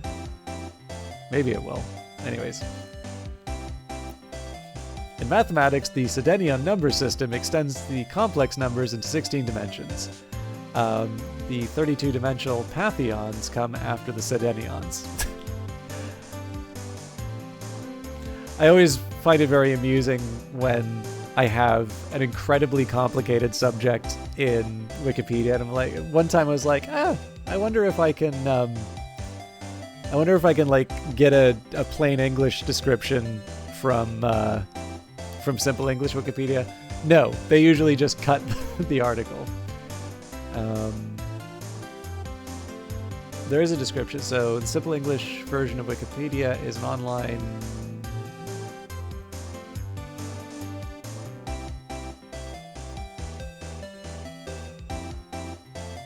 Yeah, 850 words chosen by Charles K. Ogden.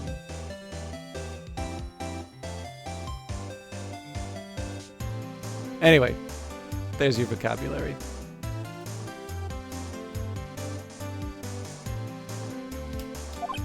Oh boy. Could you just... Who exactly are you? Oh, Mr. Lawyer, are you hitting on me? No, hey, I'm just doing my job here. You're cute when you blush. Believe me, this is the first time in my life I have blushed this much. Right, can you just tell me what it is you do? Well, no! You already had your little hopes up, didn't you? Oh boy. I see there are 2 glasses on the table. Is someone staying here with you? Ooh, what amazing powers of observation. You must be one of those famous detectives like on television. Oh, no, not me. I'm just a lawyer. Say, Mr. Big Detective, why don't you go look for clues in the garbage? Miss May doesn't like nosy little lawyers. Oh boy.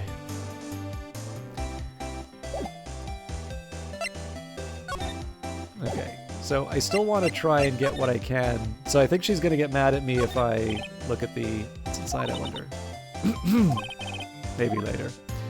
So yeah, I got to do something to get her out of the room, I think.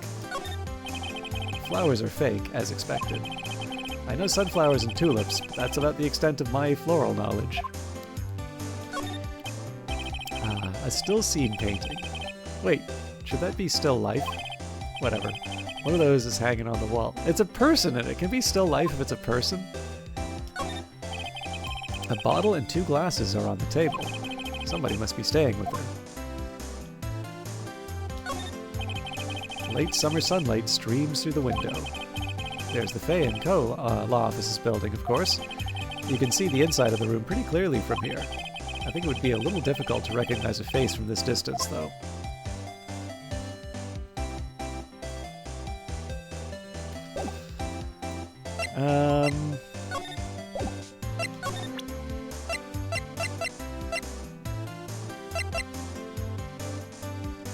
So hard to say.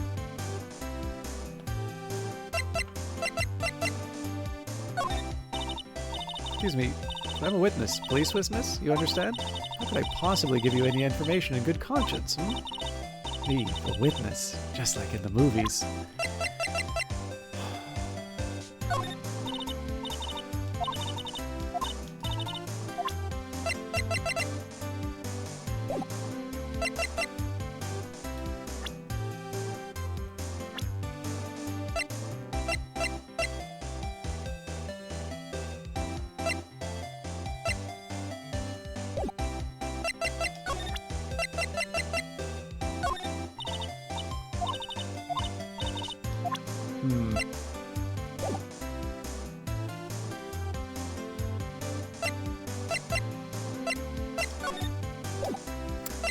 I'm not so sure there's much else that I can get done here.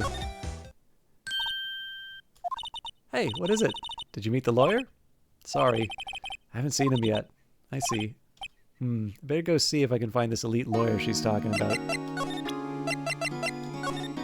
Nope. Hey, I got your cell phone back. Oh, say, can I listen to my sister's voice? Maya's eyes closed. She listened to every word with such intensity. Before long, tears began to roll down her cheeks. Thank you.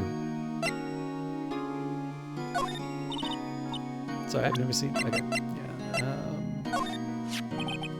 I wanted to ask you about the murder weapon. Poor sis. Better not ask her about this now. This is lying next to the chief's body. I saw that too. They said they thought these were pieces of a broken light stand. And that seems about right. But I never heard of glass light stand before this. Remember that receipt? You mean the one with my name on it? Any idea why she... Absolutely none. Do you trust me? I trust you. Why? Don't you think I did it too? No, I don't. It's just a hunch, but the detective thinks I did it.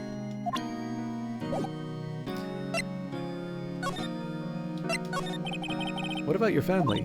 I only had my sister. My father died when I was very young, and I don't know where my mother is. Don't know? She could still be alive. The women in my family have been mediums for generations. They say a lot of spiritual power runs in our blood. About 15 years ago, our family was involved in an incident. There was a man, and he ruined our mother's life. Ruined. After that, she disappeared. Several years after that, my sister announced she would become a lawyer, and she left the mountain. So you live by yourself? Yes, I've gotten used to it. Oh, also, I had to become independent, or I'd lose my powers. Feel bad for her by herself up on the mountain. So who is this man who ruined your mother? About 15 years ago, there was an unusual murder case. It made quite a stir. Everyone was talking about it, apparently. The police were running out of leads, and they were getting desperate. Wait, they didn't use a spirit medium, did they? The police convinced my mother to try to contact the victim. Wow, so what happened? The case was solved, we thought. You thought? The man my mother helped the police capture was innocent. Police's consultation with the medium had been carried out in secret, of course, but a man found out about it and leaked it to the press. He told all the papers that my mother was a fraud, and the media jumped on it big time. My mother, became the laughingstock of the nation. I see. White. Excuse me? White? That was his name. My sister told me. White.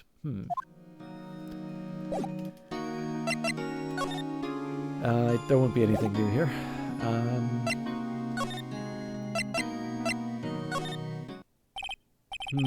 Seems like Mr. Grossberg is out. Well, maybe I should just wait here for him to come back. That wasn't the most over-the-top clearing of the throat I've ever heard. Aha! So, you're the one they say has been looking for me. Yes, that's me. He looks even grander than I imagined. That badge on your collar. Ah, so you're a lawyer, are you now? Yes. Well, yes. And what do you want?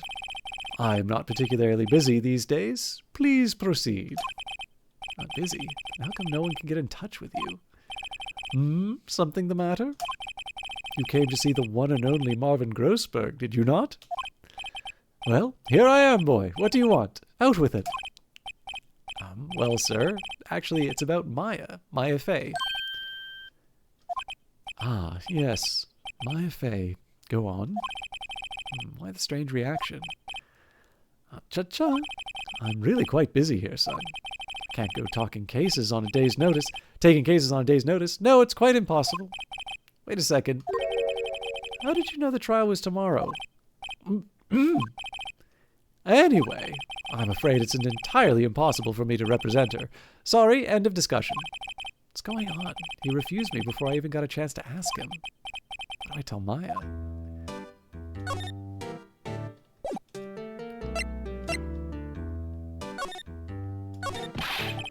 How can you just refuse like that? Please, tell me why you won't take the case. Well, you see, I'm busy, you see. But the client is Mia Fey's sister. Mia trusted you. She knew her sister would be in good hands. Yes, of course, I know that. However, I'm sorry, but I must refuse. Sorry, goodbye. Creep. Fine. I don't have time to argue with you anyway. I'm gonna look elsewhere. Think not. Did you say something? I think not, I said. What do you mean? I'm terribly, terribly sorry, but I'm afraid that no lawyer worth their salt will take on this particular case. Terribly sorry, my boy. Why? I cannot say. I beg your pardon, but could you leave now? I've nothing more to discuss with you. What's going on here? How did you know Mia Fey? She worked here a long time ago. Quite the apprentice, that one. Learned my techniques in the blink of an eye. She left one day quite suddenly. She had a mission, you see. A mission. You could see it in her eyes. She followed it with a burning passion. Never looked back, that one. That's quite a painting. Ah, you noticed. It's my pride and joy. Impressive, isn't it? Well, isn't it? The color of the sky, the hue of the sea, the weave of the straw hat. It's worth at least $3 million. I have no intention of parting with it, of course. Nope, I won't sell it. Not even to you. I wasn't interested. It's not for sale. I'm not buying.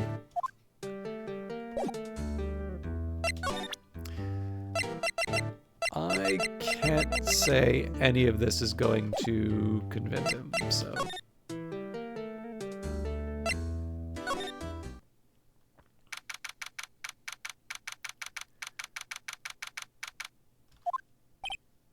Hiya. Oh, you're back. Did you find the lawyer? Well, what do I tell her? Well, see, I really don't think you should use that guy. He didn't seem healthy. He was all skin and bones.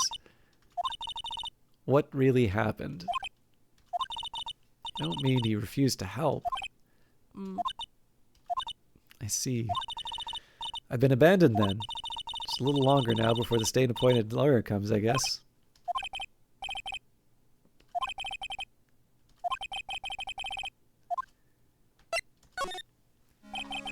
Made up my mind. I'm going to defend you whether you want me to or not. You can't do that! Why? Why? Well... I'm as sad as a person without any friends. I know, I've been there a long time ago. Why did I become a lawyer in the first place? Because someone has to look out for the people who have no one on their side. Maya, I won't abandon you. You can count on me. That's so kind of you.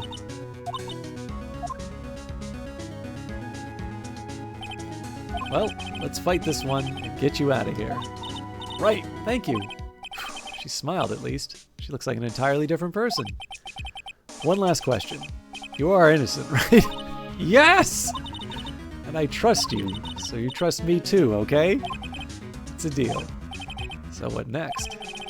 Something that's been bugging me. Just what was inside that strange woman's drawer? It was when I tried to look in her drawer that she got all defensive. There has to be something in there.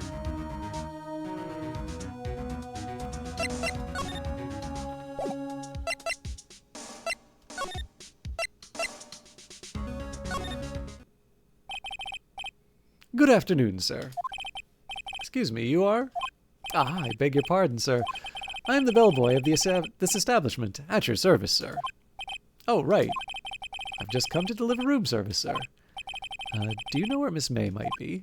I believe our guest Miss May is currently using the, facilities? If you've no need of anything, I'll be taking my leave. Please stay as long as you like. Enjoy. Yeah. Wait, no, hey! Why does it seem like every time I come here, I end up embarrassing myself? Wait, now's my chance to snoop around a bit. Ah, I almost forgot.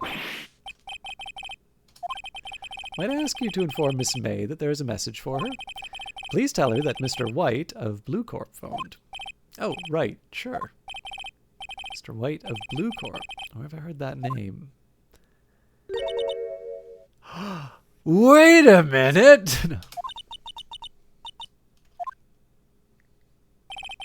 White was the name of the guy who ruined Mia and Maya's mother. Could it be a coincidence? No, because there was the white, blue, red. Okay, anyways.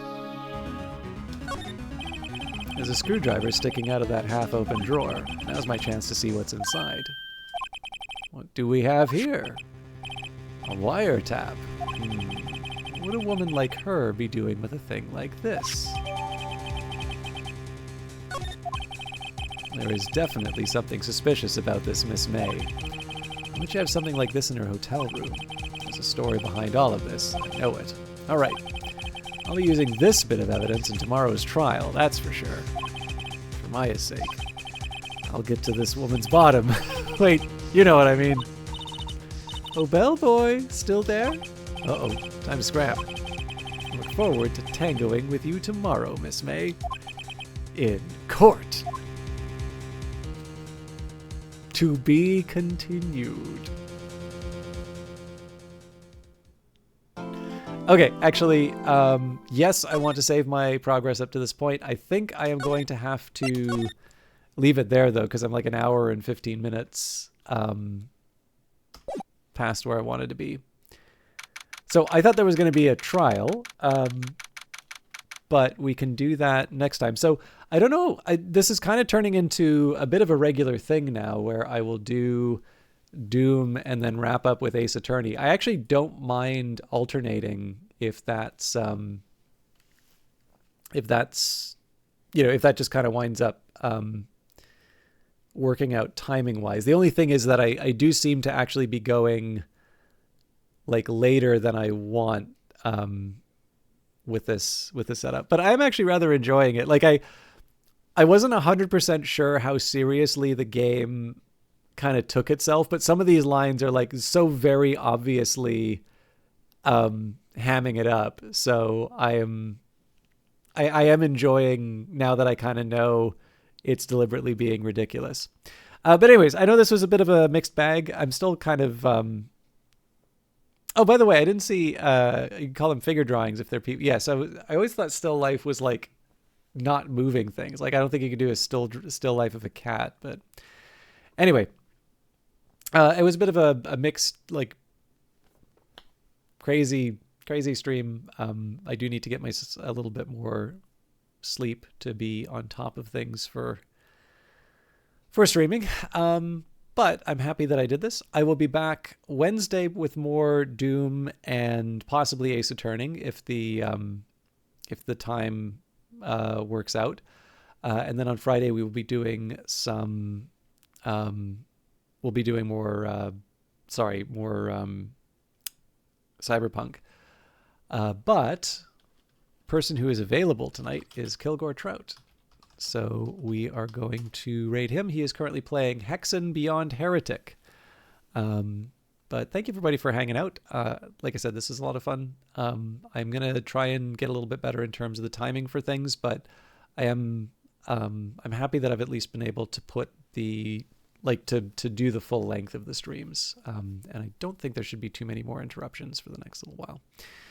Anyways, enjoy Kilgore. I will try and rest up over the next couple of days, and then we'll be back for Wednesday and Friday. Take care.